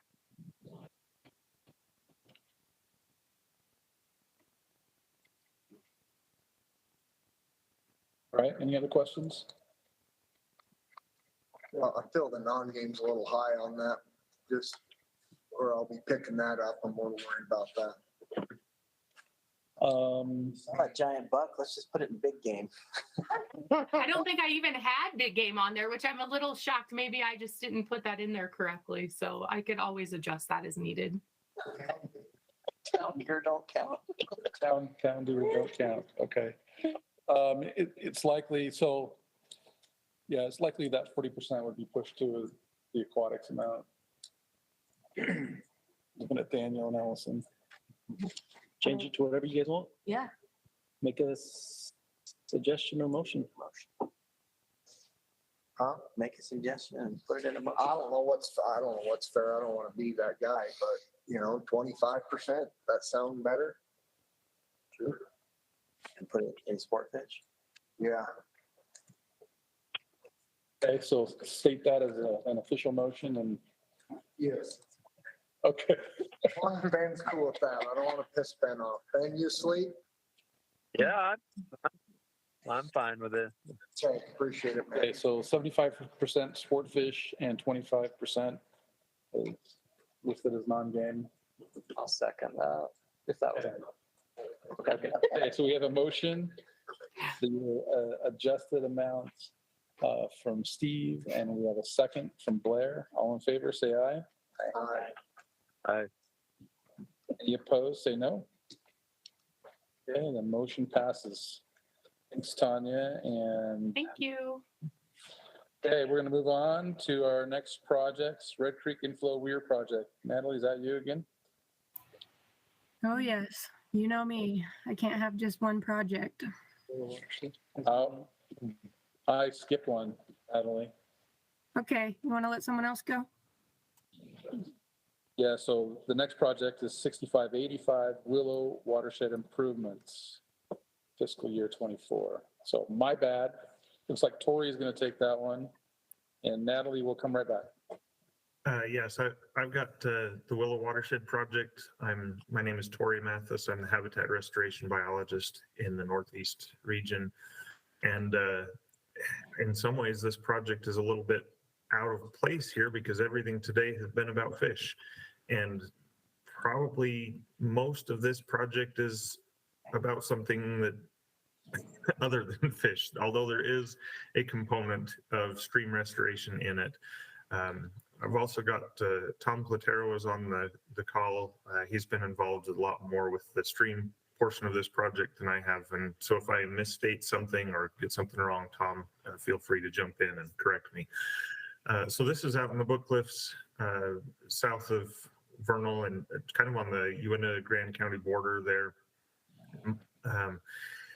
It's kind of a conglomeration of a number of different things, including some stream restoration involving beaver dam analogs there on Willow Creek and Meadow Creek on DWR property in those canyons, and then also some bullhog, pinyon juniper tree removal and seeding up on Winter Ridge area, as well as some arc clearances in other places around to prepare for additional tree removal work there. So a lot of this, I think actually most of this was proposed last year, but because of trouble with getting BLM NEPA finished and things coming in over budget, a lot of it wasn't able to be completed last year, so it's being reproposed. Right now, the area that's highlighted in yellow is a bullhog area where we are planning to seed beforehand, and this is a really important area in the Book Cliffs for bison. Also, if you look at the migration corridors from our migration initiative, the deer move right through that area, and so we thought seeding a lot of forbs and other things in that bullhog would probably help our migrating deer come through the winter.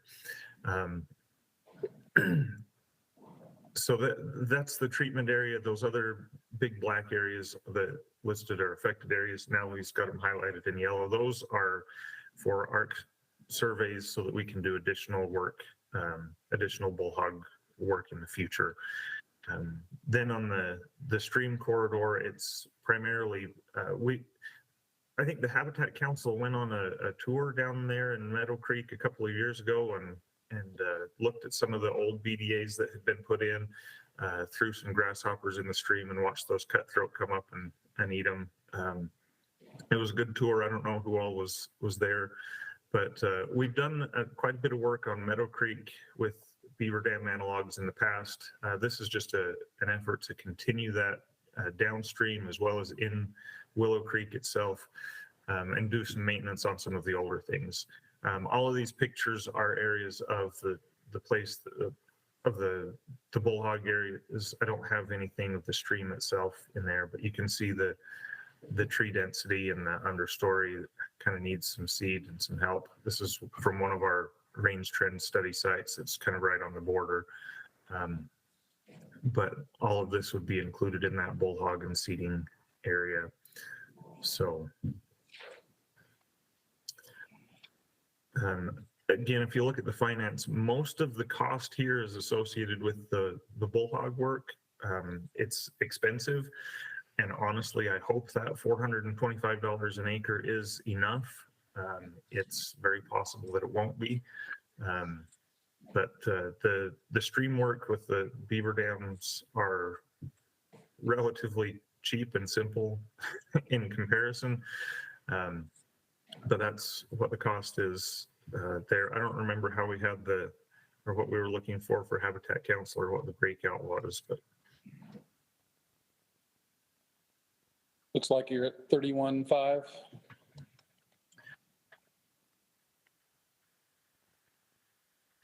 And I don't know how we came up with those numbers, but yeah, the big game, we're benefiting deer, elk, bison.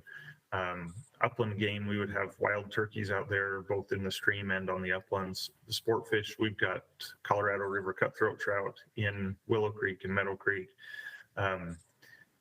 The non-game and non-game, the non-game stuff, I'm not quite sure why we had that in there. Tom, I don't know if you remember or if you had anything you wanted to add, but. As far as non-game fish, I know that there's just native species in there. Just off of the top of my head, the one species that I can think of for sure is speckled dace. And then I know that there's the desire to hopefully put, and this is like a ways down, but the idea would be to be able to establish a fishery in there of round-tailed chub, like really far in the future. I don't know if that's applicable now, but thought I'd just throw that in there. Thanks. Does anybody have any questions?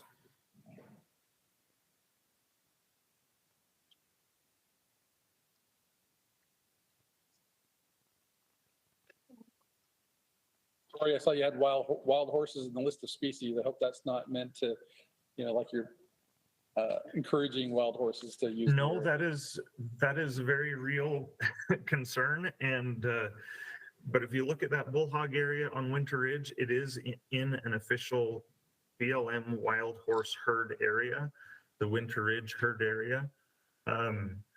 And so horses have been kind of a problem with all over the Book Cliffs.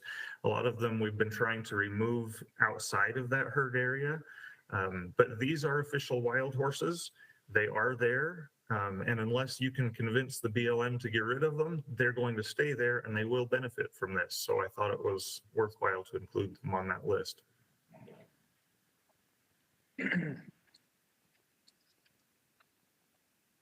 Thanks for the clarification on that. I don't know, I guess maybe from the standpoint of keeping them off other habitat, maybe that's okay, but yeah, I don't want to. It's not that we're trying to benefit horses, but the reality is they are there and they will use it. In a lot of ways, it's no different than domestic livestock out on the range. It's exactly the same as domestic livestock in this instance, except that we don't have any influence with the people who manage them because they're not really managing them much. Here's that one question. When we went down there on that tour, the bison had just hammered the crap out of the creek bed itself and caused erosion kind of all through that property. Does this beaver dam analog plan that you have, is it going to make the stream more resilient to bison in that area? We hope so.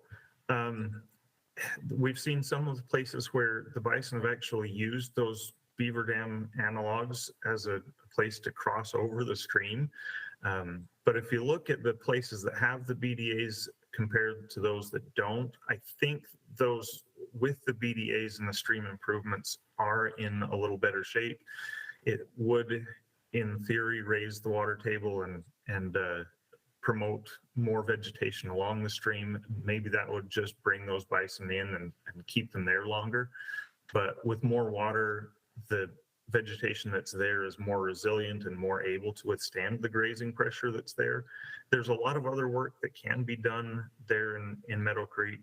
And you're right, the bison have really hammered it, and that's something that maybe we need to be looking at. But one of the things that we've done since you've had that tour is I think we've increased the tags for bison out there, and they've got hit really hard the last couple of years. And we're not seeing them in all of the same places that we used to. They don't seem to be congregating all together. They're a little bit more wild, and so that may have had an impact and might be pushing them out of places like this from time to time. All right. Any other questions? Do we have a motion on this one? I'll make a motion. Okay, we have a motion from Steve. I'll second. We have a second from Tyler. All in favor, say aye. Aye. Okay, anyone opposed, say no. Okay, motion passes. All right, thanks, Tori. Okay, Natalie, we're back to you. 6586 Red Creek Inflow Weir Project. Go ahead. Okay, same thing with this. If you can pull up that PDF that I uploaded.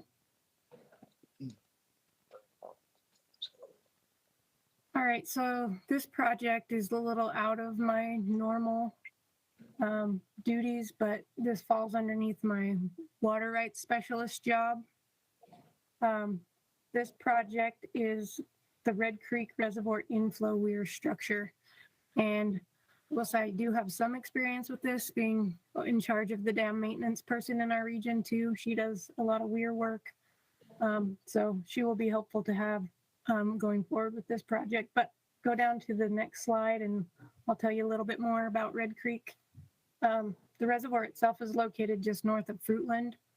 And to our region, it is a valuable trout fishery. We can grow some really nice rainbows, some tiger trout, and some nice cutthroat in there. And there's a stream up of Red Creek itself. We stock with Colorado River cutthroat trout. So it's valuable to us as a fishery, but more so, this project is more so geared towards the last bullet point. And I'm going to jump down to those 2 stars. So this project is important for any future and potential use of our DW-owned historic water shares from Red Creek Reservoir.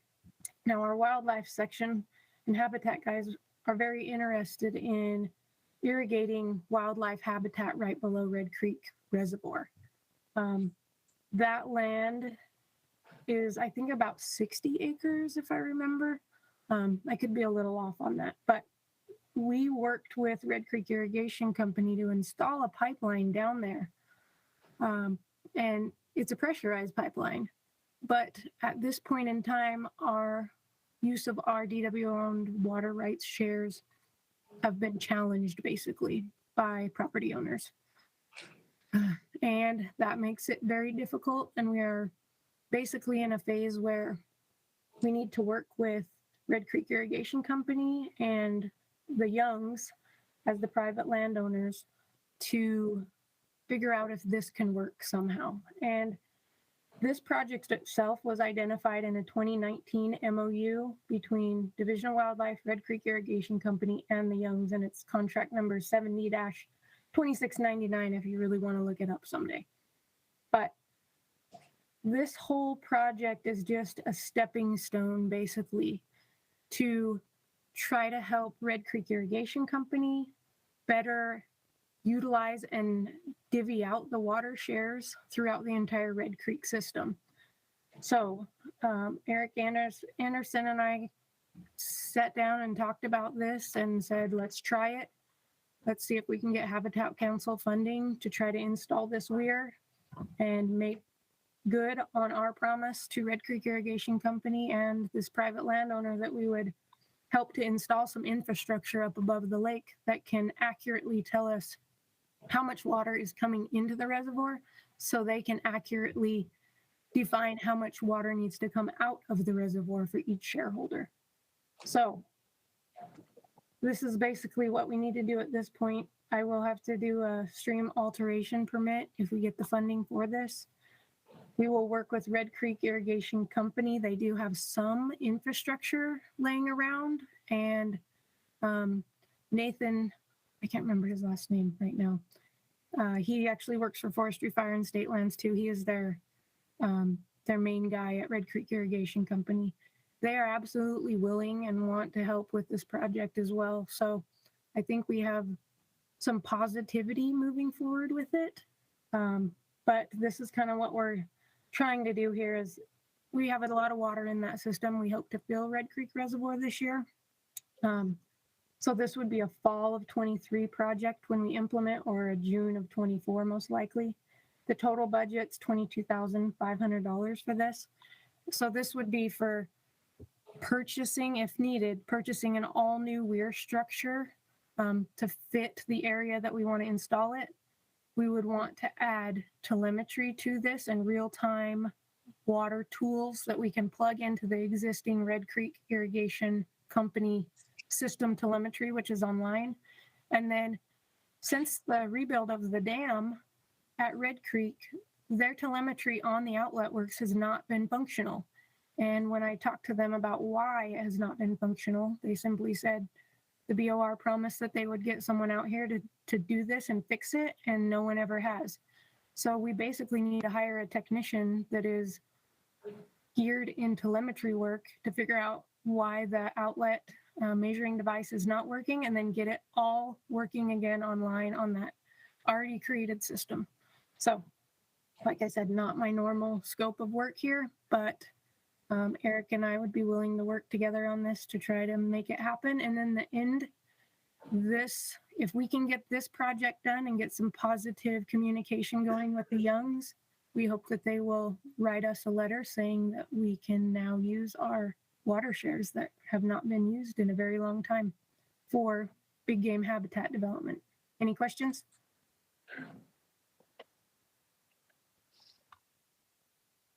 Yeah, so this has got some complicated water right issues going on here where we're in a situation where, and we need to use them now or we for sure will lose them, but still there's potential that we could lose them anyway, but it's a tough spot to be in. We need to prove up on what we have. I'm a little confused as to why we haven't been using them and why all of a sudden they're so valuable to us. What's changed? So I think from what I understand, I think it was Miles first tried to develop a project like 10 years ago. And Eric would have all the history involved with this particular project. I've been told that it's like complicated and I shouldn't even ask about it several times. But when you get new faces, I guess, and new ambition, you do want to keep pursuing some of these projects that people have thought of in the past. And that's where we are at this point. I think it's been tried a few times, but we've always run into the same water rights issues. And I see Eric just hopped on, so maybe he wants to provide some kind of insight to that question, Drew. This goes back to when the reservoir was first rebuilt. They took out all of the conveyance system out of the reservoir for our property when they put the new road and the new spillway in over there. We basically quit irrigating it at that point in time. So we worked out a deal with the irrigation company when they put the new pressurized line in from the reservoir through our property that we could take our water out of the pressurized system. But in doing that, I had to file some change applications to move the water to these new points. And that's where the hiccup has come in on this project. The landowners are complaining a bit, so we haven't been able to use any of our water for those reasons. So if we did this project, the irrigation company would then give us permission to use our own water? Is that what I'm hearing? The irrigation company has granted us access, and we've put in measuring devices on our we've got 2 points on their system where we could take the water out. What we're having to deal with is the water right issues through the state engineer's office and the protestants on our change application to move it to those points. So this new weir would help document the water coming in,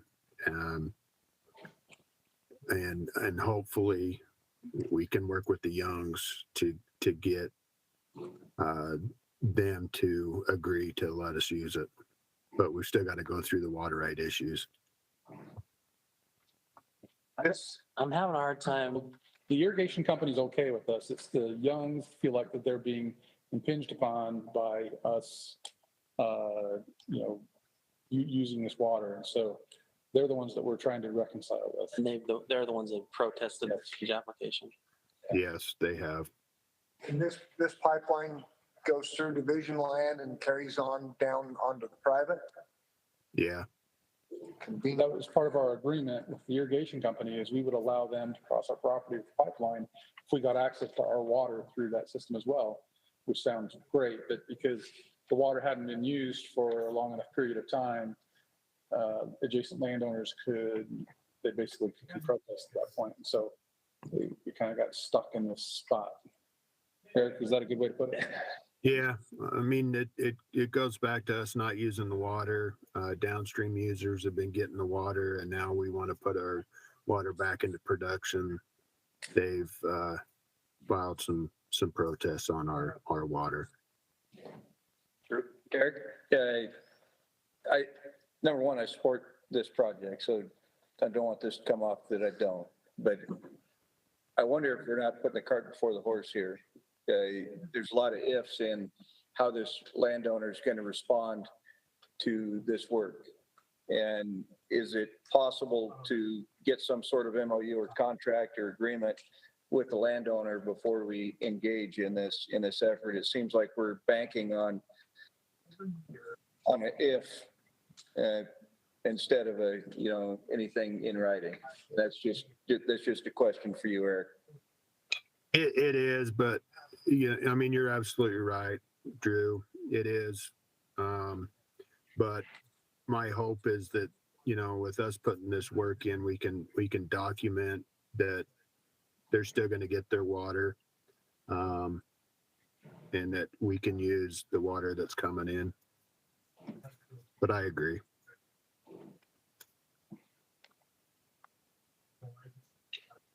So the end part of it where we're using it, how does this relate back to big game then? The irrigated field on the east side of on the east side of Red Creek that used to be that whole property right there used to be an irrigated field for big game. And so what we're thinking about doing, our hope is that once we start irrigating and get some grasses and stuff in there, that we could stop the big game from going to the neighbors' fields down lower. Keep them in there and put our water back to use.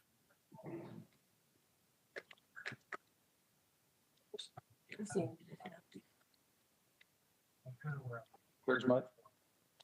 Yeah, it just sounds like another water in the sagebrush project to me. Yeah, so if the water you purchase, and this happened years ago before really any of us were doing this, if that water was purchased and its place of use was to irrigate ground over in a certain location, that's what you have to do with it. And unless you file a change at that time, which didn't happen, the change was filed later. And when you're trying to convert that water to a different use, either for fish or for something else, if you can't prove up on your existing right, then you get caught in these things. And so that's kind of, I guess, I don't know. Eric, is that why we're in this situation? Well, we're in this situation because we bought a ranch that was an irrigated ranch. That's what the water was used for. Couldn't use the water due to the infrastructure being taken out and nobody thinking to put it back in when the dam was reconstructed. So we have a very good possibility of losing the water that we have on that property if we don't get some figured out soon. And it's flood irrigation, right? It used to be, yeah. And the whole idea with the pressure system is being able to use the water more efficiently. So is this going to be the next Elbow Ranch then? It could be, but we don't know. It could be absolutely nothing if we don't work on it.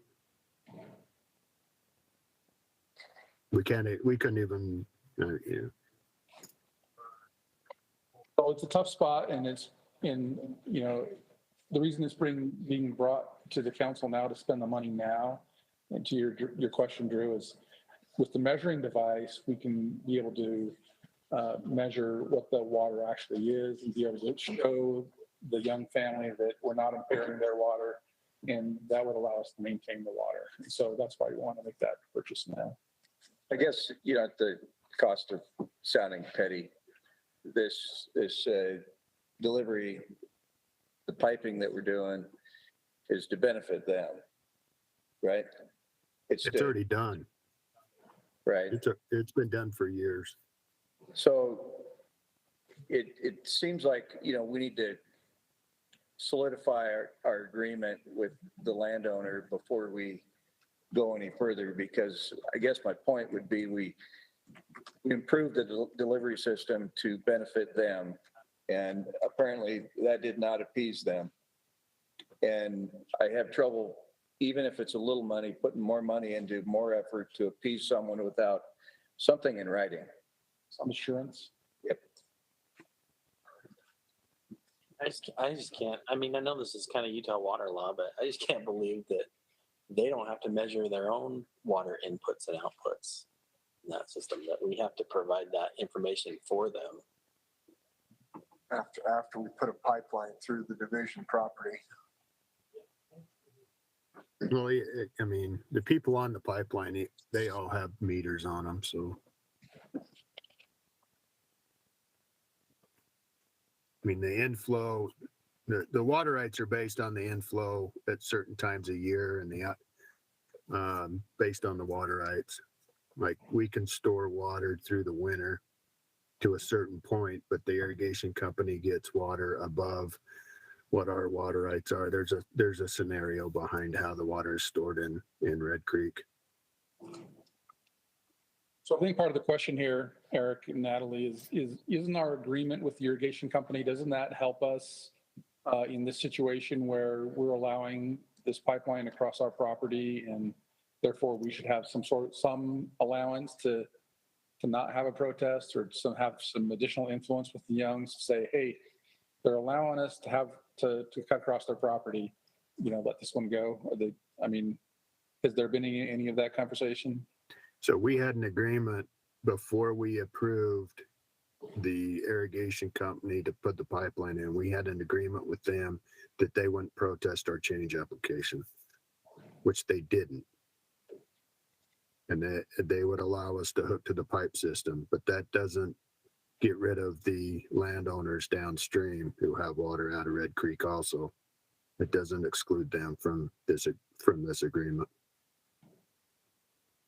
Or it excludes them from this agreement. Our agreement was just with the irrigation company. So does that mean we could make an agreement with the Youngs and still get protested by someone else further downstream? Yeah. But the change application's already been filed. The Youngs are the only ones that have brought this up. So we could get them to agree to remove their protest then? Is that what we're saying? We could get an agreement with them on how, based on certain flows coming in or whatever. We could come up with an agreement with the Youngs. That's what we've been trying to do for a while.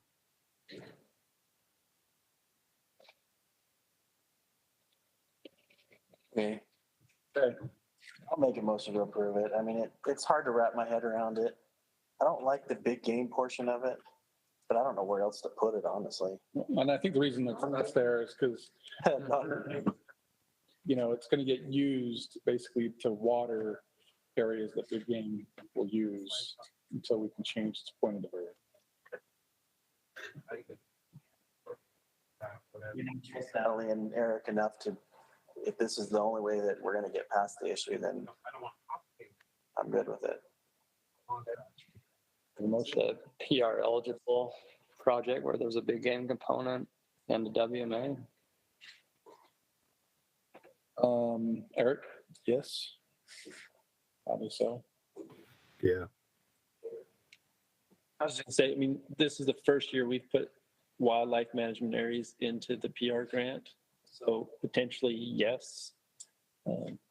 We've actually not pulled the trigger on using any PR funds in wildlife management areas yet, though. So I know some conversations probably with the director's office still. Okay.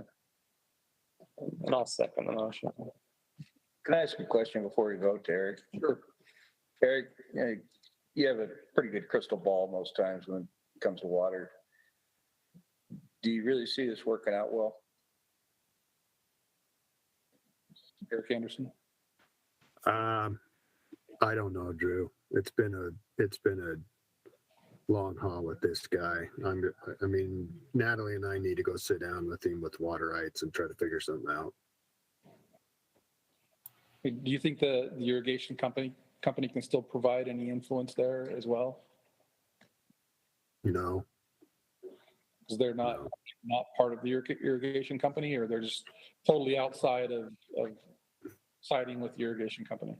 they're both with the irrigation company, and they also have water rights out of Red Creek. So they have a two-part deal out of this. So all around, it's a tough situation, and it's kind of one of these legacy deals where water rights were purchased years and years ago, and the folks at the time, probably both from a Salt Lake perspective and a regional's perspective, didn't do the necessary work to have them converted correctly or maintain them correctly at the time. And, then they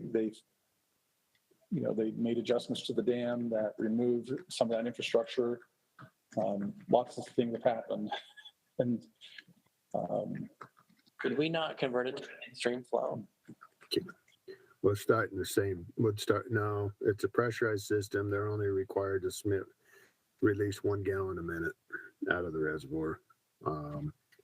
But there again, we're going to run the same hurdle, no matter what we do. So we've got to get an agreement with Young's. yeah, so no matter what, whether you convert it to an in-stream flow or not, they're still going to file a protest. And if they file a protest, that's it? There's no like ruling or anything?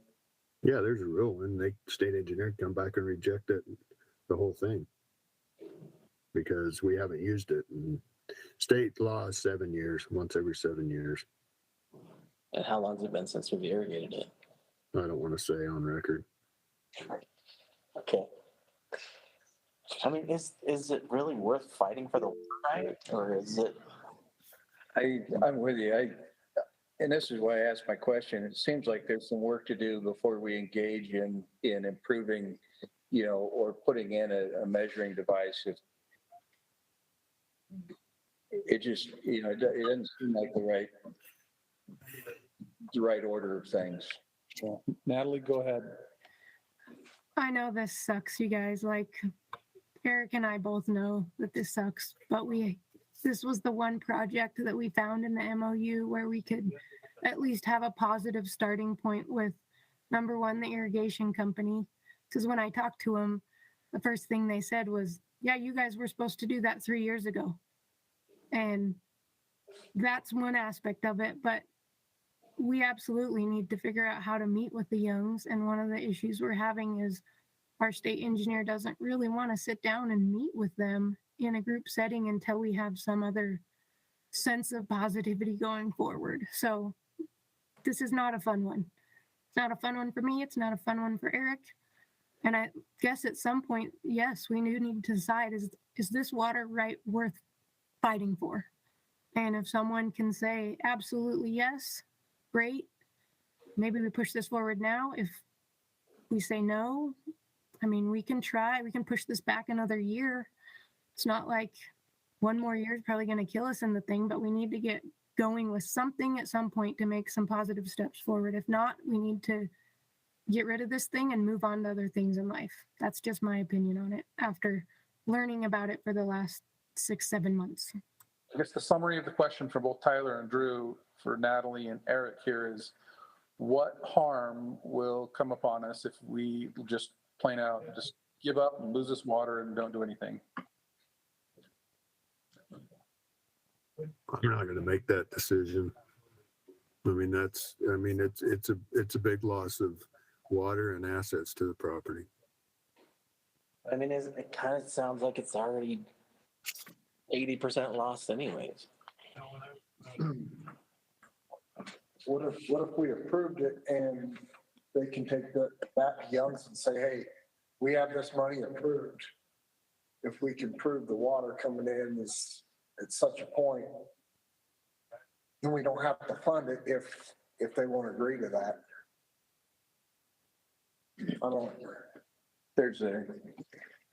there's a motion that's been made and seconded.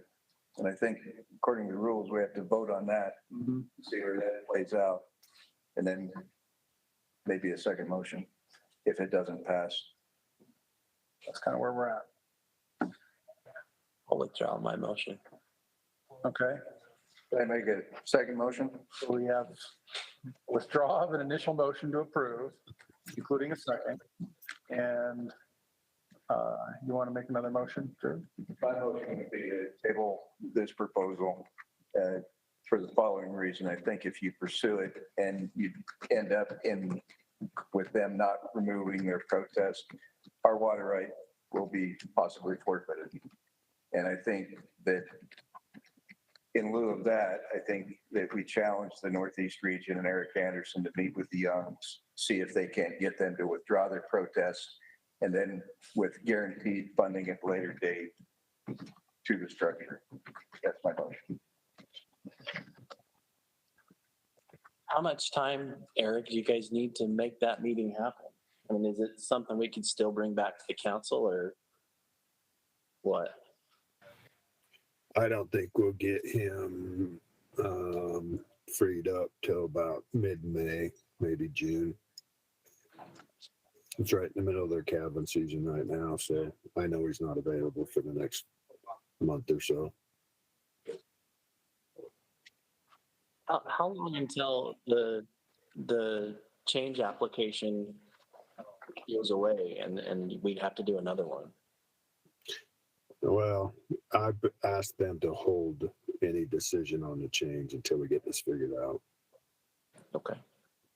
I'll second the motion then. Okay, we have a motion to table and try to meet with the protestant. Drew, and we have a second from Tyler. Any additional discussion? No? Okay, all in favor, say aye. Any opposed, say no. Okay, the motion to table and keep working on it is approved. Okay, that's a tough one. Eric and Natalie, that's not a good place for you guys to be in, and I'm sorry you're there. Okay. We're gonna move on to the next project. Looks like. Thanks, Drew. We've got Jordan and Amanda with this. So project number 6589 Red Fleet North Bay Fishing Pier Phase 1. I don't know if this is going to be Amanda or Jordan. Amanda, you're taking this one? Yes, I will be. Go ahead and introduce yourself and go for it. Okay, I do have a presentation under images and documents for this as well. But hello, everyone. My name is Amanda White. I'm the park manager for Steinecker and Red Fleet State Parks up here in Vernal.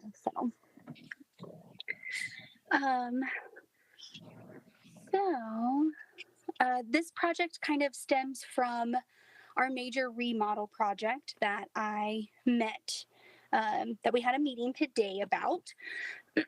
So Red Fleet is anticipating a major reconstruction project. And this original project included this North Bay development and some road improvements. And so this phase 1 would be looking for some funding for that. And then possibly, or ideally, a phase 2 to develop some ADA fishing access and some hand launch access and things like that. So if you'll go to the next slide, please. All right, so this is the plan from the BOR. The BOR is the designing engineers for this entire project. And so this is just a portion of that plan. And so it's just off of Donkey Flats Road, which is on the north side of Red Fleet. And then it comes into the park. And then there's a parking lot that's been developed. It has a vault toilet and some fencing to prevent people from driving down onto the water. But the roadway itself is very rutted. It's got a lot of wear and tear on it, and so we're constantly dealing with erosion issues. We can't maintain it over the winter, which is a really nice access place for ice fishing over the winter, as well as shore fishing during the summer. And so we're hoping that some road improvements will make that an easier to maintain section of the park. And then we'd also like to put a sidewalk in to the high water line. So currently it's just a man-made dirt trail down to the high water line, and it's rough. It's pretty eroded. Unfortunately, it's kind of really the only access point that's somewhat developed on that side of the reservoir. So on the next slide is a little bit of our funding requests. So some improvements to the roadway, so some grading to help with that erosion issue and some drainage issue. We've got a cattle guard that would need to be replaced at the beginning of that road. It's got a lot of wear out and wash out from there, and then create an improved reservoir access trail to that high line. And then on the next slide would be our phase 2. So while that funding is not requested in this project, this is what we would be looking at requesting in the future for a phase 2. If no one's familiar with Red Fleet, it is an absolute gorgeous reservoir, but it's also got some very steep terrain that is difficult for the general public and extremely difficult for any guests that might have some accessibility needs. North Beach, or this North Bay improvement in the long run would provide a safe access point for people with accessibility needs. There's some really amazing easy dock systems that kind of come with a lot of different options for fishing access points, as well as these hand launch kayak points, and some similar ideas that we've kind of seen and discussed through there. So this first phase that we're requesting would be the road improvements, some cattle guard replacement, the parking lot included in that roadway improvement, and then the sidewalk to the high water line. And then we would come back with a phase 2 to hopefully put in this dock and kind of accessibility fishing pier for everyone. So, and then the last slide is just a thank you. So I'd love to answer any questions or hear any comments or concerns. Thanks, Amanda. Questions? I have one. Hey, Drew? Have you been in touch with Ty Hunter, who's in charge of the recreation division's motorboat access program? Not in regards to this project, no, but in other senses, yes. Okay. The reason I ask is if you combine 1 and 2 or A and B phases, then that project as a whole fits really snugly within the motorboat access program and grant. Okay. Without, it just seems like you missed a step in the conversations.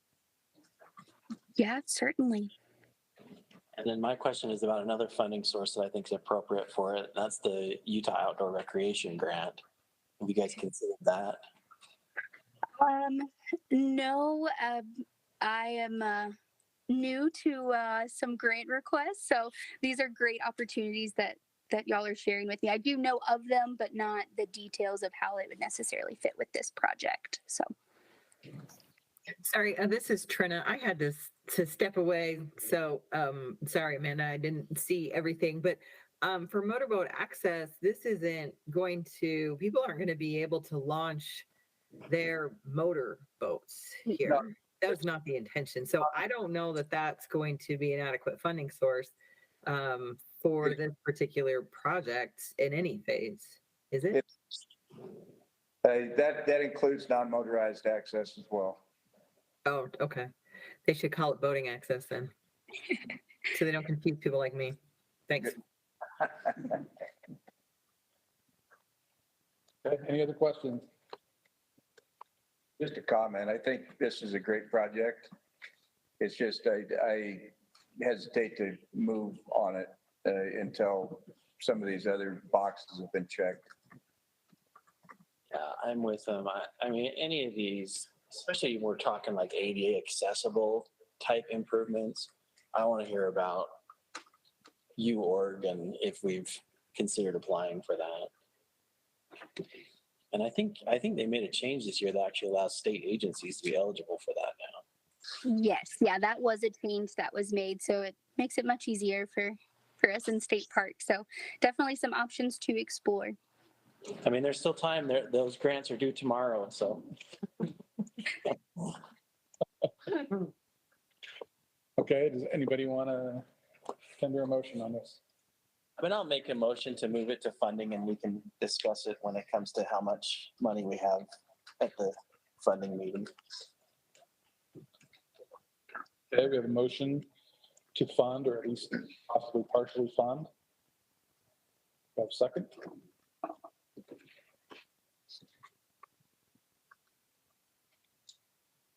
Okay, I'm not seeing a second.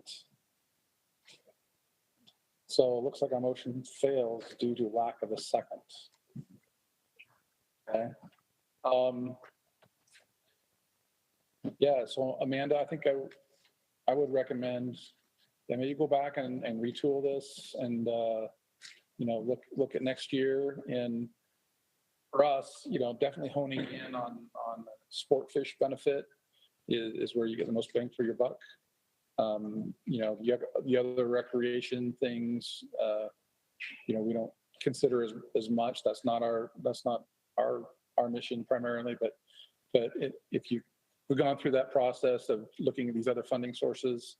I think that helps us to look at this a bit easier. So I would any other than two as well. I agree.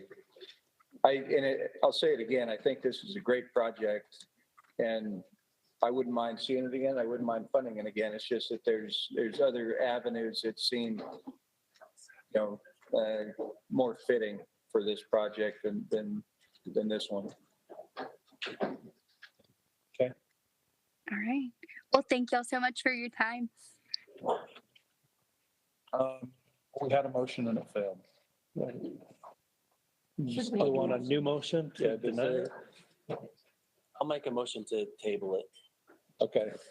So we have a follow-up motion to table the project. We have a second on that one. I second that motion. Okay, we have a motion from Tyler and a second from Drew. Table, all in favor, say aye. Aye. Any opposed, say no. Okay, motion to table passes, so. Okay. All right, we're gonna move on to the next project. 6592 Big Sand Wash Reservoir Habitat. Who we got up for that one? That's me again. Okay, Natalie, go ahead. Man, I don't know if I want to now. You've done two negatives in a row. Keep trying. I've never seen that happen before. Go ahead and bring up my PowerPoint for Big Sand Wash there. I'll make a motion that we pass it. I like the not having to present. That's sweet. So I got to give Trina credit. She made this PowerPoint and she has so many projects that I said, you know what? I should probably take this one from your plate because you're a regional manager and you really shouldn't have this many projects. So we're going to talk about Big Sand Wash here for a minute. Go ahead and go to that next slide. For those of you that don't know about Big Sand Wash, it's located in northeastern Utah, just above Upalco. We have several different, it's become kind of a two-story fishery now. We have walleye, yellow perch, rainbow trout, browns, smallmouth bass. Drawdowns here can be extremely significant and very hard to manage this fishery.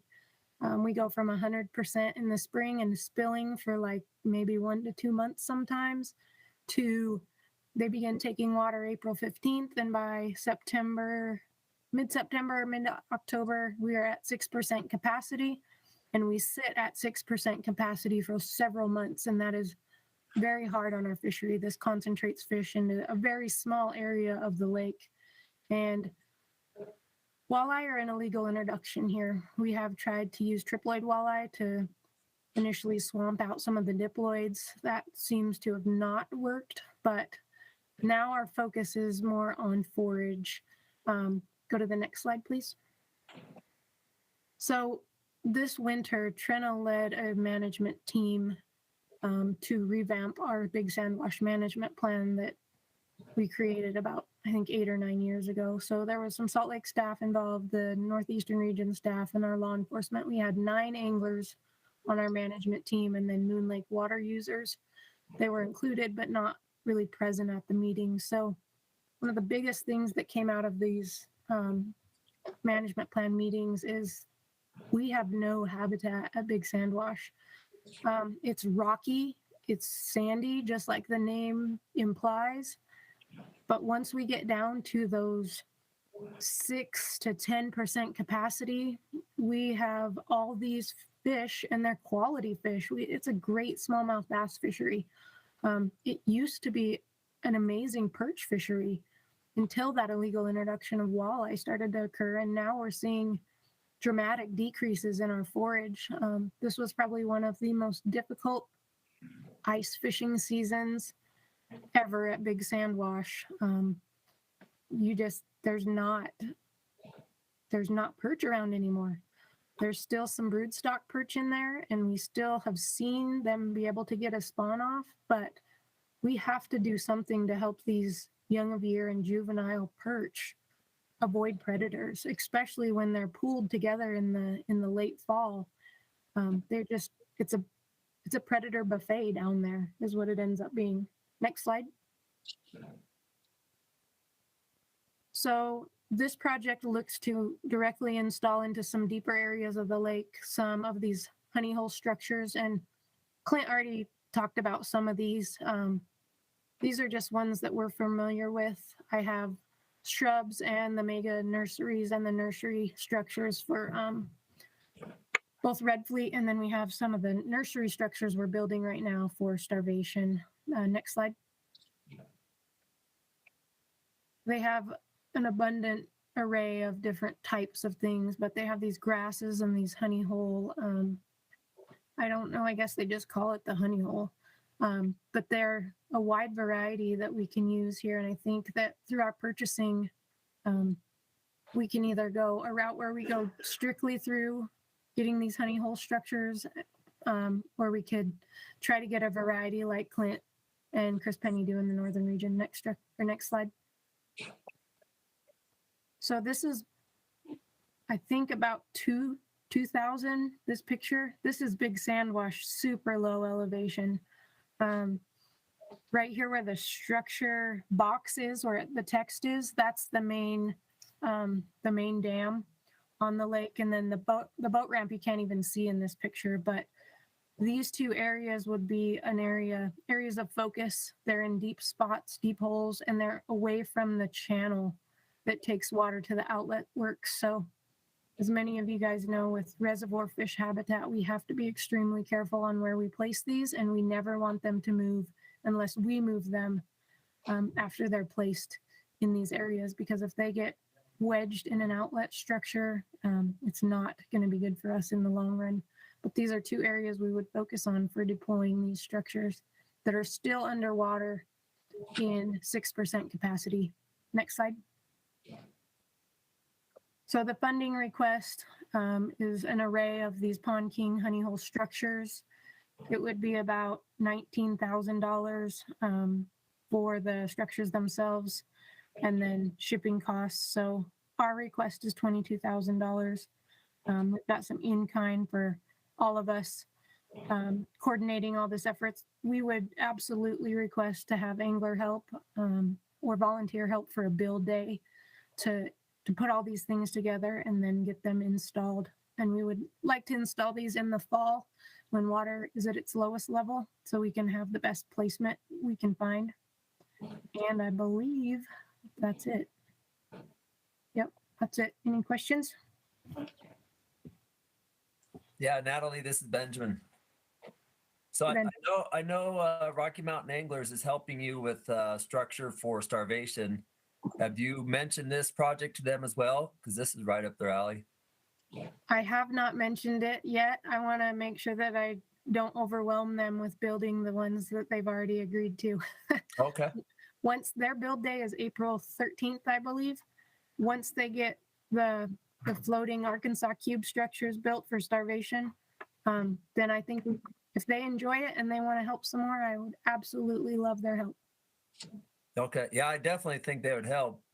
Again, I mean, so yeah, that's definitely a lot of in-kind payment right there too. So, Absolutely. so yeah, I'm all for it. I motion for it. I'll second. Okay, so Ben, is that an official motion? That is official motion. Okay, we have an Official second too. okay, we have an official motion from Ben to approve, and we have an official motion from Tyler to second. All in favor, say aye. Aye. Any opposed, say no. Okay, motion passes. See how easy that is, Natalie? Thank you. I feel redeemed now. Okay, Your title. so we're past 2:30. We've still got, what, 6 or 7 projects to review. We can take a break for 5 minutes really quick and then come back and let's hit this last 7 and knock them out quicker if we can. So let's do that. We're gonna take a 5-minute break and come back and work on the rest of these projects. So thanks, everyone.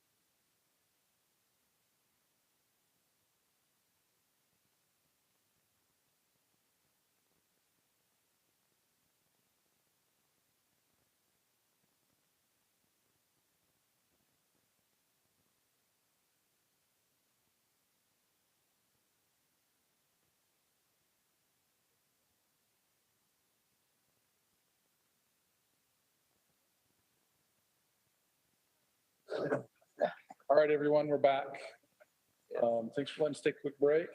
We're going to jump into the next project here. 6593 Diamond Mountain Water Infrastructure and Fishery Improvements. Brenda, is that you? Yes, that is me. Again, go to images documents, please. Okay. Brenda, Yes. I'm going to tell everybody for the rest of these projects. See, we've got 1, 2, 6. Yeah, you've got like 5 minutes. Okay, please give us money. How's that? Yeah, 10 minutes, more like 10 minutes, you'll be fine.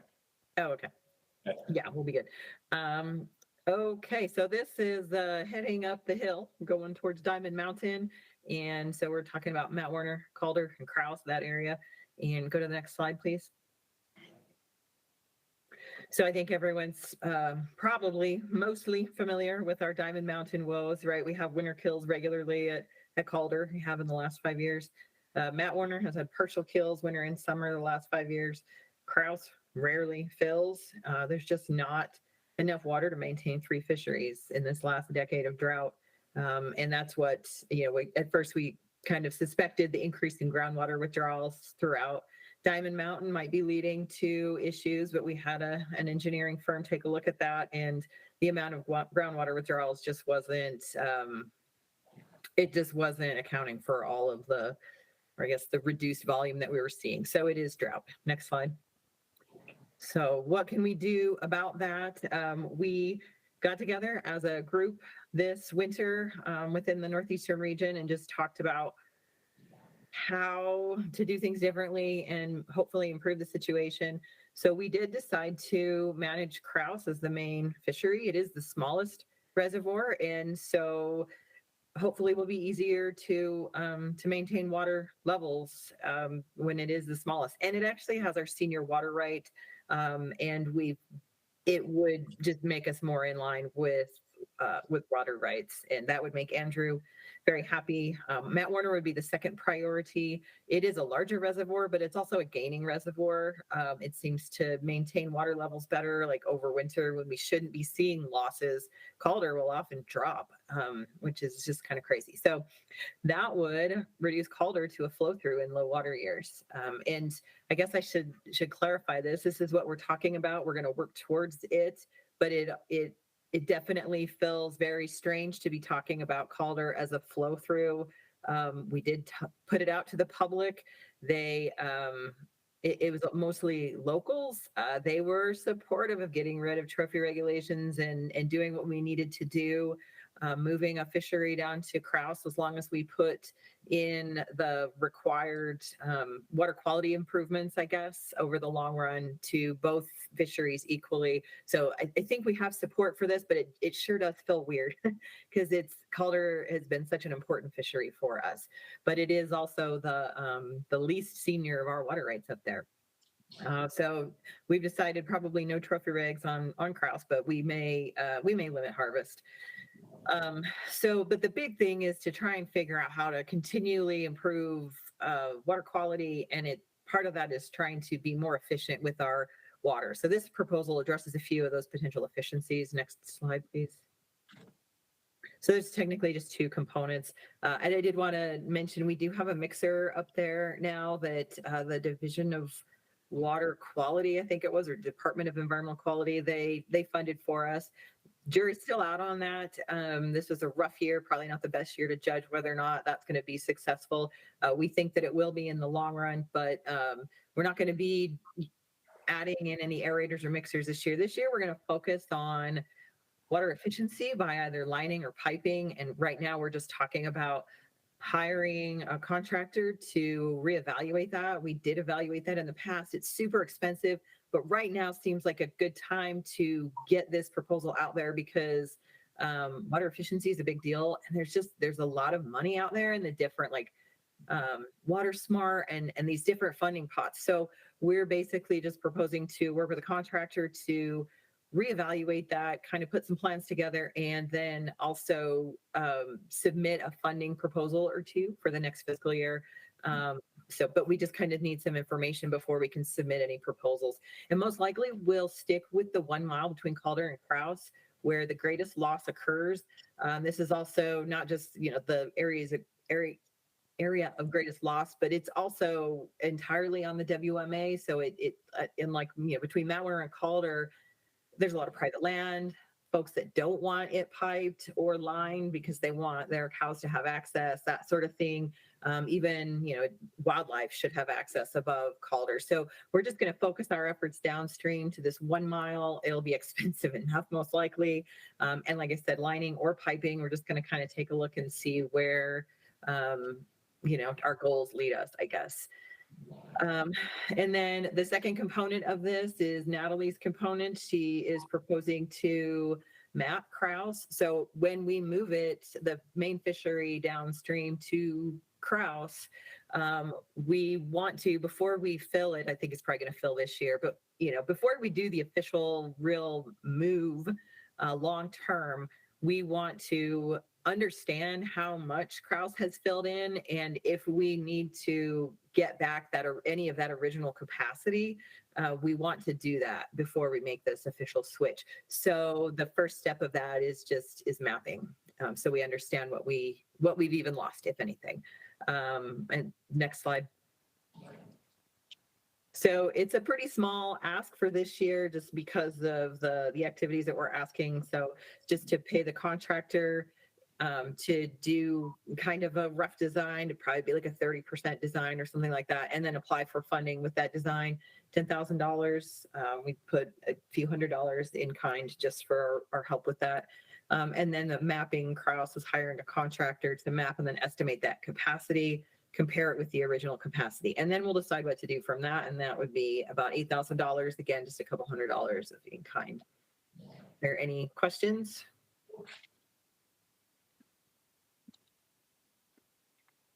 You mentioned aerators.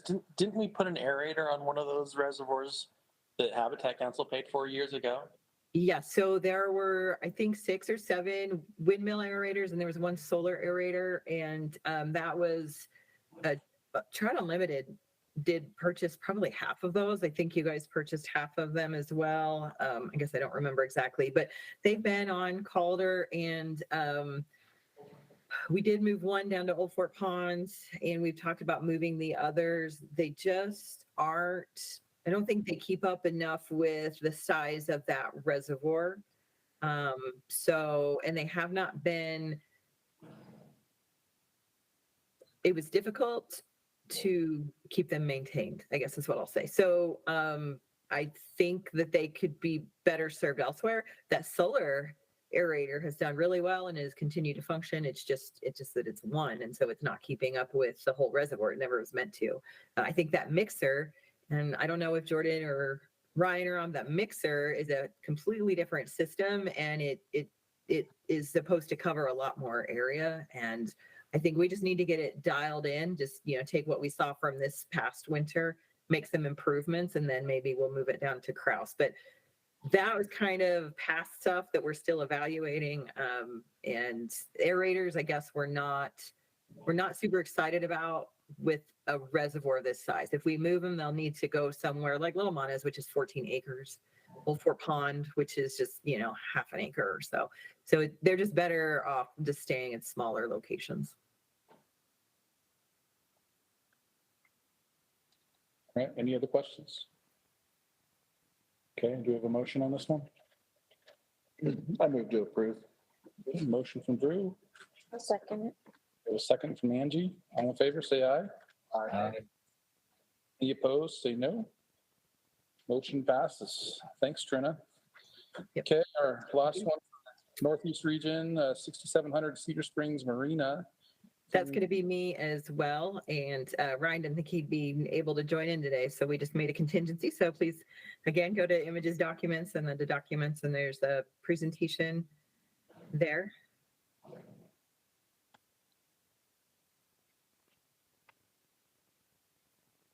And John from Cedar Springs is also on, so we might ask him to help out with further explanation as needed.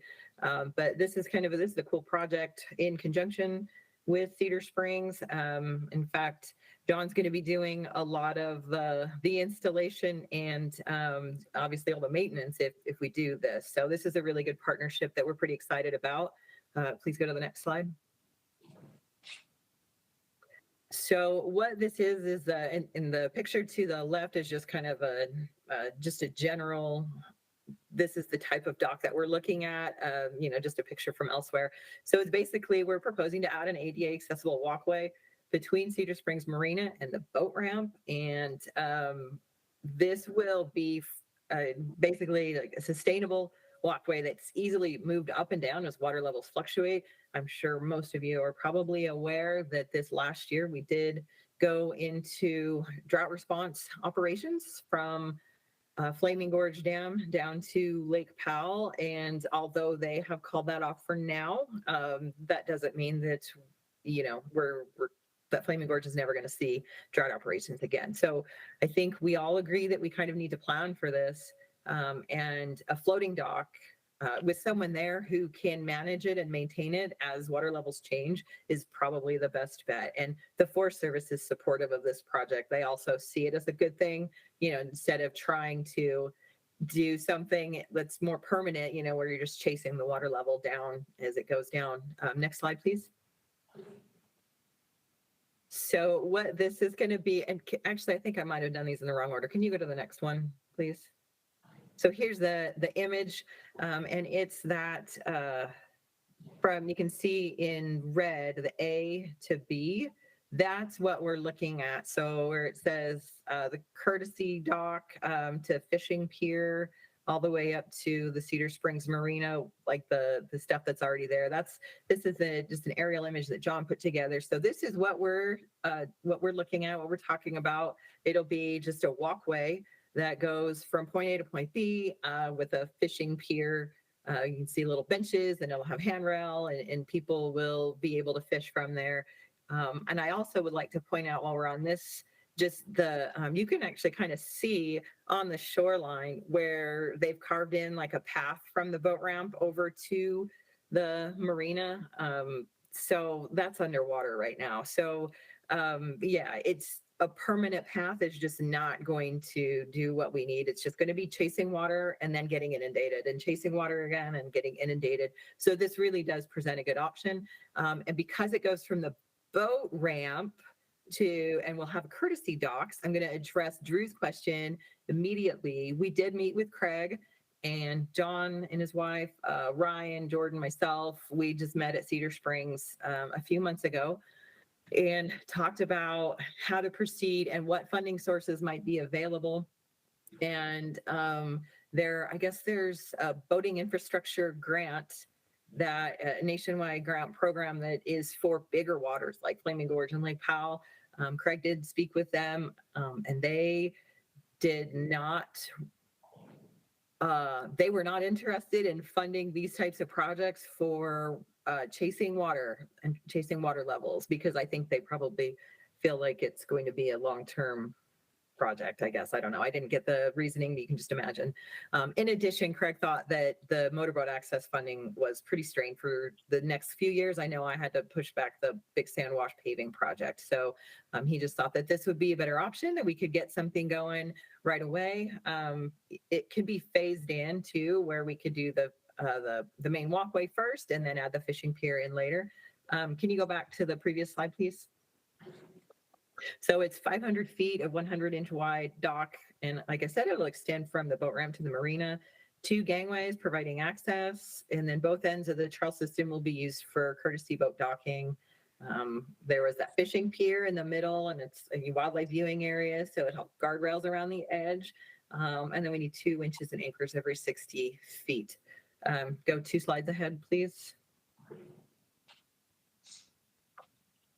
Okay, so this is just kind of a breakdown of all of the different pieces. I think the bottom line is that we would need a total of $315,724 to be able to get it all done.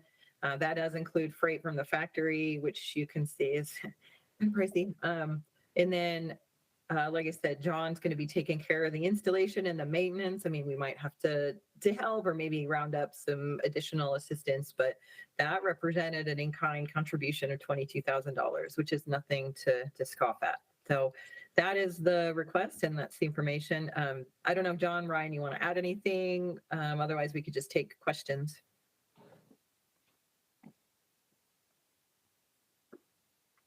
Yeah, I'd just like to state, you know, Trina already touched on it, but this area of the reservoir is very canyon-like. Its shoreline access is very limited, especially for shoreline anglers. We did have a fishing pier down at Dam Point, but because of low water levels and reduced maintenance by the U.S. Forest Service, we've actually had to move and relocate that fishing pier. This will provide a lot of opportunity for shoreline anglers down here in the canyon reach of the reservoir, and it being ADA accessible, it'll attract a variety of anglers as well. Trent, this is Tyler. Just wondering about the UORG grant again. The what? The Utah Outdoor Recreation Grant. Have you guys considered that? I mean, I believe that we talked about it.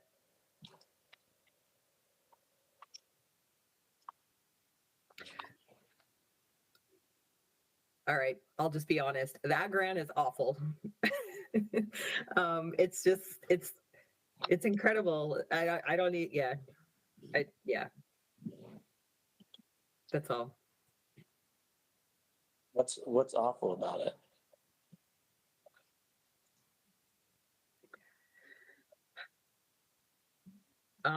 When you feel like you don't have time to get things done anyway, and then you add that much layering, I guess, to just, I don't know. I try not to be negative. It's just, that is so much work. It's an incredible amount of work.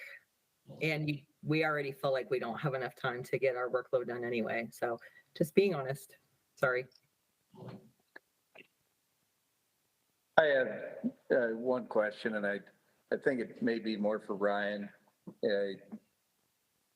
With the connection between Flaming Gorge and Lake Powell and the likelihood that they're going to need water for Lake Powell at some point in the future, what's the longevity of this with the perhaps decreasing water levels at Flaming Gorge?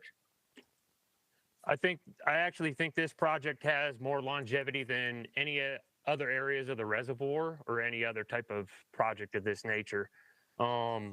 Cedar Springs boat launch will be, no matter how far they take Flaming Gorge down, Cedar Springs will be the longest lasting operational boat launch on the reservoir. And obviously the marina is tied to that. So having the flexibility to use this interlocking easy dock system to move the trail, extend the trail, shorten the trail as needed on an annual basis will give us the ability to, like Trina said, chase water.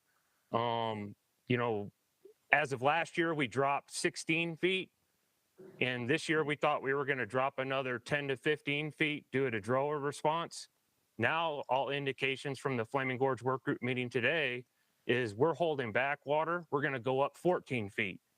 I don't know what next year will bring, but having this floating trail system will provide anglers and the public capability to go from the public boat launch to the marina at multiple water levels instead of going out there and reconstructing trails on an annual basis to chase water. Great answer. Thanks, Ryan. Okay. Yeah, if I could add a comment, just to contribute to that. Cedar Springs boat ramp is the only boat ramp on Flaming Gorge that extends past the minimum pool required to generate power. So yeah, just to add to what Ryan said, yeah, the longevity of this project I think is huge, potentially.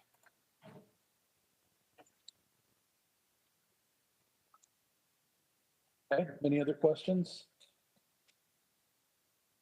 I'm just looking at the funding on that, go up on the budget. So, yeah, 260K is just the 500 feet of the floating trail and courtesy dock. I'm a little concerned about that because that's less about angling on that, unless it's mostly fishing boats versus other types of recreational boats. It's a big chunk of change out of that aquatic side of the budget. Thoughts on that? I am kind of curious why it wasn't heard this morning in the joint meeting, Trina, Ryan.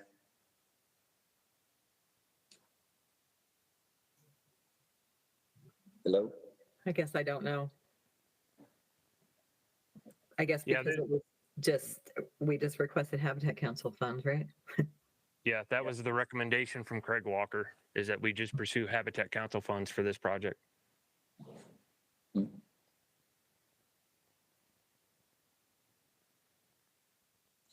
there any way to change that now? I mean, if Blue Ribbon wants to take a look at it, that's fine with us. You could work it up. It would be other thought, that was a possibility, but no, looks like a fishing dock for what, 55,000 or so, and then that 550,000 or 550 feet of kind of a floating trail. Whether, temporarily they could get by with less trail or something, reduce the cost. That'd be my other thought. I still wonder, it's one of our top 4 fisheries in Utah, and it kind of is just confusing why it didn't. I could definitely agree on. We're gonna have probably both rounds here and throw promises like this. Most of the time. But, Okay. So I'd make a motion if I could, if we're done, that we move to approve with the caveat that it's brought up in the Blue Ribbon Fisheries Council for funding, at least a shared funding. That's one. And then the other thing is I'd like to explore a phased approach to this, just to have ready, if we run short of money or can't fund the whole thing this year. Can I clarify that? Sorry. So Drew, we could pull out the fishing pier part of it. So does that mean that you want us to maybe add in the walkway versus the fishing pier separately, even for fiscal 24? I just like it broken up into 2 years worth of projects if possible. Oh, okay. Gotcha. 10-4. Whatever that might be, however that might look on the ground, just in case, just to have it ready. And I think we're probably more comfortable paying for the fishing dock versus the floating trail and courtesy docks. Is that fair to say? And that's what I'd like Randy to look into. Okay. So the motion is to approve with the caveat that Blue Ribbon will look at it as well, and possibly the project could be phased into 2 years. We have a second on that motion. A second. Okay, we have a second from Blair. All in favor, say aye. Aye. Any opposed? Aye. Okay, any opposed, say no. Okay, none are opposed, so motion carries. Okay, so something was approved there. We'll see what it turns out to be, when Blue Ribbon looks at it again and looks at it and yeah. Okay. Cool. Okay, thanks Northeast Region. Trina, Natalie, Ryan, Jordan, I guess all the others that are there. I appreciate all of that project. Thank you. Appreciate it. Okay, we've got 5 left, so we're gonna move through the Southern Region. Project 6567, Southern Region Riparian Restoration. This is you, Teresa? All right, can you hear me okay? Yes, we can. Go ahead. Okay, awesome. I'll try to breeze through. So first of all, thanks Tyler for always being so supportive and touting these projects. And it really was a great compliment a few months ago when you recommended some of the other regions copied this example for other riparian restoration programs. So thank you so much. It's such a great effort. So what we're doing is we're mostly just moving nuisance beavers into areas that have degraded watersheds that need improvement. So there's so much partnering with this project. We identify through our aquatics section and habitat section in the southern region. I get with their staff and we prioritize what watersheds we want to have beavers do some work on, and I work closely with the Forest Service, and now we've even got some private landowners that are jumping in. Yeah, will you go through just some of the images, show what we've done? So we've moved, the funnest one this year that we moved into was Reservoir Canyon on the Pine Valley, and I think I've got a video somewhere on here. But it's in the Pine Valley Wilderness. And after a fire, there's not a lot of things. You can't take, of course, mechanical equipment in there to do restoration work. So we were able to horse pack some beavers in there and release them into the degraded stream bed. The aspens, the fire was a couple of years old, so aspens were coming back. But, you know, our goal is to improve riparian health, restore water tables, floodplain connectivity, improve the riparian vegetation, ultimately wildlife habitat, and then reduce sediment flow and reduce the capacity of, or help capacity of reservoirs downstream. So Tropic Reservoir is one of these that so much sediment gets going through that system, especially after a recent fire. And the beaver dams are catching the sediment and spreading it out. Jake Shoppy with the Forest Service was out there and videoed, you know, all the debris that had, as it moved over a beaver dam, it did just what it was supposed to do, moved up and through the sagebrush and you know, saving all that capacity for the water users in the reservoirs downstream. We even had a comment recently that there's a lawsuit going on a different forest, and one of the attorneys said, you know, if only we had beavers on this mountain, we could, you know, increase capacity for wildlife and the livestock producers. So that was kind of great. But this year was kind of hard with all the monsoonal moisture, a lot of rebaiting the traps. We also had some trouble with techs staying on. So we didn't move as many. We partnered with the central region and the northern region and took some of their beavers. So thank you very much. We'll take as many. Oh, this is Reservoir Canyon. So we packed the beavers in those tubes with gunny sacks full of ice, put them on some horses. After this season, we do have our technicians go in and do telemetry on the adults that have tail tags, and then also document anywhere that we see use, just so we can start to identify where they're starting to build dams, you know, and modifying the habitat. We also were able to close a few of these drainages to trapping, so we're preserving the beavers, at least to human causes.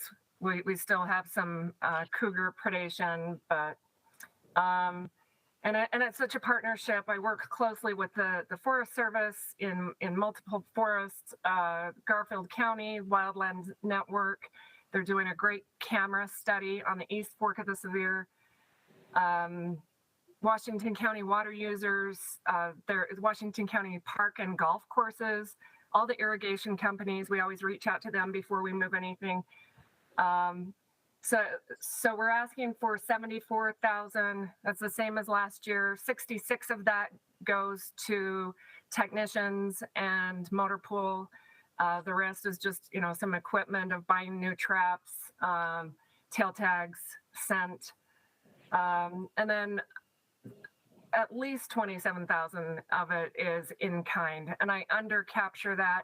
This year we had Forest Service technicians that helped us even do some of the live trapping, which is super labor intensive, you know, daily, their miles and hours each day checking the traps. And then we're spread out. We're in Washington County, Garfield County. We've got demand in Spear County. And then our office manager in the southern region, even Mindy Cox, she supervises the technicians and helps coordinate moving them. And so that's kind of an emphasis project for her. So a lot of her time is donated in kind. So I think that's about it. Does anyone have any questions? I don't see any questions. Again, I guess I would applaud the great, leading out on relocating beavers and putting them in good places. But hey, if we don't have any questions, we have a motion on this. Make the motion to approve it. And again, I just want to say to me, this is the model for these stream restoration, riparian restoration projects throughout the state. There's 3 of the regions that are doing these. I'd love to see the other 2 regions do them as well. These are worth every cent we put into them. Okay, we have a motion from Tyler. We have a second from Steve. All in favor, say aye. Aye. Any opposed, say no. Okay, motion passes. Thanks, Teresa. Thank you so much. Okay, next one, project 6648, aquatic and riparian improvement on the lower Beaver River. Nick, you have that one? Yeah, so I'll be doing this one. If you could go to the map. So I'm Nick Braithwaite. I'm the fisheries biologist for the Division of Wildlife in the southern region. So this is another phase of this project, hopefully one of the final phases. We've gotten to where we've worked on most of this section of the stream. So this is below Minersville Reservoir near Beaver, Utah. So you can see the project area there. There's kind of 4 main things we're doing with this project. The first is we're going to be treating Russian olive and tamarisk. So most of the black you see there is retreatment. That yellow part that was just highlighted, that's the new treatment. So that's a section where we haven't done any treatment. It's just really thick, old, big Russian olive mostly, and also some tamarisk. And then that other yellow part there, that's the retreatment. So we've already removed it from that section. We're just going to go back in with hand crews and spray any resprout we can find. So that's one main part of the project. The second part is doing stream work. So putting in rock and log structures, sloping banks, that sort of stuff. So this section of stream is pretty lacking for especially fish habitat, riparian habitat. So the stream work is, kind of targeted to helping with that. We'll also do a lot of planting work, hire some crews to come in and do the planting, and buy some nursery stock and stuff. And then kind of the last part is putting in a riparian fence to manage the grazing through there. So I will point out the fence is relatively close to the stream and follows it pretty closely, which was just, we would have liked to have a bigger area, but with the landowner we're working with, that's what we could come up with. And we've done other phases of the project with the similar fence, and it's worked out pretty well. So this whole section, it's a mixture of BLM land and private land, and most of it is signed up through walk-in access. The very top portion where we're doing the final treatment that was highlighted at the very start, kind of the first quarter there, that section is private. It's not, that section, it's not signed up through walk-in access, but it's critical to the rest of the stream, obviously, where, we don't want all that Russian olive and tamarisk still upstream of all the other work we've done. So, but all the stream work and the fence, that'll all be on walk-in access property. So yeah, if you could we can go through these pictures pretty quick. It just kind of gives you an idea where we've done a bunch of phases. These pictures will give you an idea. So this is kind of the preconditions. So vertical eroding banks, it's hard to see, but not a lot of habitat. So this is some of the Russian olive, especially kind of just really dense. I mean, there's wildlife that can benefit from Russian Olive, but it's just so dense and overtakes everything that it becomes a problem. So here's putting in some of the stream structures. You can see the habitat that's being created, some of the J hooks and pools that we get, and it helps protect the bank so we can get the vegetation to establish. Just some more pictures here. So we typically hire like Utah Conservation Corps or ACE, the Conservation Corps crew, to come in and do the planting and the retreatment. We've had really good responses from the vegetation. A lot of what we plant is successful. So here's kind of the difference between, what we get from putting in the fences and implementing the grazing management plan. So these are some willow stakes. It's a really good fishery. There's some trophy brown trout and rainbow trout, and then decent numbers of kind of 10 to 15 inch fish as well. So here are some before after pictures from earlier phases of the project, just to give you an idea of what it looks like. You can see the vertical eroding banks that we slope and revegetate.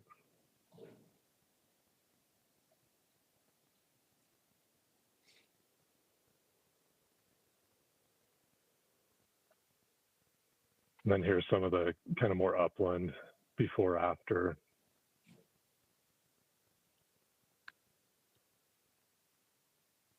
These are some pictures of our crew planting.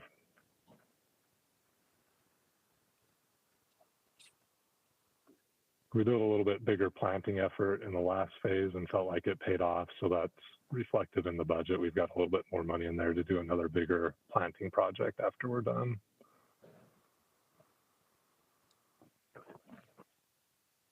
So in that picture on the left of the fence, there was, that's untreated. And then to the right is a section we've worked on. That's probably good on the pictures. And then, if you go to the budget, so it's basically money to hire have our heavy equipment crew come in and do the stream work, contractors to do the planting, build the fence, haul rock if we need it. And, just kind of some random other small costs.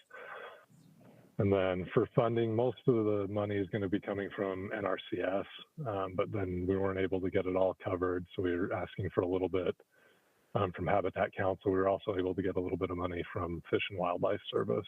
So we ended up we're looking for about a little over 16,000 from Habitat Council.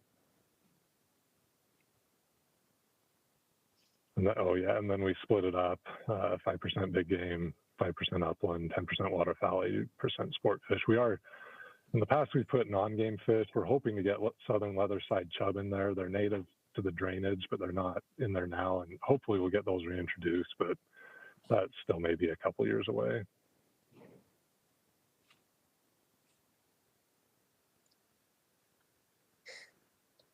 All right. That's all I had. If there are any questions or anything. I'll just say I love what you guys are doing on this reach. I'm glad to see another phase. Really like what the initial phases looked like. So glad to see you went after some NRCS funding as well. That's helpful. Yeah, that makes it look really good. Really like the before and after pictures. That's a pretty awesome job, guys. It's been a cool project. There's a lot of different partners involved, a whole lot of people. And Stan Gurley's been awesome getting that NRCS money, which has really helped too. Okay. We have a motion on this one. I move to approve. Okay, motion from Drew, Second. second from Angie. All in favor, say aye. Aye. Any opposed? Aye. Any opposed, say no. Okay, motion passes. Thanks, Nick. Thanks, Teresa. Thank you. Appreciate your time today. Okay, we're gonna look to wrap this up. We have two more projects left from our central region. Looks like Josie is here in person. 6557 Central Region Riparian Restoration. There's a short little PowerPoint in documents. So I'll be quick because you've seen two of them already. So I modeled it pretty much after Teresa and Shane, so nothing crazy different than those. The biggest change for us this year is I just added in to have seasonal time, so. Remember to introduce yourself. I'm Josie Stevens. I'm the analysis biologist in Springville for the division. So, yeah, so this is our central region riparian project. Go to the first slide. It's been a success so far. These pictures are from Indian Creek. We worked on the last year or two. It's been really successful. So we have one little spot we're going to try to do a little bit more work this year, but go to the next one. This is just some before and after pictures of Indian Creek. So Indian Creek is just off Highway 6 in Spanish Fork Canyon, just above the Thai Fork rest stop. So yeah, this is just quick before and after. Go to the next one. We have a new quarantine facility down at GBRC now, so we have a little bit more better places to quarantine, more makes it easier for us, so we don't have to go quite to Logan or Cedar City here. Makes it a little easier. And this year, 2 of our proposed release locations are on the Manti, so this will make it pretty slick for us to do that. So go to the next one. As we said before, it benefits a lot of different species. The next one. So this is the first one. Like I said, this is we've been working on this one for a couple of years. We've already put quite a few BDAs in this area, and have transplanted beavers there. So they're doing good, but we're gonna have a couple more spots we want to try to keep going on that. So for the next one, this is Upper Willow Creek. This is another spot we've identified with our aquatics guys and the Forest Service. This is the top of Efu Canyon, so fairly high elevation, but it's just kind of a small stream that we think can benefit. There's the south end of that little line is a pond, and there's some scattered ponds in the area that are just kind of have some streams that we think can benefit from some beaver activities. So the next one, and this one is the top of 12 Mile Canyon, another higher elevation one. There's historically been some beaver activity in the past. Some of these you can see a couple beaver ponds. They're dried out compared to what they have been. So another area, like I say, we've worked with aquatics and Forest Service to identify some places we think will benefit. So next one. This is just this one of the ponds, but like I say, there's some stream areas in between those that we think will benefit. So the next, and just quick finance. Like I say, the biggest change for our region this year is seasonal time, just to run beavers back and forth. Like it was in Shane's proposal, some contractual services for Utah State.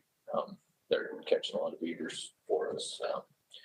And like I say, just seasonal time if we can have a seasonal to trap themselves or to just go get beavers from Logan and take them where we need to. So did put a little bit of money in for some pond levelers and beaver deceivers.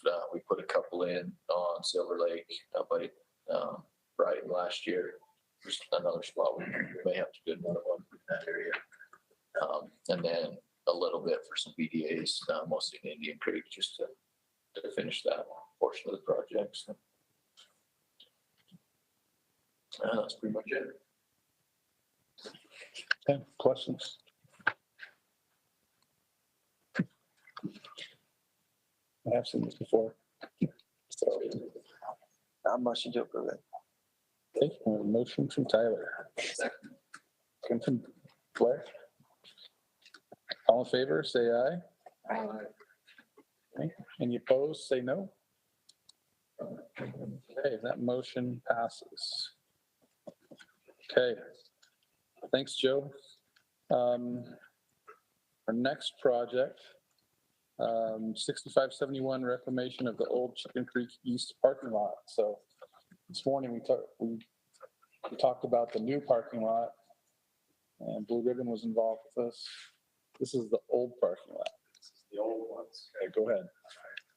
So, if you can switch to the map, I'll try to describe what we're talking about. Remember, tell us who you are. Yeah, sorry, Colin Ward, Strawberry Project, DWR. And, what this came down to is that when we initially started talking about the new Chicken Creek East boat ramp and parking lot over in this area, the original forest supervisor or forest ranger in Heber told us that he wanted a square foot reclaimed for every square foot we built, is the way he put it. Happy to say that the new forest ranger kind of backed off on that. And we got a larger parking lot than we're gonna have to reclaim. So we came out pretty good on that end of things. But we are still under obligation to go back and reclaim a couple of the underutilized parking areas. The first of which on the right-hand side is that's the old Chicken Creek East parking lot there. As you can tell, it was a long ways from the water, especially at lower water years, a long ways from the ice when people wanted to ice fish there, which was the reason we wanted a new site so that people had better access to the reservoir. When that parking lot was not plowed in the wintertime, during the summertime, that parking lot was very underutilized. People just didn't use it much in the summertime. And in the wintertime, it was used because it was plowed. The other parking lot over in yellow over on the left side is another parking lot, but if you blink when you're passing it as you're going to the other side of that road there, you'll miss it because it's quite overgrown with weeds, vegetation. And again, you can see it's a long ways from the water. It's just not very usable by the anglers. And so again, it's very underutilized. Those are the two areas that we're talking about reclaiming. The Chicken Creek East parking lot, which is over on the right side, it's going to take a little bit more work because we have asphalt there. We also have an old restroom that's going to have to be removed. And so we're going to have to go in and pulverize and remove asphalt, remove the road base, and then we have a stockpile of some topsoil that we can bring in and fill that back in and revegetate those areas. The other parking lot at Chicken Creek West is going to be a lot easier. There's going to be less material to move, but we'll still have to haul in some topsoil and reseed that area. Also, on the Chicken Creek East lot, right kind of where the yellow roadway begins, bend is, there is a small stream that is kind of impacted. Well, it's pretty well impacted by that road. It's ponded up and has issues. It's obviously been channelized through that area as well. I would like to go back in and restore that stream and get some better habitat through there. I don't think we'll see a lot of spawning activity up in there. It's a little small for that maybe, but we can definitely improve the riparian condition of that stream and wetlands around it. These areas will be blocked off. The Forest Service is talking to the like buck and rail fencing in there to close those areas off to keep people from taking ATVs or whatever through those areas. If we go to the budget part of things, what we're asking for seems pretty high. Forest Service, these are their numbers that they generated. This is what they would charge a contractor or would pay a contractor to go and do this service. I think that we have a great opportunity here to maybe cut back on that a little bit. If we can utilize our crews, this is going to be real simple for them. And I think we can cut back on that a little bit, but we want to be putting that figure just in case. So with that, take any questions.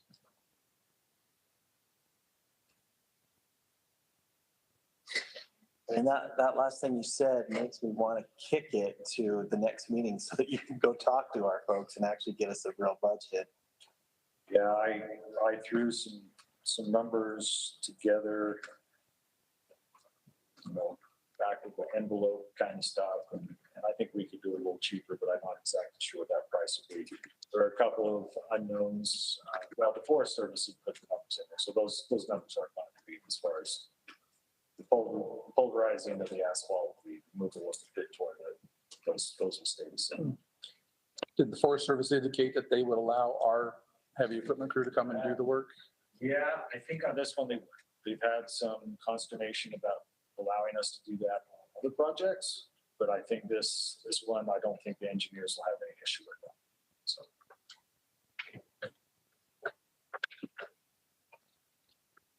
Yeah, it's a nice new parking lot, but when you have to they're required to take the old one out, it hurts a little bit because it's a little pricey, but yeah, that's part of the process, you know. Okay, do we have a motion? Like it's move to approve. Should have said too that this is NEPA, is a requirement. I'll second it, but will you contact the heavy equipment crew and actually get us a budget before we get to our last meeting, and so we know what you really need? Yes. And I think that's the next step. We have a motion from Drew to approve and a second from Tyler. All in favor, say aye. Aye. Any opposed, say no. All right, motion carries. Okay, thanks, Alan. All right, that is it for our agenda today. Thanks, everybody, for. Okay, no, we already did that one during the morning. Hey, Allison, would you pull up this spreadsheet? I'm just kind of curious where we're at with the numbers on aquatic. I'm kind of surprised to not see anything for the southeastern region. Okay, go ahead.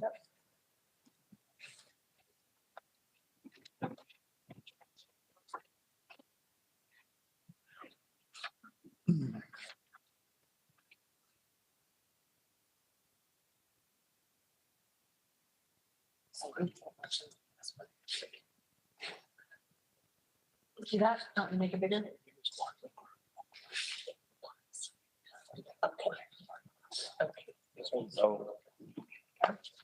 So we've heard, I mean, is it fair to say that we've heard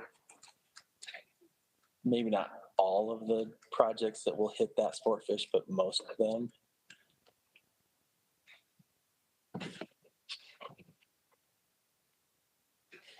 I would say so, as far as like any of this, ones that we would see at the next meeting, they're mostly gonna be like Guzzler and those types of. And there could be some more stream restoration stuff mixed in with big game that could have percentage of that, but. Does this have the new percentages in there by? It does. We're almost at 100% allocated. We're at 98%. Yeah, and we haven't heard all the big game stuff. Yeah. It'll blow it up. I'll take care of that. Yeah. My dog game. Yep. Any other questions on that? Let's have the sportsman's meeting and it goes down. I do have just a kind of side question. You know, it seems like we're increasing in the use of beaver and stream restoration over the last couple of years. And this year it really seemed to gain speed. And, you know, we have a beaver management plan, and I wonder if we shouldn't at least maybe dust that off and present it at some point to the council and maybe throughout the division, just to figure out, so people know where we're going and, you know, what our goals are in that program. The reason I say that is, you know, the aquatic section spends a lot of money in stream restoration every year. And, you know, today you heard projects that are, you know, backhoe and, you know, person projects and then right alongside of beaver projects. And I'm struggling in my mind trying to figure out, you know, what the communication is that determines one or the other. And I'm not sure those are taking place. And in my opinion, beaver, if we can use beaver, we should. You know, they're just technically better than us. So that's something, just a discussion I'd like to have at some point. Okay, Nick, you raised your hand? Yeah, so maybe I should have mentioned this when I was presenting mine, but we kind of had that juxtaposition with the southern region with Teresa's project and then mine right next to each other. But basically, so we definitely try to work with Teresa and the beaver and everything. And it just comes down to where the stream is. So we actually had the last couple years on the lower Beaver River where, the project I presented, we worked with Teresa to trap beaver out of there. And that was just because beaver in there, it's just not going to work with the water infrastructure that's in there, the reservoir right there, the highway. And we had some in there that were eating and taking out some big old cottonwoods and stuff. So I don't know, at least in our region, we definitely try to communicate. And then it usually just boils down to if politically beaver are acceptable and will thrive in a place, then we move them there and go that route. If not, then we go the other route. Yeah, that's a lot of it is the politics of it. Is it, would it be accepted in an area? And typically it'll be kind of smaller, in terms of width projects versus large projects. But yeah, certainly it might be good to get some more consistency of opinion and at least let everybody know what's going on. It may just be me, I have a need to make sense of, how things fit on a statewide basis, and without seeing it all in one setting, it's confusing. Like Nick said, I'm sure the conversations are taking place, but I feel this need to understand, the what and why. Yeah, and I think for a lot of years now, especially what we have seen come out of Southern Region, who has presented really well on this stuff, it's been a pilot project for a lot of years, proof of concept, and it's kind of maturing now. And I think it's matured enough that it's time to, put some sideboards on it or, at least consensus on it. Danny, you had your hand raised?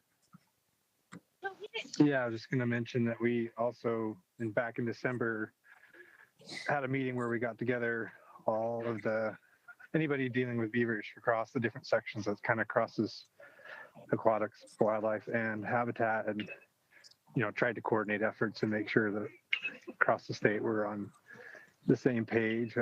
We could probably broaden that to the other stream restoration folks, but it is an effort that we're trying to make sure that we're working together. And I would add in the BDAs and all of that good business too into this discussion about, what to do where. Yeah. Okay. Any other thoughts before we shut down? I have just a couple other items I need to bring up. All right. Sounds good. So just an update for everybody. Legislative session ended a couple weeks ago.